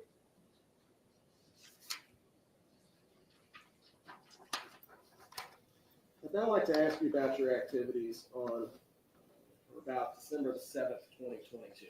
Were you working on that day? Yes, I was. In what capacity? I was again working as a crime scene investigator. And on that day, were you sent to a location to perform crime scene duties? Yes, I was. Specifically on the 7th day of December, what were you asked about? I responded to the homicide unit offices. Once there, I was requested to fingerprint Mr. Chen and also to collect a hair sample from him. Very fresh.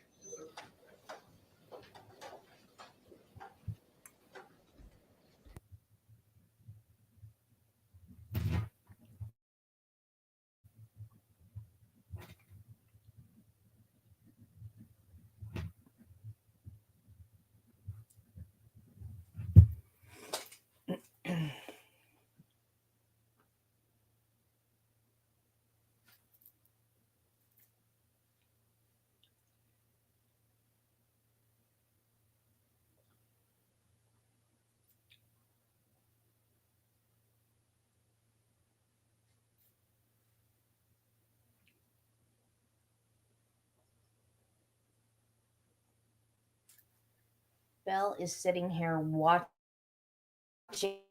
the door, trying to figure out why her daddy isn't home yet. I want to know. I'm trying to get the groceries, honey. He's at the grocery store. I want to know how dogs know what time it is. I saw a video on YouTube that said they take cues from the environment, like a dog might go by the house at the same time every day, and it might be like a half an hour before you get home from work, and that's how the dog knows. But we live way out in the country. There's no cues like that out here for them to know, but they know. We can be in the bedroom watching TV and they can be sleeping, and right before 5 o'clock they wake up and they sit on the edge of the bed and look at the bedroom door waiting for him to come through it. Their body knows what time he comes home. They even wake up and wait for him if they're sleeping. I don't understand it.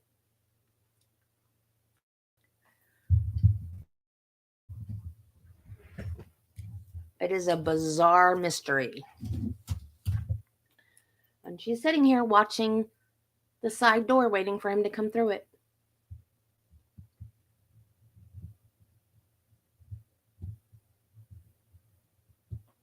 Oh, and so is Spike. He's under the dining room table.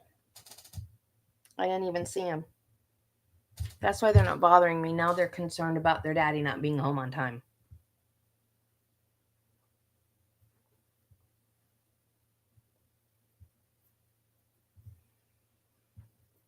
I guess I play second fiddle to daddy.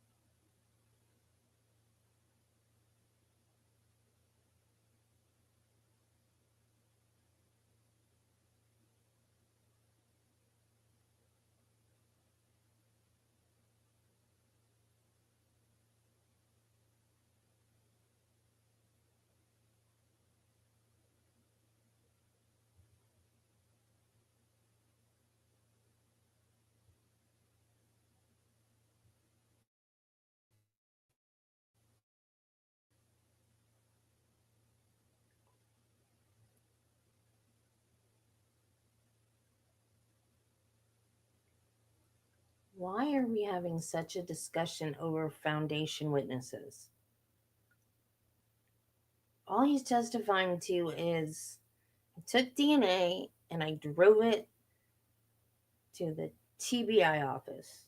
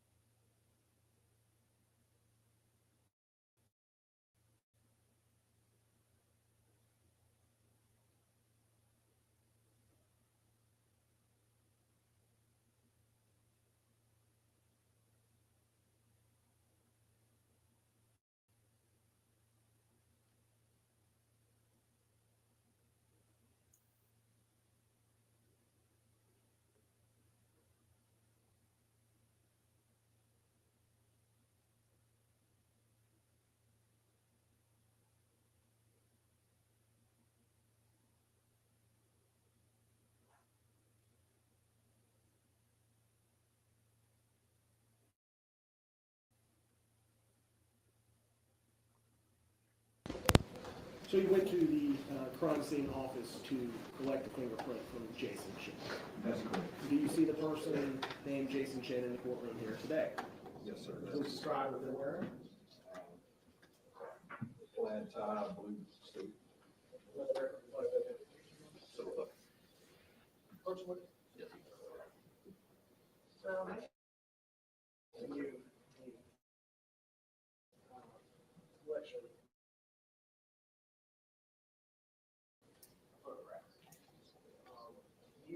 the individual. Objection. So you don't look at that just like that. Yes, sir.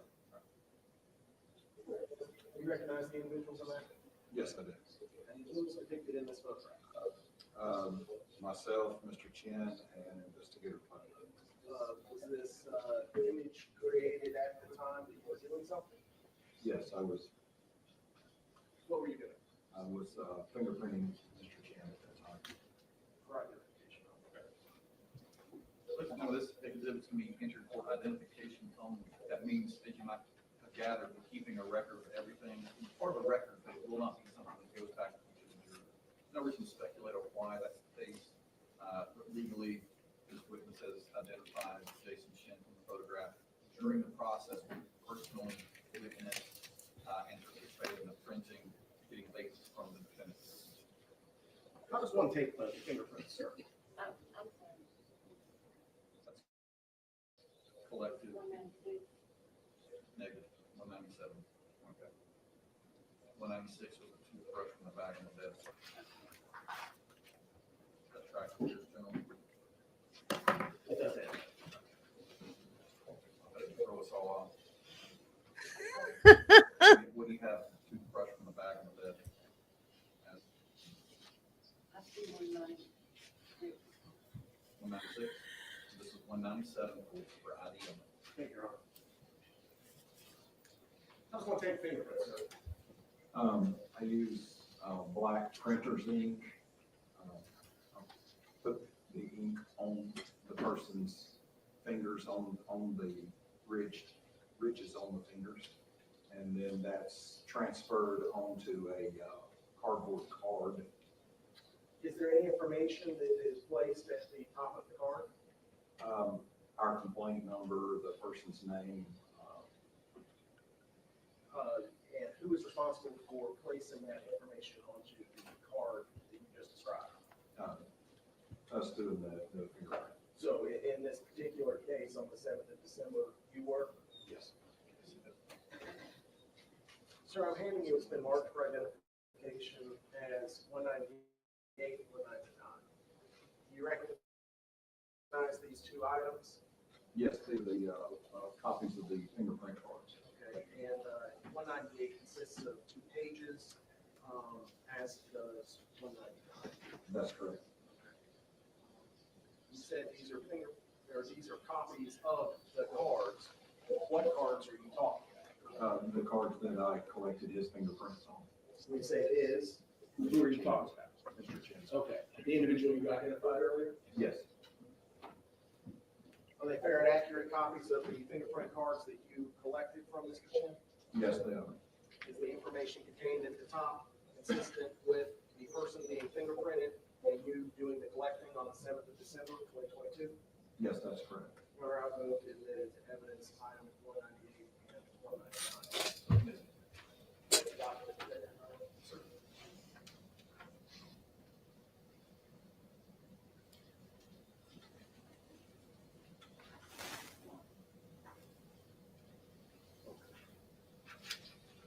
All right, sir.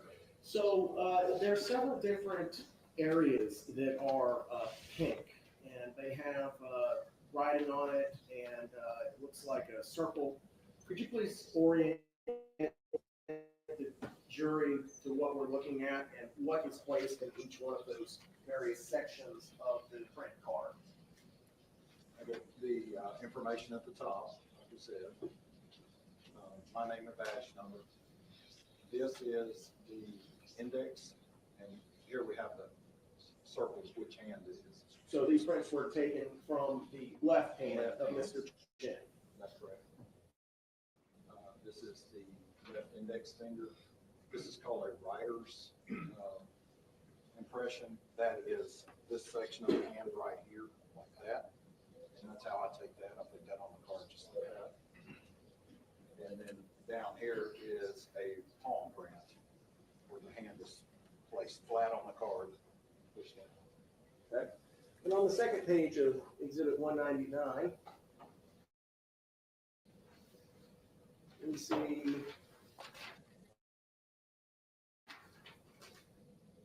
this.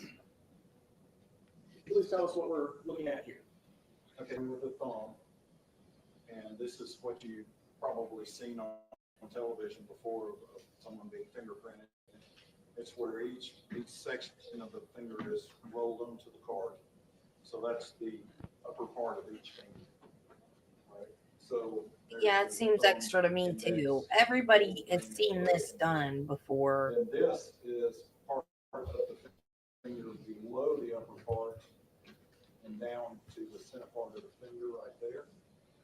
And then these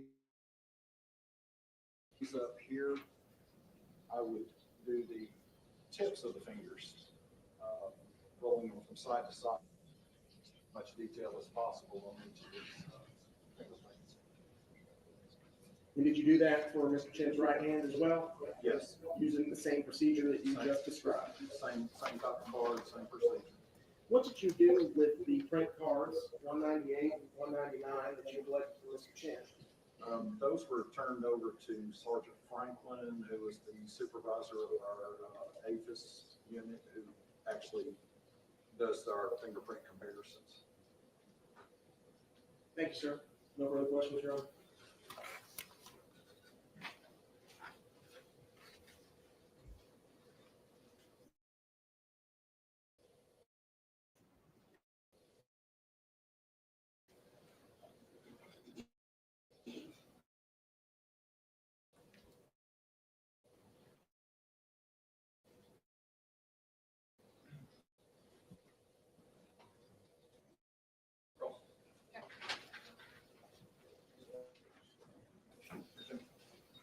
Our next one. Your Honor, state calls Jerry McElroy.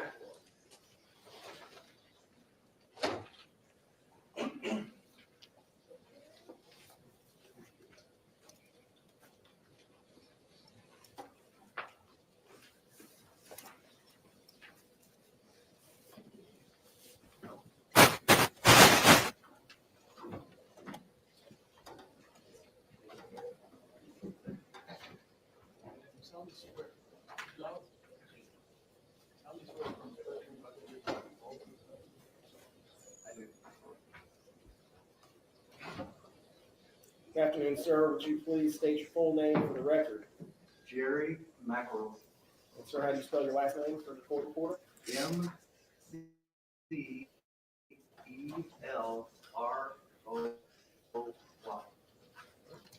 Sir, I'd like to take you to December the 7th. Were you working as a crime scene investigator on that day? Yes, sir. And were you present for the fingerprinting of Mr. Jason Chen? Yes, sir. Did you observe Mr. Greg Martis collect fingerprints from Jason Chen? Yes, sir, it is. You see Mr. Chen in the courtroom? Yes, sir, it is. Please describe what he's wearing for the jury. Looks like a navy jacket, flat tie, light blue shirt, and glasses. Thank you, sir.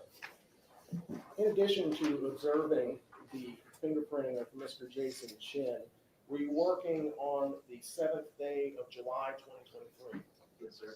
On that day, did you have an occasion to take items of evidence from the the Chattanooga Police Department to the Tennessee Bureau of Investigation office? 11 items, yes, sir. Do you recall the 11 items?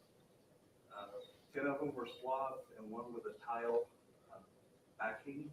Tile backerboard? Backerboard, yes, sir, but I don't recall each individual swab. So when you're talking about the tile backerboard, was it a large object? Yes, sir.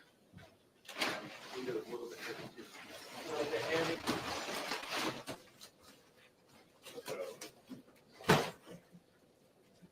Sir, did you transport this item to the Tennessee Bureau of Investigation office? Yes, that's item 199, that's what I transported. You mentioned a large number of swabs. Correct. Specifically, sir?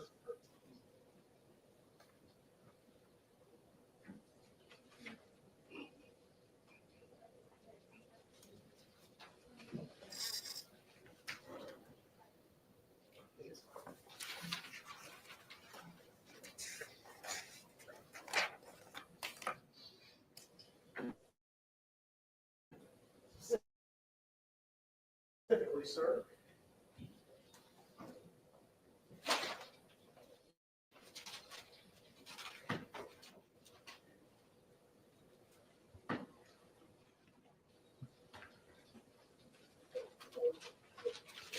sir, did you transport these group of swabs consisting of exhibit 189, swabs from the suitcase, I'm sorry, from the garbage bag full areas, 188 swabs from the second garbage bag, 187 swabs from the outermost garbage bag, swab from the whole handle of the suitcase, swab from the shackles, swab from handcuffs.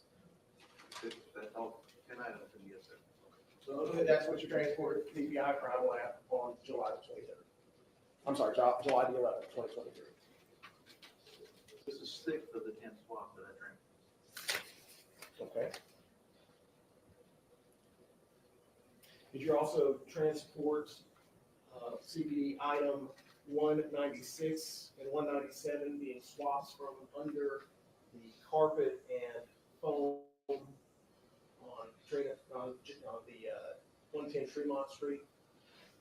Now regarding my chain of custody, I didn't have all of the property numbers and their descriptions memorized.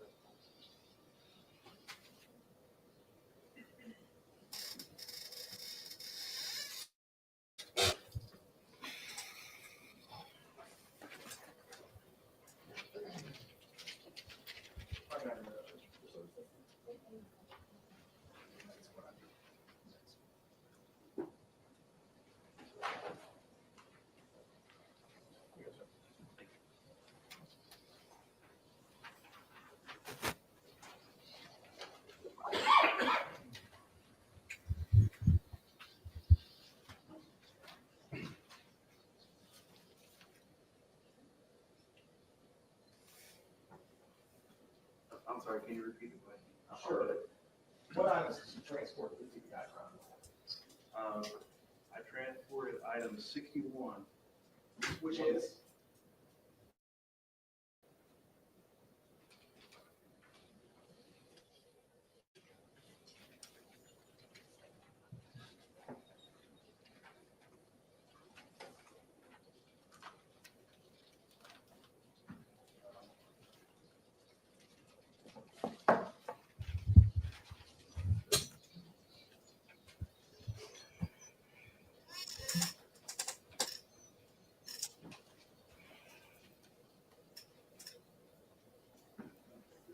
it's a swab. It's not in this.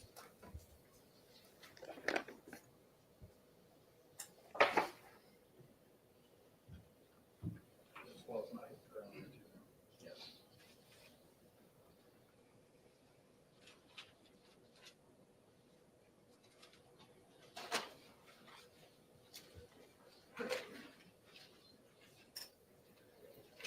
Swab from the Chevy steering wheel, Judge.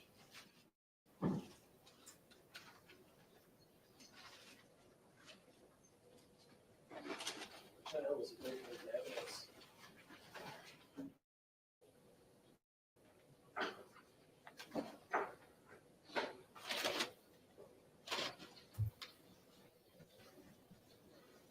Got 180. It's item 180. Judge. Got it. 180.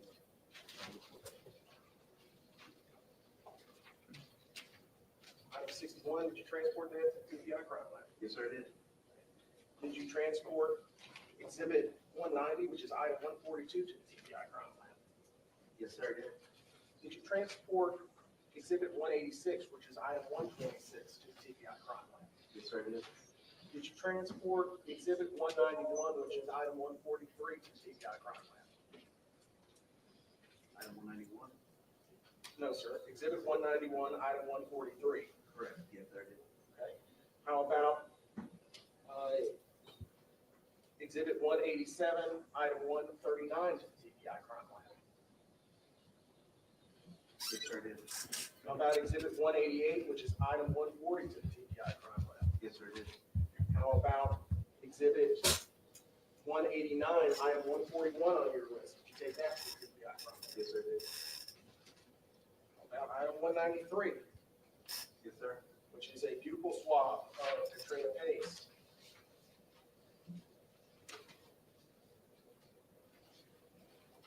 How about item number, exhibit 174, which is item number 193, the blood spot card from Jasmine Pace? Yes, sir.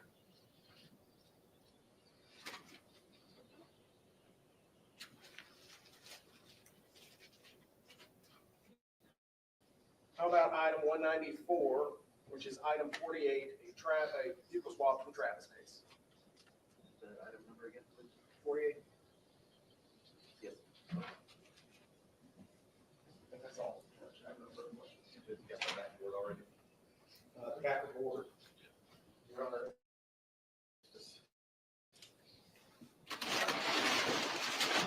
It's right here. Let's see. No further questions. Ross, Any questions? do you have any questions for Investigator Maxwell? No cross. Cool.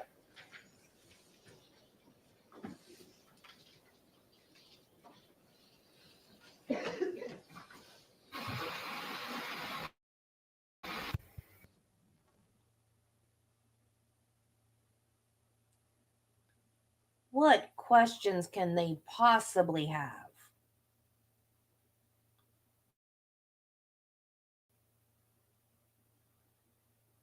What road did you take when you took them to TBI?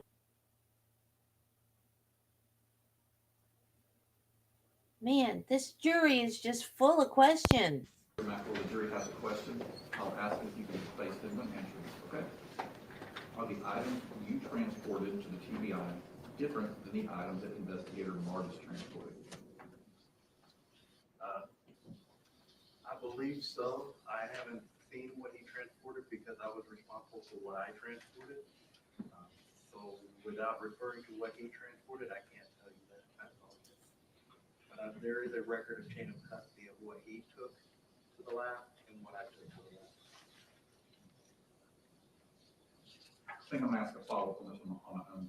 It's customary for one investigator to transport items to the TBI, correct? We have a designated person that takes items to the lab. However, we need that person, they need a vacation, a day off, or whatever, so, or there's something that needs to go up in an emergency. So basically, all the crime scene investigators are trained in the process, property division, the chain of custody form.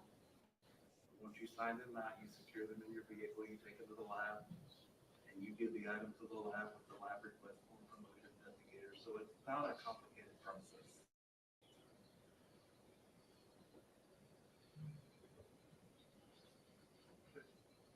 They want to follow up with that? Okay, any? Ross?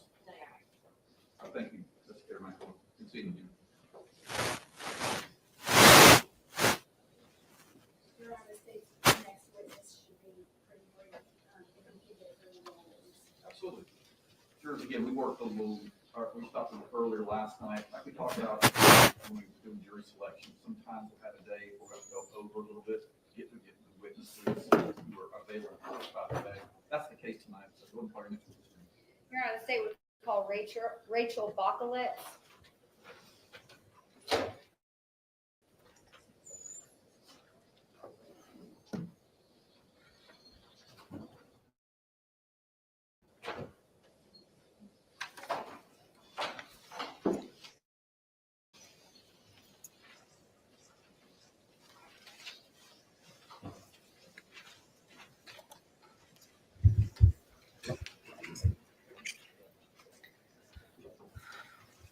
Rachel, who? She better spell her last name.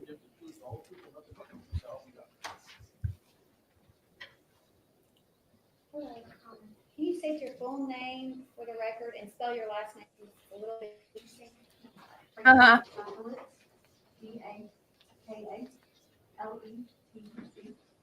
All right, and Ms. Bacaletz, can you let the jury know where you're currently employed?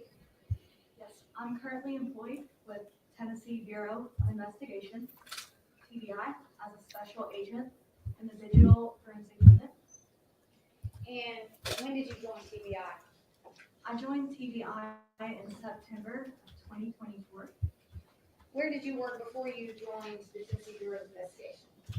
One place that I worked before Tennessee Bureau of Investigation was Chattanooga Police Department. How long were you with Chattanooga Police Department? I was at the police department for about 10 months. What did you do before the Chattanooga Police Department? I was a student at East Tennessee State University, where I got my bachelor's and master's degree in computer science. Okay, so you went from the computer science degree to the Chattanooga Police Department in the digital forensics unit. That's correct. Can you describe for the jury what, and you're currently in the digital forensic unit at TBI as well, is that correct? That's correct. Can you explain to the jury what the digital forensics unit is? So This is the what I digital wanna do. forensic Unit will download and extract data from digital devices. They'll also do things like get video and other types of digital evidence like that. So what types of extractions would you commonly do for the Chattanooga Police Department when you were there? So some of the types of extractions I would do would be SIM cards, mobile phones, sometimes tablets, and occasionally we do computers, laptops, desktops. Would you do extractions at the request of an investigator? That's correct. All of our downloads were worked as part of requests for different investigations. Do you recall being involved at all in the case of Davidson versus Jason Chen? Yes, I do, that's correct. Were you asked by the lead investigator to review any type of digital evidence in that case? Yes, I was asked to review the SIM card for that case. All right, I'm gonna hand you what's already been labeled Exhibit 166. See, do you recognize that? Yes, I recognize that. What is that? That is the evidence bag that contained the SIM card that I was requested to process. Your Honor, I'm sorry, can I have DVD? And did you get that item out of property? Yes, I got the item out of property at Chattanooga Police. And so explain that to the jury, when an investigator asks you to do something, what's your next step?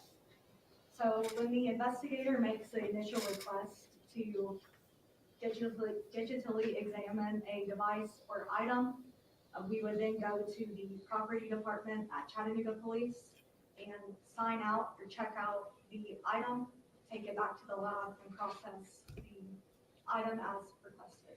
Did you do that in this case with the item in front of you? Yes, that's correct. Is there any record on the item in front of you that you have checked that out and opened it to review its belongings, its content? Yes, that's correct. Can you tell the jury what that is? So what that would be a report that was generated from the forensic examination and the downloading of the item, which was the SIM card. I'm sorry, Agent, I meant actually on the physical bag there. Is there anything that represents that you have opened that and So sorry. I know it's okay, reviewed its contents? Yes, my initials on the evidence tape would indicate that I opened the item for some reason and then closed the item and sealed it back with evidence tape. Is that typical in the CPD protocol to initial when you've opened a piece of evidence? Yes, that's correct. And- I'm sorry, go ahead. We do initial when we seal the piece of evidence back. And are your initials on that bag? Yes, they are. Okay, and then, so now let's go to the report. So did you review what's in the contents of this bag? Yes. And what is it? It is a SIM card. Okay, and when you review a SIM card, what do you do with it? When we review the SIM cards, we'll typically plug them. So we'll start a program and we'll plug a adapter up to a computer. And the program will forensically extract and download the data that's on the device. In this case, it was a SIM card.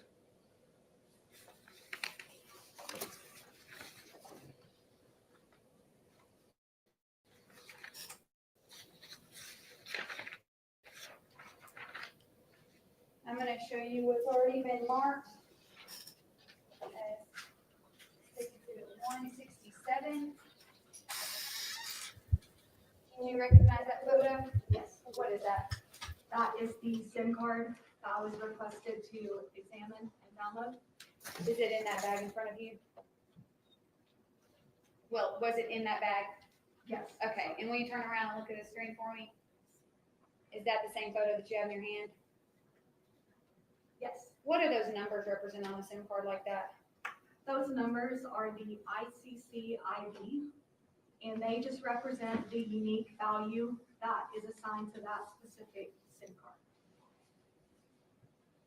Is it almost like a VIN number for a vehicle? It's similar to that, yes.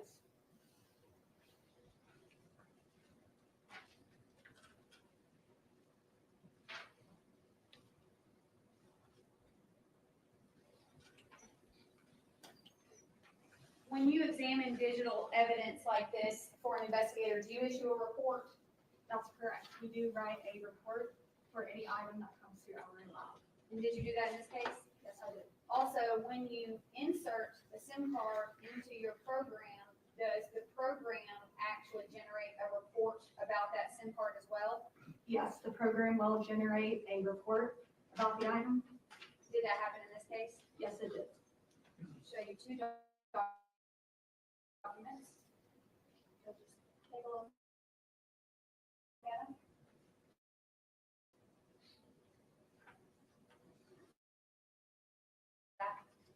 This is the report that would be generated from our program, and this would then be printed off. Okay, and then the next one? This is the report that I wrote about the contents of the SIM card, what happened during the processing of the SIM card. This is for the investigator to kind of just have a summary of what happened with the item. And did you give that to the lead investigator in this case? Yes. Your Honor, I'd ask that these be moved into evidence as next to exhibit. I'll write them on there somewhere. Exhibit 200 and 201. Okay. 200 will be your report. 201 will be the extraction report.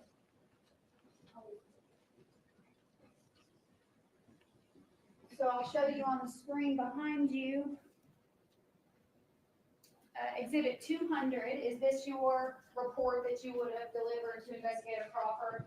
Yes. And can you, there's a laser here. I'll use laser and I'll ask you questions about it. So what is this identifier number?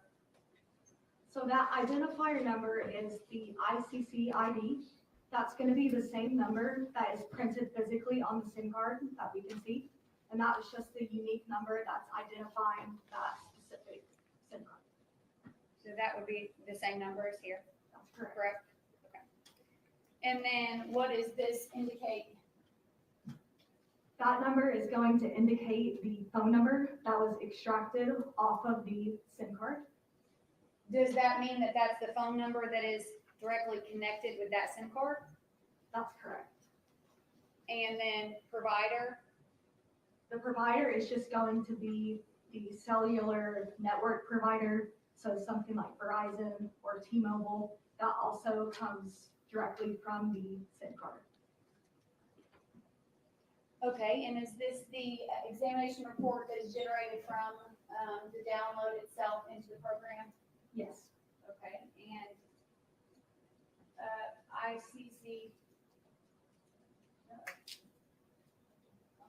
ICC ID, again, what is that? That is the unique number that is printed physically on the SIM card.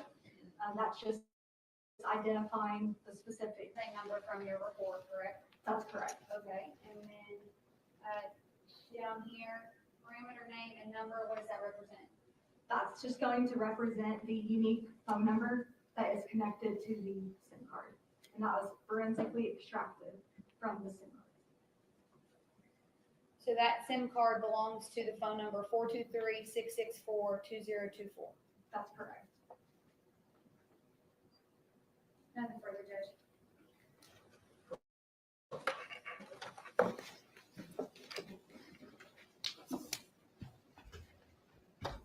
No questions. Do you have any questions, Mrs. Bakalets? Ms. Bakalets, thanks for dropping in. Thanks so much. Any more witnesses tonight, Jim? No. Okay. All right, ladies and gentlemen, it's about 6:20. We went over a little bit today, but we need to keep to get through the witnesses who are only available for today. We're gonna let you go. I really like the barbecue at the place you're going to tonight. So hopefully everyone will try that too. Again, let's remind you your admonition not to discuss the case with anyone among yourselves until it's time to deliberate with that. And just like before we cut you loose, one, we get everything taken care of tomorrow. Three cases. All right. You'll be here at 9:15. We'll start at 9:30. There are a few things on the document that you got to take care of. So we'll see you at 9:30 tomorrow.